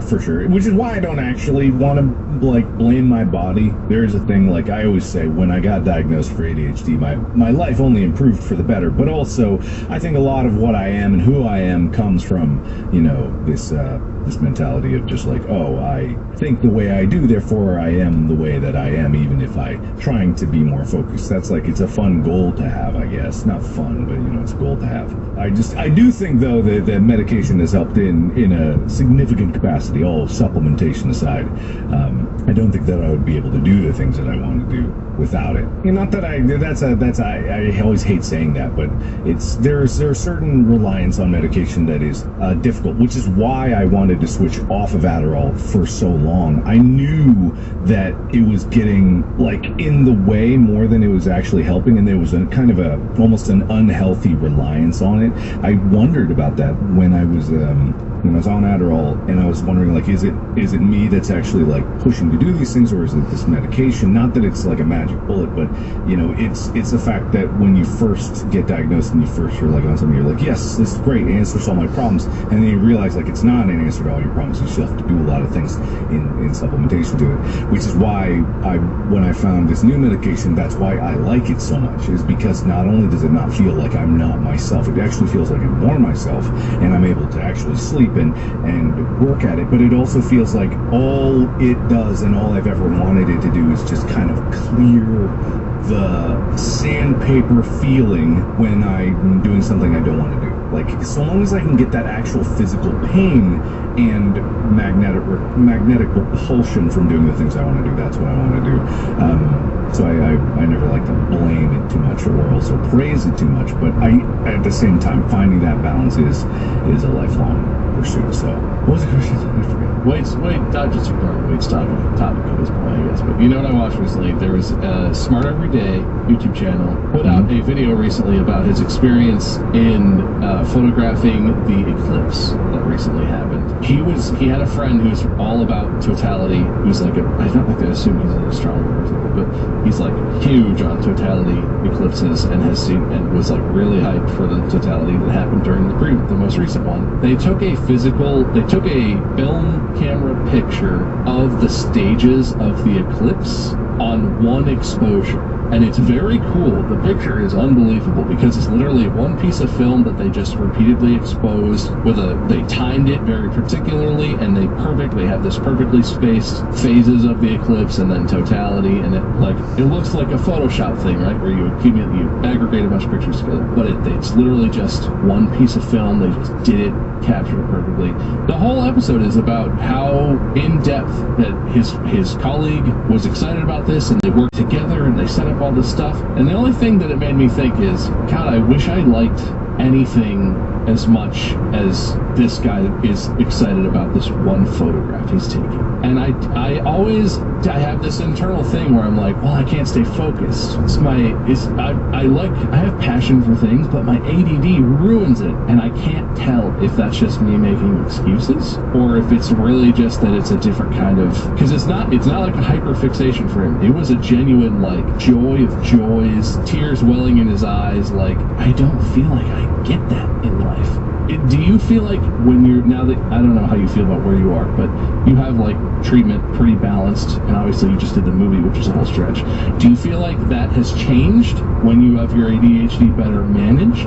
Or do you feel like that's not related to that? I've always been curious, because I've always felt this, like I don't stay focused on one thing for long enough to get just like deeply, passionately into it for like weeks, months, years at a time. I just keep moving from thing to thing. I think that definitely it helps to have that longer term relationship with the thing that you are obsessed with, because before I got in any kind of medication, it was very much just like I wasn't able to latch on to anything besides World of Warcraft maybe, but even that felt more like an addiction than like a passion. Like, one of my biggest concerns on Adderall was that I didn't feel that kind of passion. I felt like I could do things, but not that I was actually interested in it. It was just like, okay, I can do things, but I don't know why. I lost a lot of that really connection to things. But now that I'm on a stars and I'm able to actually manage it better, and I'm aware of myself and my body, my brain, like the habits that I have, I feel like I can get more of an attachment to things and feel more passionate about things. Like, I mean, you've seen it probably with like hard drives. Hard drives are probably the most boring shit that anybody can imagine. I got genuine joy and excitement every time I read something new about hard drive, or figured something out, or I puzzled something out. Same with lenses. Once I had it in front of me and I could really chase it, these are all like 4-month cycles or 4 to 6 month cycles, so they're longer term. And now, when I was looking at it, and it's all in relation to the problems that revolve around the main thing that I like, which is the filmmaking. All of this, all of those things are just side effects of the main pillar that I like, which is filmmaking. And I didn't choose to be like, I'm going to really love hard drives. It's just like, hard drive was a problem, but answering the problem was what was really rewarding and really felt good about it. And so that passion getting into it is just a result of the main passion that I had that I've been keeping on for a very long time. I don't know if that answers your question, but it very much is like, there has to be that core pillar, I think, because, you know, the Eclipse might be what that guy really, really, really loves, and that's like the core of it. And then that leads to the obsession of like, how can I capture this in a way that no one else has with a film camera, and re-exposing it, and then seeing the result of that work enhances your main goal of the Eclipse. It just, and that's what can lead to like it being so beautiful that you're crying, or like you said. Yeah, so everything is just like comboing together, I suppose. And that's our reporter in the field, Mark. Yeah, thank you. And it's all thanks to drugs. Back to you. I got a lot of methylcobalamin to take. A lot of research chemicals over here, guys. Anyway, I'm still not mad at my body, Wade. I feel like I don't share your antagonism towards my body, even though my body is causing this thing that we were just talking about. But I want to feel that about something. And it sounds really bad because I have like a family and a kid and a wife, and I'm not saying I don't feel a very deep and serious love towards them and for them, but like, yeah, the passion for something that I'm choosing to do, or like a hobby, is different for me than like family. Family is constant, and it's always there, and that is not. I was confused because you said, like, I don't hate my body, but I do want to feel that about something. I have a family, you know? No, yeah, well, I just said this, when I think about this and bring this up, I always feel awkward, because it's like, I'm not trying to say I don't love my family, I'm looking for something to actually care about, but like, as far as hobbies and stuff go, I feel like I just go from thing to thing. It feels like it's hard to stick with anything, because the initial thing, once the initial excitement wears off of like, oh, this is new, I've never had a thing where I was so passionate that I was like, I still can keep staying excited about this for years and years. I don't either. I mean, it's video games, and I don't even stick with those. Like, I switch video games a lot. It's like, I'll really enjoy a game, I'll play the heck out of it, and then I get tired of that game. It's kind of like I'm in a funk till the next one comes around. It's like, I've really been in a lull with video games, so I'm trying to get back to playing basketball a little bit. I got like some Lego sets to build. I don't really care about collecting. I do like building. Legos and stuff like that. Like I enjoy the building process, then like once it's done, it's like I don't care to look at my finished product, like whatever. I like Mark's solution. I think you're right, Mark. I need more drugs. Yeah, I think you need more drugs. If you guys learned a lot about me in the last episodes, that I like to complain and be mad. It's a very me thing. So being mad and complaining about my body is definitely a brand. Well, I'm sorry I don't share your sentiment. I'm trying to participate in your topic, but I feel like I'm just an excuse making. You only get mad at fridge deliveries, not yourself. Hey, listen, they knew something that I didn't know about how wide gates can be. Okay, so I think growing up, I had like a low self-esteem for no particular reason. Not like I was an ugly kid or anything. Like I feel like I was like looking back, I was like, okay. You sure? You sure about that? You sure? Are you sure you weren't an ugly kid? Are you sure? I had a phase where like my ears looked huge. I was wearing like I got my first pair of glasses, and they were like some horrible looking glasses come out of my ears. It sounds like he knows the truth, Mark. I did look terrible for a couple of years. I don't know. Looking back, I was like, it wasn't that bad. But at the time, it's like, God, I hate myself. It was just a teenager thing. Getting the receding hairline early on was definitely painful. Like that was tough. Like high school, college, having like a receding hairline in the back and everything. Did not like that. But you know, I just think about stuff like being really sick on vacation, taking my medicine, and then I was trying to cure my illness. This 1 teaspoon of medicine, going out to hives for 5 days. And hives, if you've never had them, are one of the worst things you can experience. I feel like I have had multiple illnesses and injuries, but hives were pretty bad. Worst things. Worst things? I'm sure, like, you know, cancer, there are worse things. Of, like, non-life threatening, horrible things. Of relatively harmless things that you can experience, maybe, they are pretty unpleasant. I won't compare it to, like, cancer, something I've never been through, but of non-life threatening, horrible things. Like, I fractured my wrist, slap tear. I would take those over the hives. I probably wouldn't take concussions over the hives, even though they didn't bother me as much, but long-term effects would be worse than concussions. But Concussion's bad. like, in my mind, of the torturous, horrible things my body's been through over the years, hives is like always the first one I think of, or whatever that's for. It was just 4 days of nonstop everything itching. Can't sleep, can't do anything. All I want to do is scratch. All day, all night, all I can think of is how itchy my whole body is from head to toe. I don't know. Like the worst part of a bug bite, like when it's at its itchiest, it was that sensation all over for 4 straight days. That sucked. I've got a thing where my body betrays me that I just realized that I should talk about. And you hate it and you're angry? Yes, I do hate it, and I am angry about it. Yes! Maybe someone can diagnose me. I love it when people on the internet diagnose me for things that I have. So I have this thing where the front muscle on my right calf, like my shin, but it's the muscle that goes along the right, if my right leg, along the right side of it going down towards the foot. So that muscle, whatever that muscle, I can't remember in anatomy what it is. Every single time that I do any kind of exercise where I have to lift my front of my foot on that leg and that muscle gets used, like to pull up my toes or something like that, if I do it too much or in any like excessive capacity, it will hurt for a week. For a week straight. That muscle. It's not running, it's not like I'm doing a lot. It's if I'm driving and I lift my foot to go from gas to brake, if I drive for too long in a car that doesn't have cruise control, I will be in agony for a week because that muscle really sucks. According to WebMD, you're dying. This might gross people out, but I used to have a wart here, and I took a pair of tweezers and toenail clippers and I cut it and tore it and ripped it out. What the fuck? That's not what you're supposed to do with that. No, but I was like in high school, and for some reason, here was my thought process. I was like, listen, I'm pre-law. I want to shake a lot of important hands one day.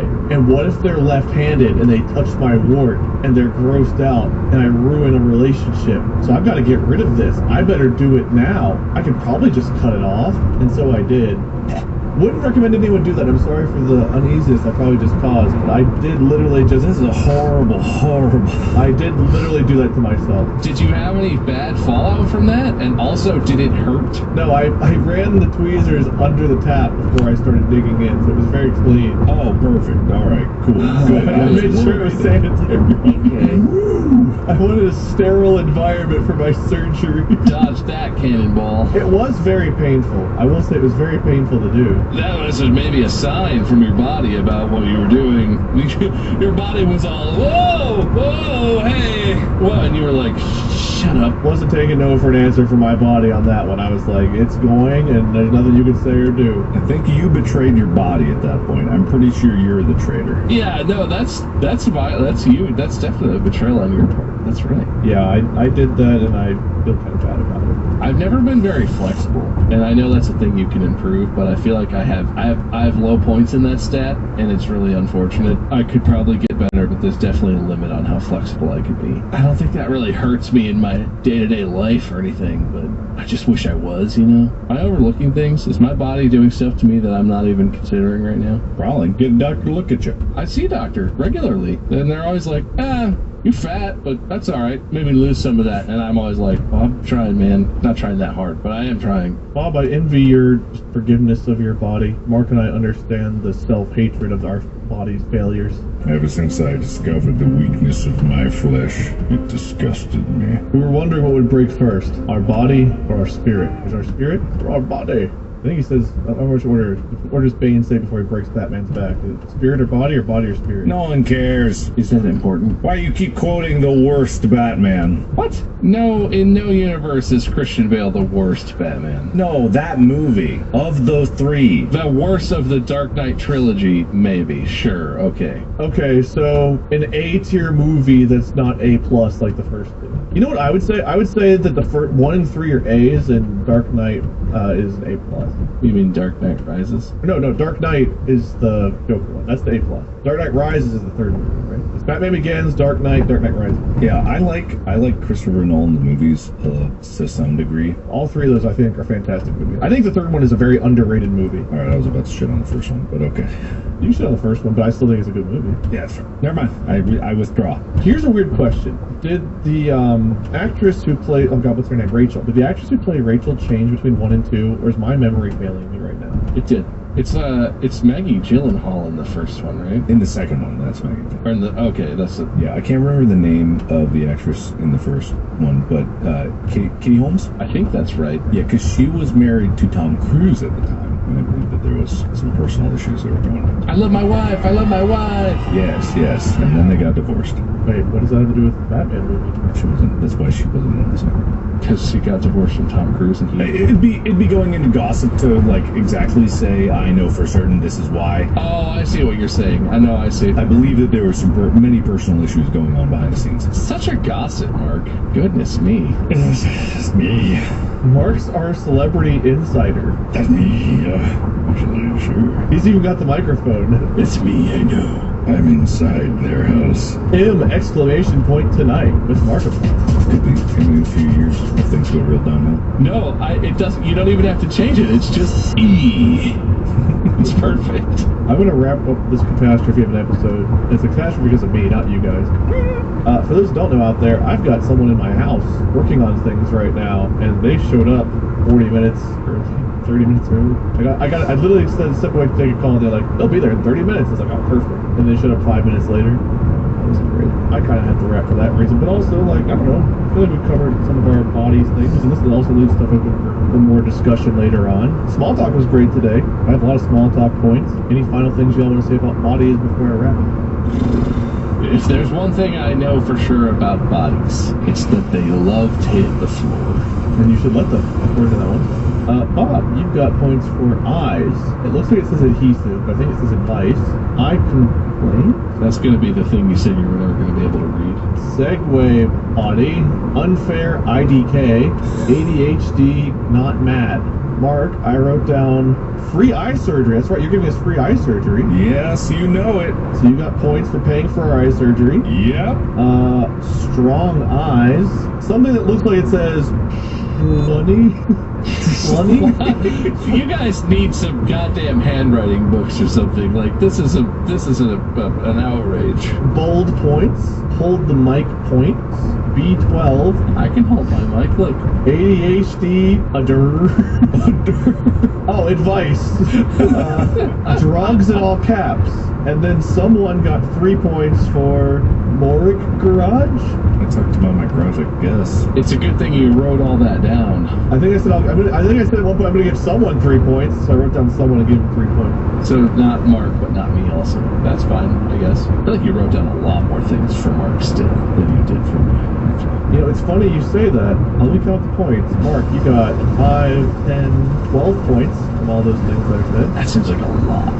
Bob, you actually have 13 points. Oh, never mind. Fuck. Wow, that's how you do that? Well, I can understand why you have such a hard time reading it now. Man, it's really hard to fit the description by the points there, but that's the way I do it. I can even go back. That's how I've been doing it for a while. I believe you. Just, you can use like the whole page. My episode notes are like pages. You can turn the page. I like counting my points real nice and quick. Hey, we didn't say our systems had to be good. We just had to have written systems. I mean, if you could read what you just wrote in the last 15 minutes, that would be... You should be very careful complaining, Bob. You are winning. I'm always blown away by how much of a hard time you have with reading. Because it's not like hard words, sure. But you'll read things and be like,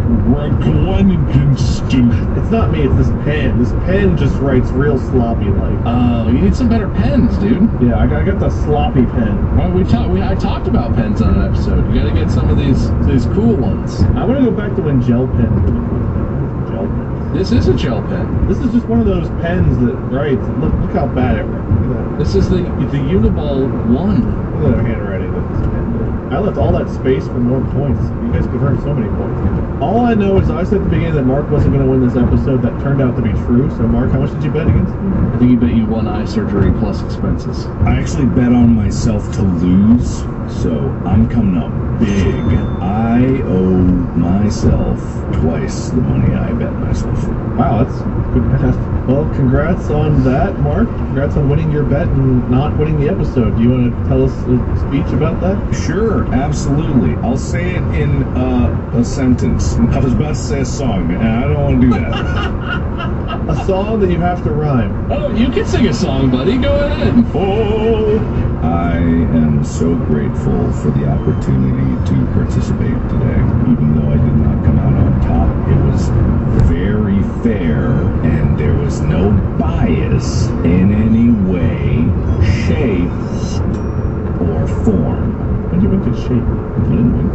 Okay, I mean, you're right, there was no bias. I had time for bias today, man. I was only half here for the episode. Bob, you won spectacularly, deservedly, never more fairly in the history of this episode.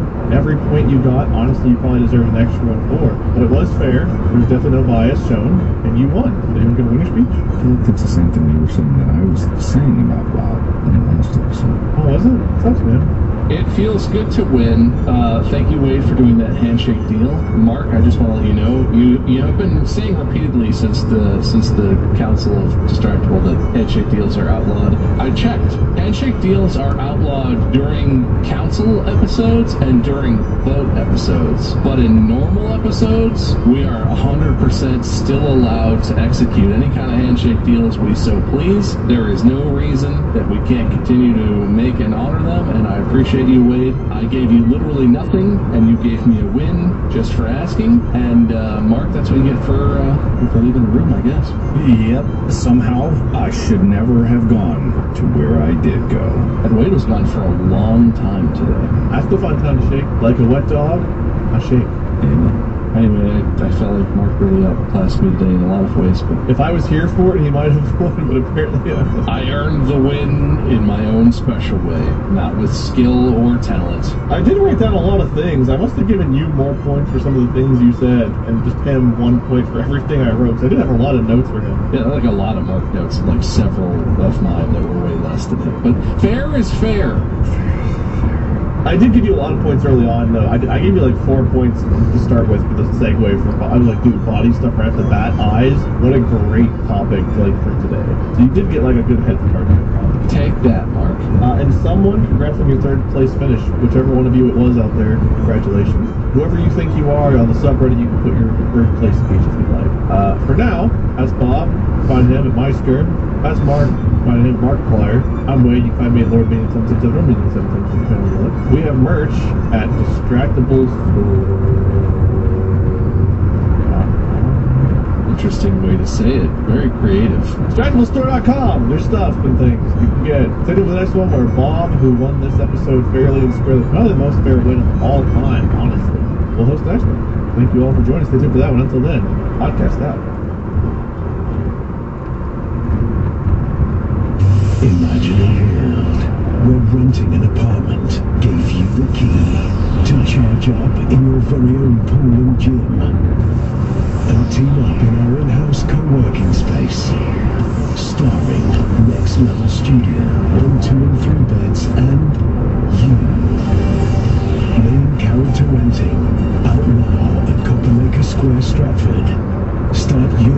feature at coppermakersquare.com. Good evening, gentle listener, and welcome to Distractable. This episode, Moriband Mark sets up his pals for a speed run, so they rip on his swift spelling.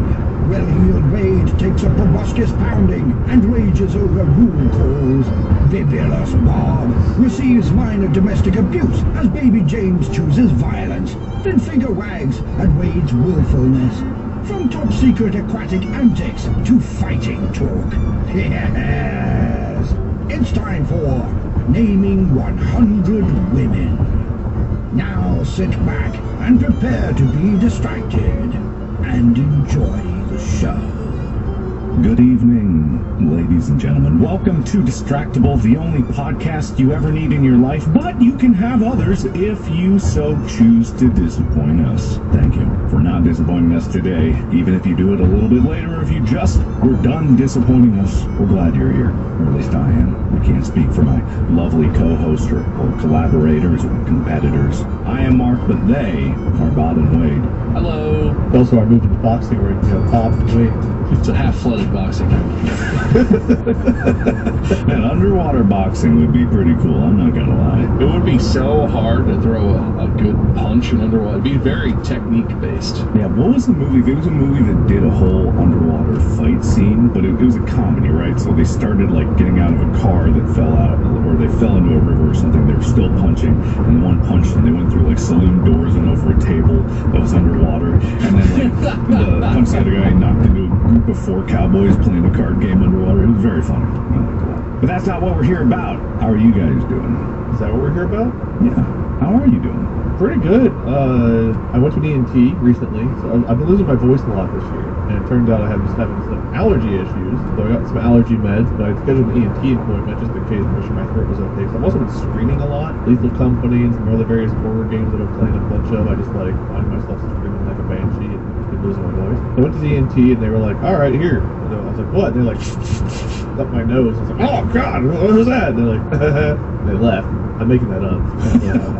They sprayed some stuff down my nose, and they were like, this is just for the camera. And I was like, oh, I'm not camera ready. And then they brought in this like long thing, shoved it up my nose. Like, all right, let's take a look. All right, looks pretty good. Say E.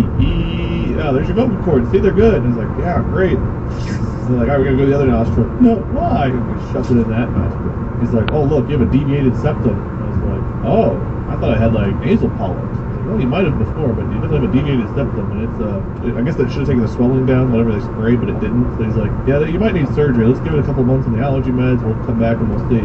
Oh, okay. He pulled the tube out, and the dude sat down. He's like, so what do you do for a living? He started asking me a bunch of random questions. I was talking to him, and I was like, oh, I don't feel so good. And I was like trying to answer his questions. I felt like I was going to throw up. And then finally I was like, shut up, I need garbage can. I need to throw up. Take me somewhere. Doctor, I'm going to be sick. Help me. Shut up, help! And then he and Molly looked at me and they're like, oh, he's going to pass out. He's done. And I was like, I am? I just need to throw up, I promise. And Molly's like, oh my God, your lips, your face, you're so pale. Your lips are white. And I was like, lips are white. No, I need to throw up. And he like came over, he's like leaning me back. He's like, no, what you need is to lean back here. You need to throw up. He gave me like this tiny little tray. I was like, dude, I'm a projectile vomiter. If you gave me this tray, this is going all over the room. There's no way this can contain the, bye. And then, I don't know, I kind of leaned back. I felt like my whole head, like, I felt like the square part of my face, like I could feel. The rest of my head just felt like it was removed for a minute. It was a really weird sensation. And then I was just kind of like half out of it for about 10 minutes. And I was like, all right, I guess you knew what you were talking about. I don't need to throw up. I needed whatever that was. And Molly was just talking about how, like, white my lips were.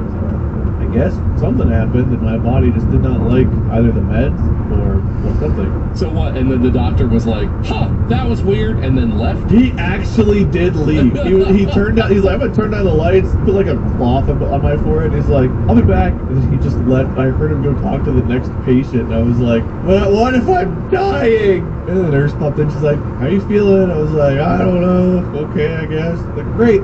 They closed the door and it was just Molly and I. Great, bye. Like, wait, that was a pretty mixed answer. You know, 5 or 10 minutes, Doc comes back and he's like, oh, thank God you're out in jeopardy. I'll hang out again. Let's talk some more. It's like, man, fair weather doctor. It had to have happened before. He had to have seen it. Apparently it happens all the time, they said. Okay, well, all the time. Maybe that's too many times. Maybe you should switch medicines. Yeah, every time I do something to one of you people, you're like, oh, I'm passing out. People are like, is it you? And I'm like, I don't think so. Dude, they had the protocol. They had the dim the lights, lean you back, get you the cloth to the forehead. If you're bitching about throwing up, they hand you a bucket. So did he say what that was? They said some people just react that way. I guess it could be from stress or reaction to the medicine or just like, because it's an unusual thing to put your body through. So most people like, it's kind of like when you get your blood drawn. Some people get their blood drawn, feel queasy and like pass out. No, there's a very specific reason for that they pass out, is because they just took a whole bunch of your blood. They scooped out your blood, and your blood is what you need. I don't know, because I get queasy when I watch it happen, but if I don't watch it happen, I'm fine. Blood draw. Yeah, but they pass out because they got less blood. That's pretty much the only reason. Well, apparently shoving camera tubes down my nose into my throat is what gets me.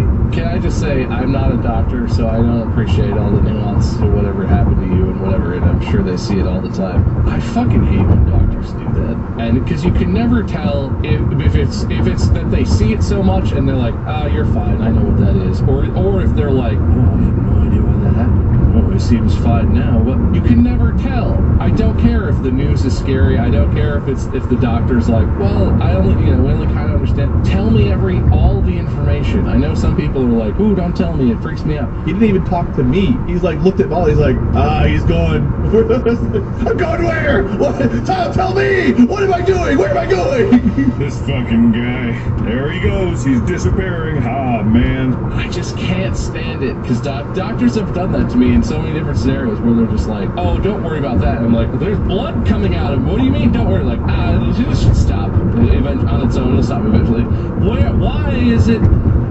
You don't need to know why. I would like to know why. Ultimately, it wasn't that bad at the end, but like in the moment, it was just like I felt very nauseous. I was like, dude. I thought that was leading to you just being like, oh, and I got nose cancer or something. Like, I hope not. I do have a deviated septum that apparently needs surgery, which I feel so validated. I've been telling people that I've had issues breathing. Like I can only ever breathe through one nostril, and like everyone like Twitch streams and stuff, they're like, that's normal. Most people, you can only ever actually breathe through one nostril at a time. I was like, that doesn't feel right, because I've occasionally had to clear up. I'm like, oh, clarity. And it's gone. Don't most people have like kind of a deviated septum? It's like your eye. You can have a dominant nostril, you breathe in more through one than the other. But like a lot of people have deviated septum, sure. Not to the point where you feel like you can literally only ever breathe through one nostril. Like playing sports, like as long as I can remember, I must have had this. Cause like playing sports and stuff, I remember like the coach would be like, all right, you want to put your hands above your head, breathe through your nose. In the heat of the moment, I was like, dude, I am not getting enough oxygen doing that. I need more oxygen.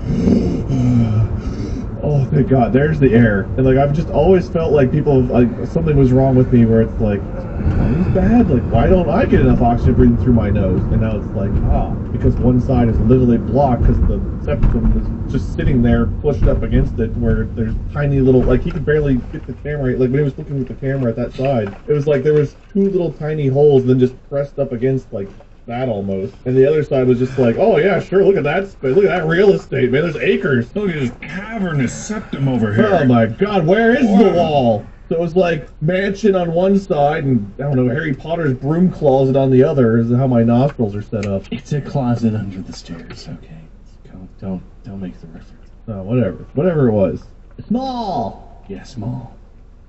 All right, well, that's super sad for you, and the fact that you didn't get it resolved is really disappointing, and I'm so sorry. Well, I haven't had the septum surgery yet. I also still haven't had my shoulder surgery. Remember that? The slap tear I still have? Is there like a discount if you get it enough all at once? I'm hoping to get a combo meal where I can just be like, yeah, can I get a side of slap tear surgery with a helping of deviated septum? A large, compared to the large? It's like the board game operation. You get like a special if they just open you up all at once and do everything. I need to find one more. It's a buy two, get one free. Yeah, they call that an ENTS, ear, nose, throat, and shoulder doctor. They definitely exist. That's great, Wade. Your suffering earns you points, just so you know. Well, point. I've just never I didn't fully black out or pass out, but I definitely was at the point where I was like, if I stand up right now, there is no chance and I'm going to remain standing. But like, I was still conscious and aware of what was going on, even whenever the doctor like was clearly thinking that he should talk to Molly instead of me about what was happening. Well, you weren't there. You were half translucent, so.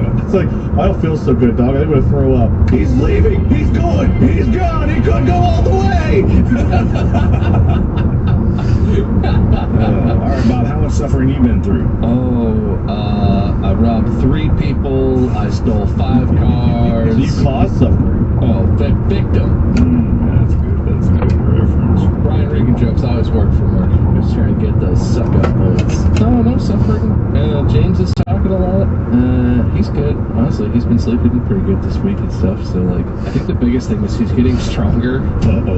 He's getting stronger, but he's not getting better about understanding what violence is. So it's not really his fault. This is not even that recently. Just weight suffering reminded me of this, I guess. We took him to an event, and he got like a toy at this event. Basically, it was a dump truck toy, and he loves dump trucks. We made the mistake of he got that right at the start. Like, we got there, went to the first area, he got that immediately. He did not have any interest in doing any of the rest of this whole event we were at, where you could like sit in a helicopter and look at, it was like trucks and things. It was very cool. It was like emergency vehicles, a fire truck. He had his little dump truck toy, and we were like, look buddy, let's get in line. You could sit in a tractor, and you can sit in this medevac helicopter and look at all this stuff. I was holding him, and I was like, I'm gonna take this toy and we're gonna go get a picture of you sitting on a tractor. And I grabbed the toy and I pulled it, and he was kind of like, yeah.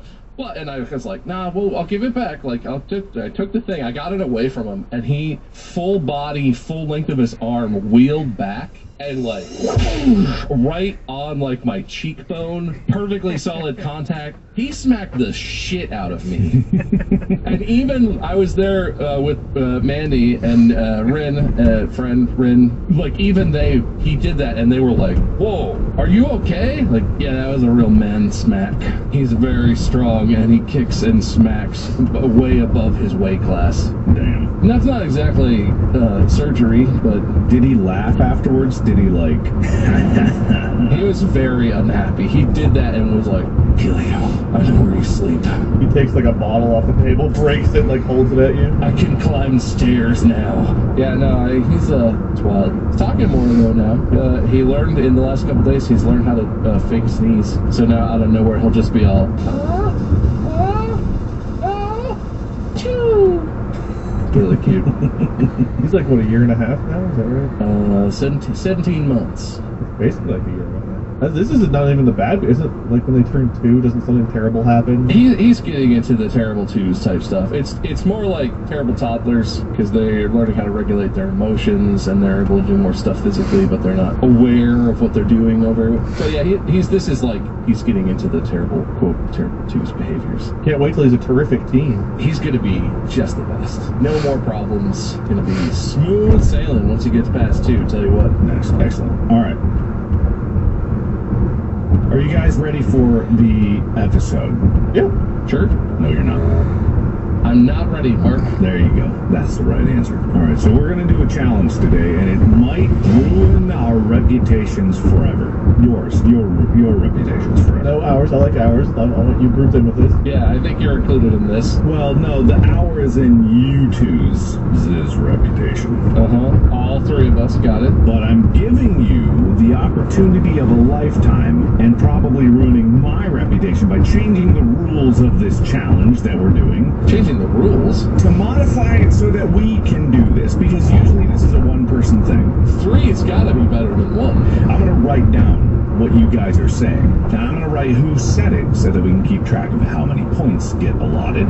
So there's an official record. Good. And there will be a loser in this one, and that is the person whose reputation will be tattered and torn to shreds and then tossed into the wind forever. I'm looking at you, Wade.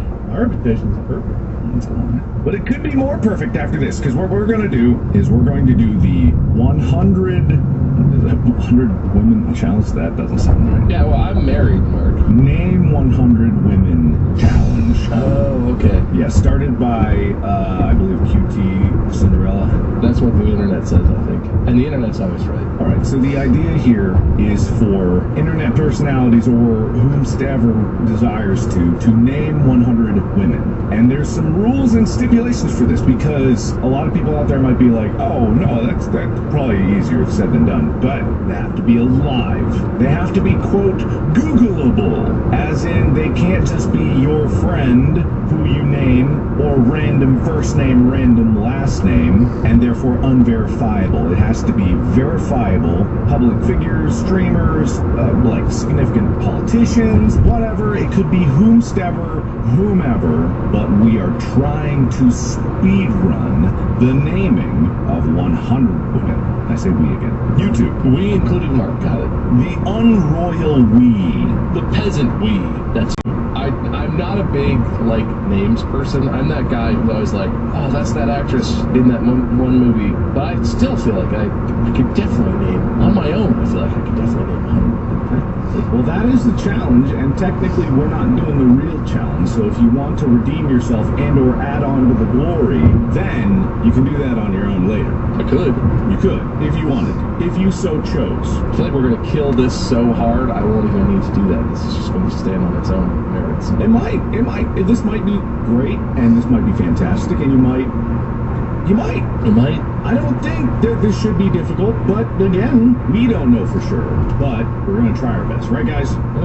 Who's ready? Because as soon as I hit go on this speedrun timer, it's on. You go first, buddy. All right, Mark, let me know when. All right, get ready to, and I'm going to write them as fast as I can. There's no speed limit. If you stutter for more than a few seconds, the other person can jump in afterwards. But we're going for gold here. We are collectively the equivalent intelligence of one man. I think this counts as an honest start of this challenge. 3, 2, 1, go! Shakira. Scarlett Johansson. Oh God, hold on. Mama Plier. Dr. Jill Biden. My wife, Molly. No, yeah, that's one of the rules. You can't say someone's wife. You have to say the name. Yeah, man, that was like straight up the way to not do it. She is my wife. It's not someone's wife. It's my wife. Foxtrot 44, Molly. Ivanka Trump. Melania Trump. Wait, hold on. Melania Trump. Jill Stein, former presidential candidate, American politician Jill Stein. Of course, I knew that. Kamala Harris. Hillary Clinton. Nancy Pelosi. Marjorie Taylor Greene. Wait, hold on. Wait, no, that's not right. I've got a counter, Mark. You can catch up. We'll see how many you get. This is Mark's test. Keep going, Wade. Amy. No, hold on. Wait, no, that didn't. Bob, what did you say after? Who said? There's Amy counts. You can search Amy. Sniper Wolf. What? I've missed one. Hold on. Katy Perry. Cher's still alive, right? Oh, no. Sure. Pamela Anderson. Britney Spears. Did you say Pamela Henderson? That's what I put. Keep going. This is a speed thing. It's a speed Taylor thing. Swift. What? Wait, what did you say? What did you say? I said Taylor Swift. I said Rihanna. Beyonce. I was gonna say Hannah Montana. That's not her name. Miley Cyrus. Michelle Obama. Michael Obama. Oh, God. I feel like you're distracting us right now. I feel like this is No. Meghan Trainor. Oprah.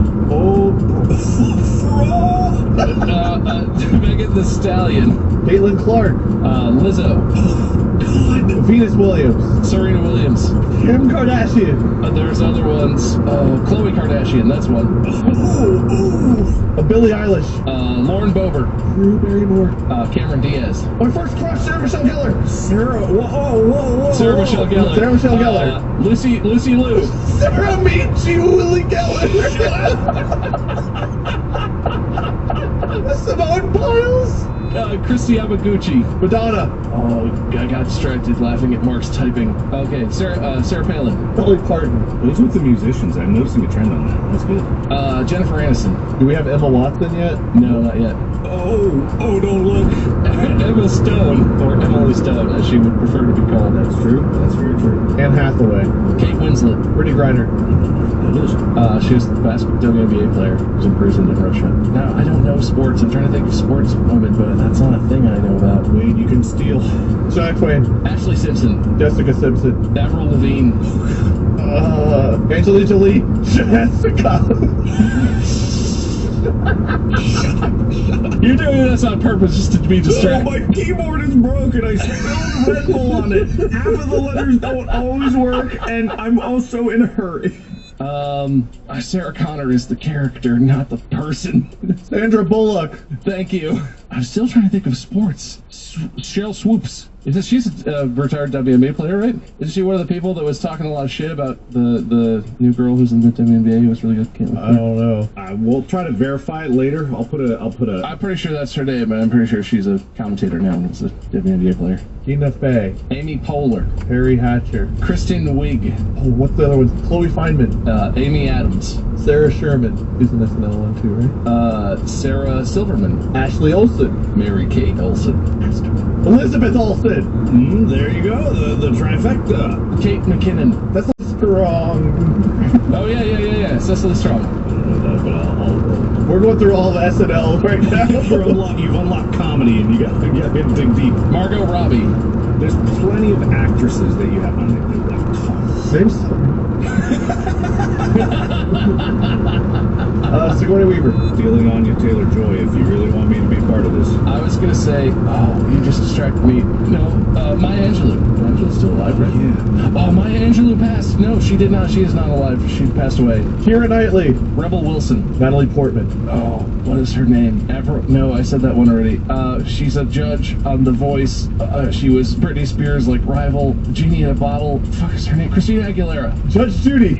Also a judge. Judge Judith Shineland. Thank you. Oh, well, Bob got the real name. Judge Judith Her name is Judge Judith Shineland. Shineland. That's mine. I still get credit for that. No, because you have to name the real name. The only qualifier That's is... not the rules I saw. That is! It doesn't have to be spelled correctly, but you do have to know, their name. I would give it to Bob just because he did know the full name. I brought it up! Yeah, but he knew the full name. Okay, I'll put controversial here because... Alright, whatever. Go knew- on. Sonia Sotomayor.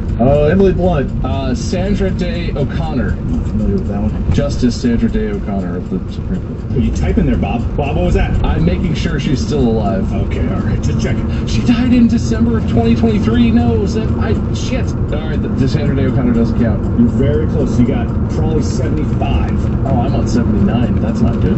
Halle Berry. Willow Smith. There's a natural association there. I'll take that one. Jada Pinkett Smith. There you go. Kirsten Dunst. Does it count if it's a stage name? Tones and I, the artist who did the song Dance Monkey. If Wade knows the real name, I'll let him steal, but Tones and I? Tones and I. Tones and I, okay. Have we done Jamie Lee Curtis? No, that's a good one. Liv Tyler. Jennifer Connelly. See, this is the thing. I keep thinking of actresses' faces, and I'm like, I don't actually know their name. Very famous, incredibly famous. Very famous. Sandra Oh. She plays Christina on Grey's Anatomy. She's also very famous. Right, I never watched Grey's Anatomy. Gal Gadot. Did I not say that? I thought of her at one point. Kate Blanchett. Kristen Stewart. Meryl Streep. Lisa Charlize Charlize Theron. I was going to give you that one. I'm picturing the face and trying to work my way through the name, okay? Charlize Theron. Bette Midler. Grimes? Is Lady Gaga an official enough name? I think she goes by it enough that definitely that could. Oh, sure. Judge Judy was too far. Lady Gaga. Oh, well, he knew the full name. Fuck yourselves. What's Lady Gaga's whole name then? Hang on. Hey Siri, what's Lady Gaga's name? Stefani Joanne Angelina Germanata. No, you had Siri. Oh, is that against the rules? You didn't say it. Don't have Siri help you? Yes! You asked me the name, I gave it to you. Yvonne Strahovski. Zoe Deschanel. And the obvious connection to that one is... Billy Bobby Brown. Wrong. But there it is. Emily Deschanel, Zoe Deschanel's sister, who plays Bones on Bones. I think I knew that. But wow. Barry Underwood. I said that. Kelly Clarkson. Lee With Paltrow. Nope. Yeah, I think this is the last one. I believe. Yes, I think it's the last one. Well, that makes it extra important. I've got one. I think she's still alive. I was just double checking. Judi Dench. Ooh, Dame Judi Dench. I don't know what's going on. Actually, I'm gonna go one more. There's one more because I put one in, and I feel like you guys should have the full list. Elena Kagan, Associate Justice Elena Kagan of the Supreme Court. All right, and that's time. Wow. You guys did this challenge in 16 minutes, 27 seconds, and 7 milliseconds. I want to go back and read some of these names Mark typed out here, like Evan Strahovski. No, that's my job. That's my job. That's my job. What about Liv Tyrell? Hold the phone. I'm getting the points here. I have to go through, name them again. PPHRA. Pura. Oh, you talking about Oprah? Oh, it's Oprah. Hold on, you guys are spoiling all the jokes. I'm going through it. Just shut up. Kim Kardashian.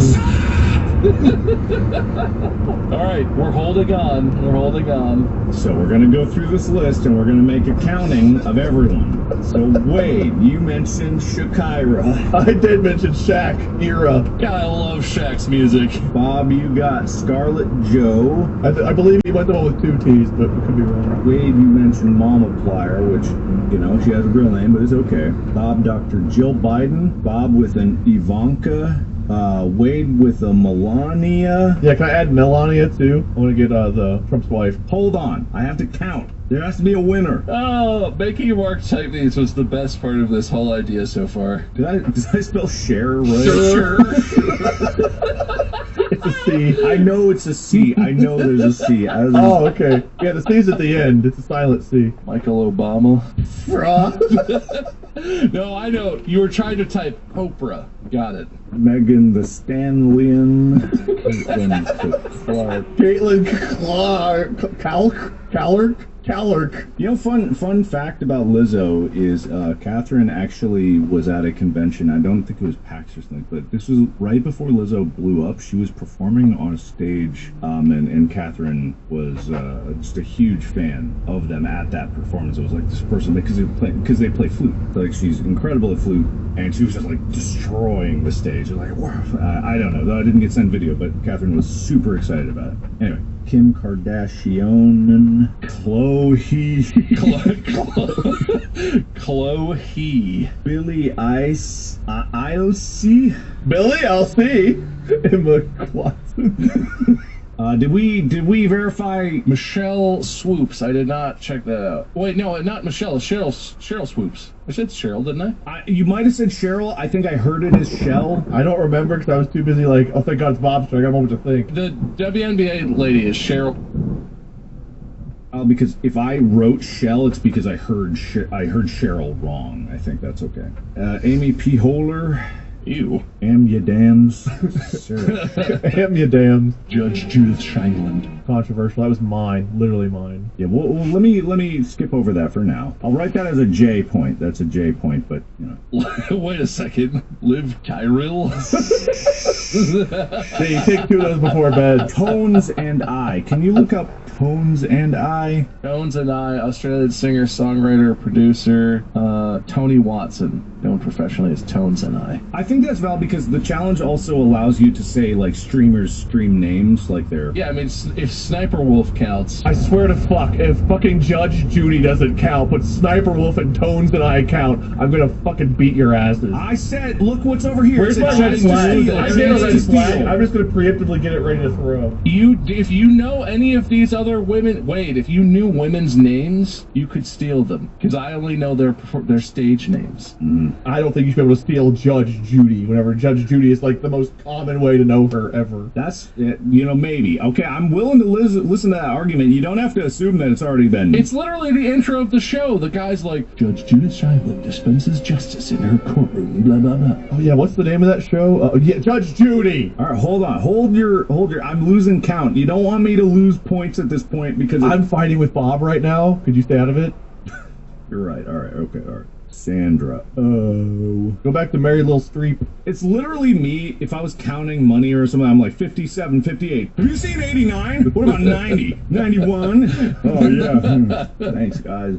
Charlotte, does Wade get credit for Charlotte? I literally, what place? I just lost my place. I don't know where I was. Does Wade get credit for Charlize Theron if he didn't actually know her name? I do know her name. I can spell it for you. Please, for the love of God, stop talking. I literally just said I lost my place. What was I at? What? You said Sandra Oh, you said Gal Gadot. I don't think you had counted Kate Blanchett, maybe? That was about where you were? You said it out loud, though. I think that was the last one you said out loud. And then you're like, you guys shut up. So 89 was the last one you said out loud. Wait, look up Bette Midler. You don't know who Bette Midler is? She's famous. She's alive. Okay, that's all that matters. I should know her. Hocus Pocus. Wait, there's 3 Hocus Pocuses? Yeah, they made a new one recently. I didn't know there was 2 before. I thought they just made 2. 2 came out in 2022. Oh, wait, that was the second one? Yeah, 3 doesn't have an announced date, I guess. Who's Evan Strahovski? It's supposed to be Yvonne. It's Yvonne. Oh. She's the one that was like the voice actress for Miranda. She's also in... She was also the face for Miranda as well. It wasn't Evan. Her well-known brother, Evan. Look, you guys are lucky that I even could get close on any of this. And I don't know why I didn't just sort by name over here. Man, spreadsheets have so many useful tools. If only you use them. I'm trying to pick my favorite one. It might be Shakira, just as the starter, just because it's so perfect right at the top there. I don't know if I get past Fra. Fra.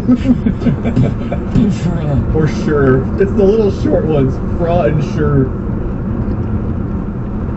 Alright, would you like to know the results of this and who is a disgrace? I have a bad feeling about this. I thought I talked a big game. I think I'm in trouble. I gotta be honest. I like how Mark put his mom on there, but not Molly. It's supposed to be people that you don't personally know. Only my mom counts. No, that's actually part of the rules. It is supposed to not be like your own wife or like your friends, They're well-known, Googleable people. but they're also your personal friends. Oh, so famous people can't compete because they know other famous people? You just competed. Oh, woe is famous people. Oh no. I'm gonna go mow my 5th side yard. Fuck you guys. It's a controversy. While Wade's gone, I just want to say I definitely earned Judith Shineland, but that's... Fuck you! She is Judge Judy! I think, yes, absolutely. But the point of the competition is to know their names, right? So if it was like Sniper Wolf and you knew Sniper Wolf's real name, I feel like that's more credit towards you knowing who that person actually is, right? No. Okay. I'm with you, Mark. Thank you. All right. Oh, I'm shocked. I wonder why. So, Wade, you knew 51 women. If Judge Judy counts in your favor, you knew 52 women. That seems like we were trying to get 100 and I'm over halfway there. That seems pretty good. Bob, you knew 49 women, including Judge Judy. If you didn't, that would be at 48. That doesn't look great for me. Even if he poaches a name that clearly I deserve the point for, he would lose.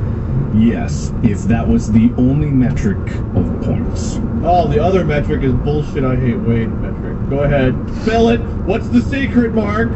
At the beginning... Swear to God, this episode's called Wade Can't Win. I'm gonna lose my shit. What do you mean?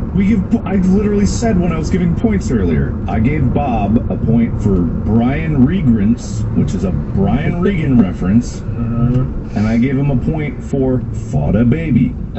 Wade, I gave you a point for Suffering, which puts you at 52 points to Bob's 51 points. Even without Judge Judy, Wade, you have won fair and square. Complain now, Wade. Keep complaining. Never stop complaining. I think we should make Wade win unequivocally every time he's a competitor, just to cut off the one bit that he has where he complains about how unfair everything is. I am going to say this, though, Wade. I am going to say this, though. In future episodes, I have not been doing it because of this. It would exacerbate the condition. But as this is a fair ruling where you have won by knowing more women, and even with the controversial point, if you got that, you would know even more, and you won based on points from prior things. However, in the future, I will start deducting points for complaining. There is an official medium with which to complain, and that's throwing a flag. Oh, I will bitch, and I will bitch some more, and if you fucking deduct points, I will take it to the goddamn subreddit, and they're gonna fucking cook your balls in a goddamn fucking hibachi grill. How's that feel? Complaining is my thing! I will not stop or change for you!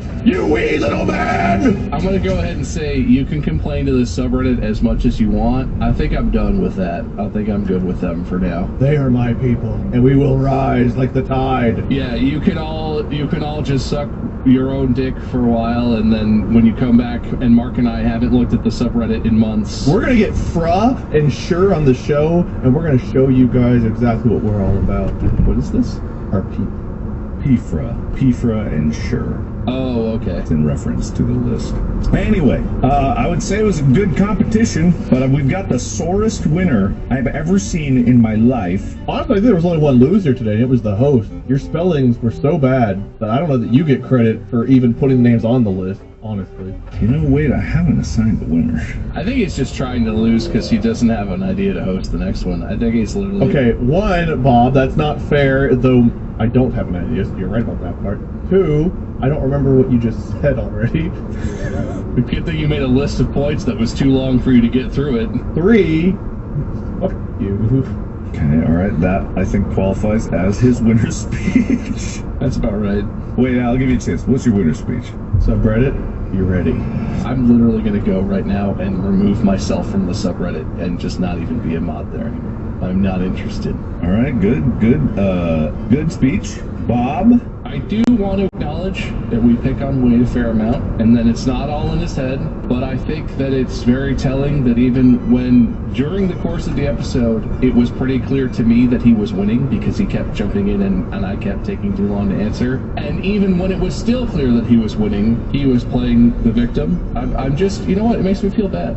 Rebuttal? No, that's not how these speeches work. Yeah, I choose a rebuttal. Also, you don't get to interrupt when you... Name one of these you felt like you got robbed on, whereas I named someone and you were like, yeah, this person. Mark's like, Bob, get the point! Oh my god, I love him! Bob, get the point! I had a fair reason to be upset. Thing number one, I didn't get the point in the end. We didn't know at the time, and at the moment you did, until I fucking bitched. I had to bitch. I have to fight for my points, because the moment Mark sees a chance to give it to you, he does. You won anyway. You literally won anyway.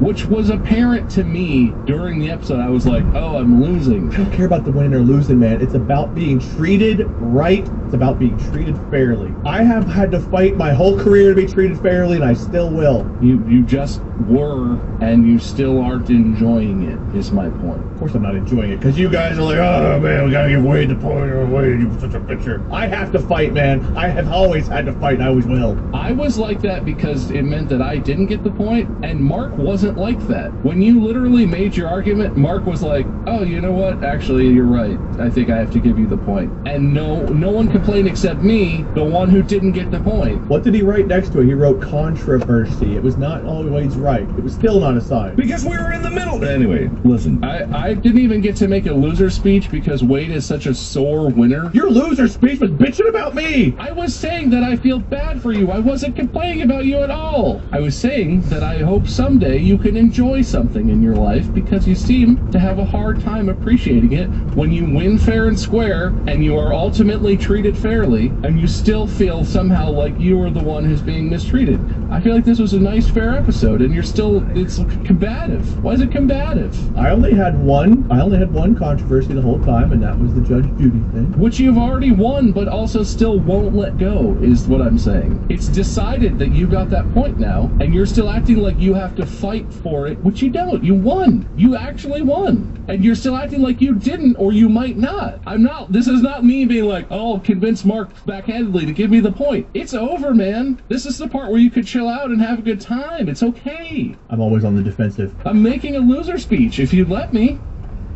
No, I'm way over time now. They're playing the music. All right, that's the music. Thank you so much for participating, boys. That was a very fair competition and just goes to show that we here at Distractable, we definitely know 100 women collectively. 106, maybe. We did have more. They had to be alive. I kept thinking of dead ladies. And we'll think of them more. Maybe we'll do another episode where we name 200 women. Check out our merch at distractablestore.com. distractidlestore.com. Have a good day. Podcast out. Imagine a world where renting an apartment gave you the key to charge up in your very own pool and gym. And team up in our in-house co-working space. Starring Next Level Studio, 1, 2 and 3 beds, and you. Main character renting, out now at Coppermaker Square, Stratford. Start your adventure at coppermakersquare.com. Good evening, gentle listener, and welcome to Distractable. This episode, Wailing Wade, Cillian Nip Appreciator, explains twitching butts, Cleve Cam, and reports on a bad tutor. Migratory Mark marvels at IMAXs, explains massive holes, and gets into big cameras. Battered Bob is the hottest sailor, fails to bluff Bach, dorides poor professors, and has high lick standards. From Iron Lung spoilers to silver medals. Yes! It's time for No Topic Left Beef. Now sit back and prepare to be distracted and enjoy the show. Good morning, evening, afternoon, night, everyone. Welcome back to Distractable. I'm today's host and person with the inability to speak normally, Wade. Hope you're all having a fantastic day. Shut up, co-host. Sorry, that just fucking killed me for some reason. You've never been here before. This is the show where one of us hosts, the other two compete for points, and the winner gets to host the next episode. And usually they get to their intros uninterrupted, but today I do not. Well, I don't know if that's a usual parameter. How are you doing, fellows? Mark and Bob, my co-host that introduced you. I don't know, this has been a mess. I'm once again in a new space. Wow, it looks like there's a carrot smoking wheat behind you. Wow. Look at that. Yeah, Wade told this really hilarious joke right before recording started about this carrot that was smoking on some wheat. It was so funny. We were laughing.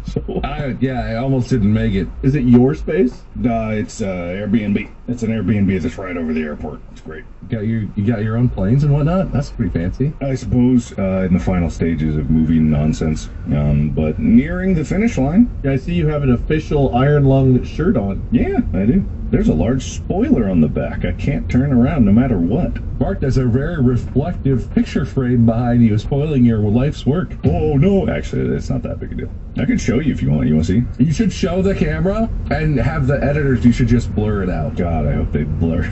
Yeah, so it's... Oh my god. Is that a carrot? Is that a carrot smoking wheat? Wow. I didn't know Iron Lung had carrots. Mark was actually just misleading. He talked a lot about how much fake blood there was on set. The wheat budget was astronomical. Are we making wheat Never mind. I can't think of the word. We can talk about weed. We're talking about wheat. You were the one who said the carrot was sucking on wheat. Was that a substitute for drugs for you? No, because it's like the stereotypical, like, I don't know, not Western, but like, I don't know, you approach like the old guy at the Southern Saloon, he's got his hat over his head, he's got like wheat in his mouth. You know, oh, you're new in town. The mysterious stranger voice. Oh, what are you doing here, stranger? Maybe we should have a shootout at high noon. Bob, what's new with you? I'm sure listeners can tell I sound a little sick, because I am. I'm going to talk about the baby, so anyone who hates that, sorry. In the last week, we have had possibly the worst night with James, and also 3 of the best nights of sleep with him, like, since he was born. So it's been a really weird mix of stuff. He's teething right now, and he has like 3 molars coming in all at the same time, which is incredibly painful. And so there was one night, he could not exist without just screaming, because it was like agony, like constant agony. Didn't sleep the whole night. It was just him, it was trying to do anything to keep him from just screaming in pain. But then 3 other nights around that, he has slept for like 8 straight hours without waking up or anything, which is not, he usually wakes up at least a couple times, and he slept like he was a rock. And it's been weird, because those have been fantastic nights. But also I've been sick, so that didn't help his sleep very much. But then the one night where he literally just didn't sleep was just absolute chaos and ruined the next week of everything, because the schedule was all off. He was crazy. We didn't sleep. So anyway, we're in a wild time with the baby right now. But it's cute. He's starting to talk. He knows what sound a horse makes. Oh. If you look at him, you go, James, what sound does a horse make? He goes, neigh. It's amazing. It's very cute. That's cute. Wait, when did he say his first words? Well, he's been saying like mama and dad 9 or 10 months. He started really saying stuff. But in before the new year, he was talking and saying some stuff. But like his speech is about to explode. He's gonna start saying all kinds of stuff. I don't have any way to segue back into this, but did I mention that B&H was actually nice after the camera purchase?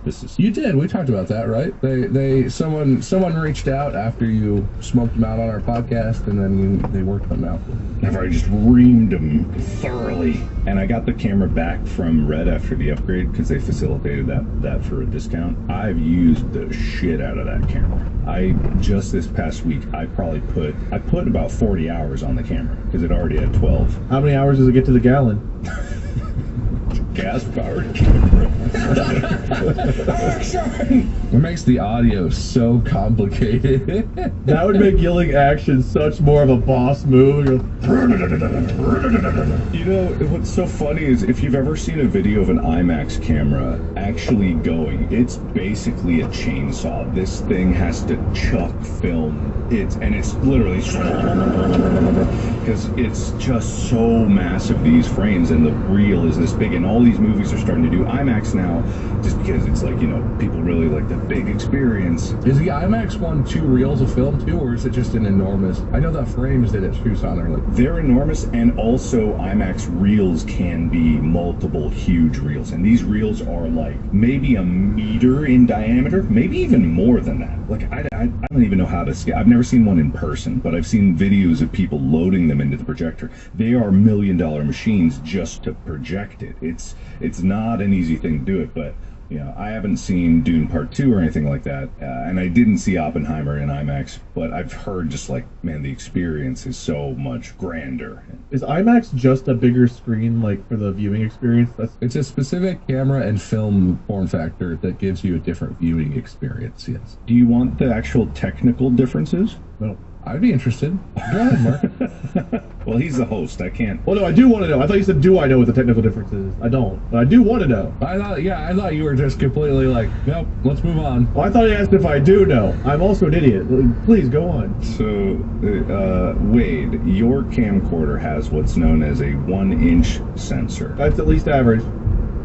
Yes, it's very average. You should be telling yourself that, buddy. Yeah, it should be very proud. So a 1-inch sensor, as far as I know, it's not actually 1 inch. They have these weird naming conventions for it, but it might be 1 inch from corner to corner, right? Of the actual size of the sensor itself. It might be 1 inch from corner to corner. Hopefully that's actually what it is.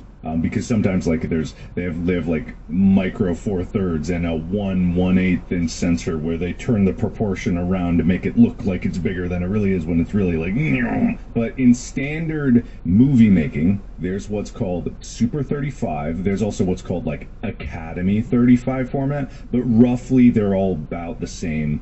Where it's based on the actual film is 35 millimeters from corner to corner, or some arrangement of that, but it's about 22 by 18.5 millimeters end to end, right?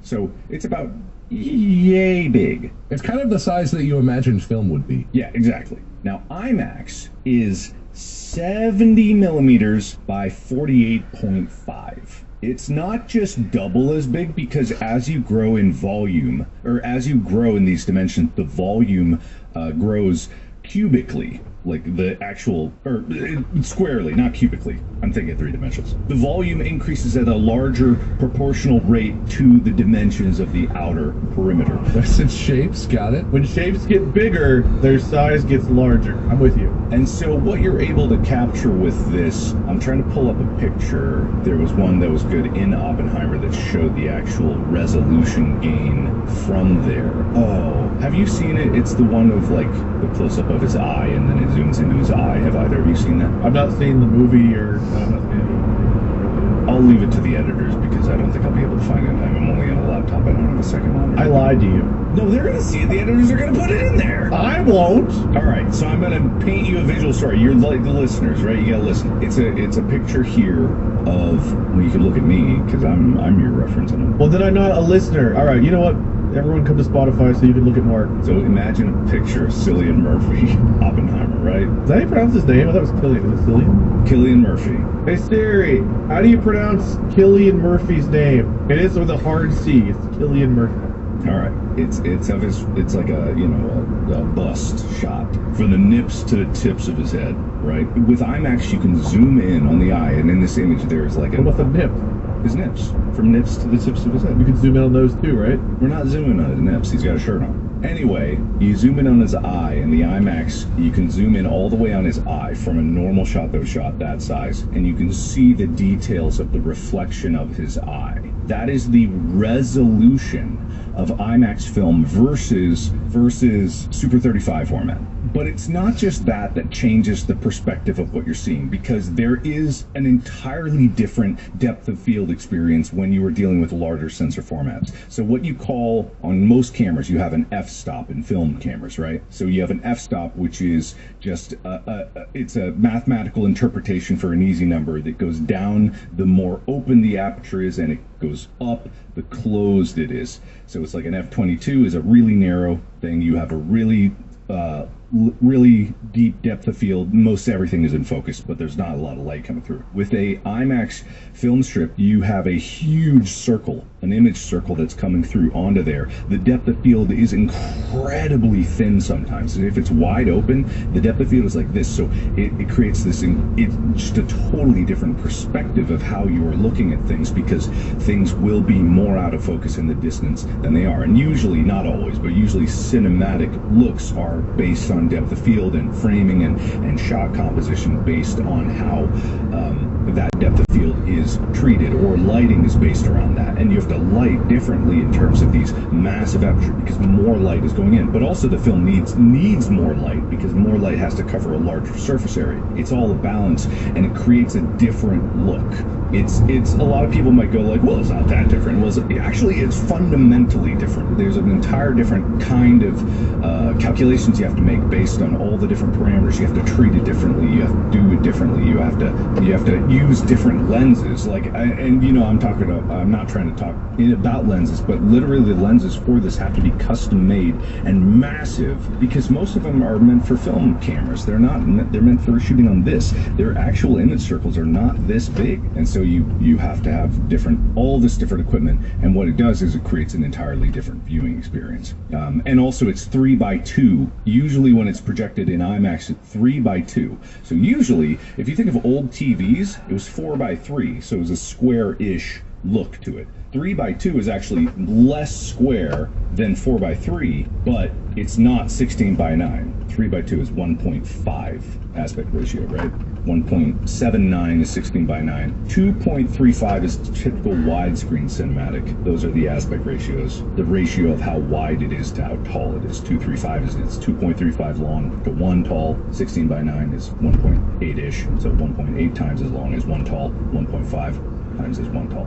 As a quick aside, I realized there's different resolutions recently and how much I've adapted to the more widescreen format. And the reason I bring that up, Molly's been reading a bunch. She reads tons of books, and apparently a couple of her books mentioned like a '90s show. It lasted 2 seasons that came back in 2017 for one season called Twin Peaks. You ever heard of Twin Peaks? Oh yeah, Twin Peaks. Yeah. I had never seen it. We'd never seen it, so we started watching it, and it was so weird seeing a square show on a rectangular monitor again. And I remember whenever we first went to the widescreen format, I was very opposed. I like the symmetry of the square look, but going back, I was like, oh, this is terrible. God, it's so horrible. Wade hates everything new. I do hate everything new. The square is now new, so Wade hates the square. When the square was not new and the rectangle was new, god damn you, rectangle. Well, I mean, it's just symmetrical, and I like symmetry. Old man yells at cloud meme is just Wade's entire existence. Look, I don't know. Movies always were widescreen though. TVs were made. I don't know why. I think it might have been with cathode ray technology. It couldn't project wider. I don't know. I guess it could. It would just be a smaller.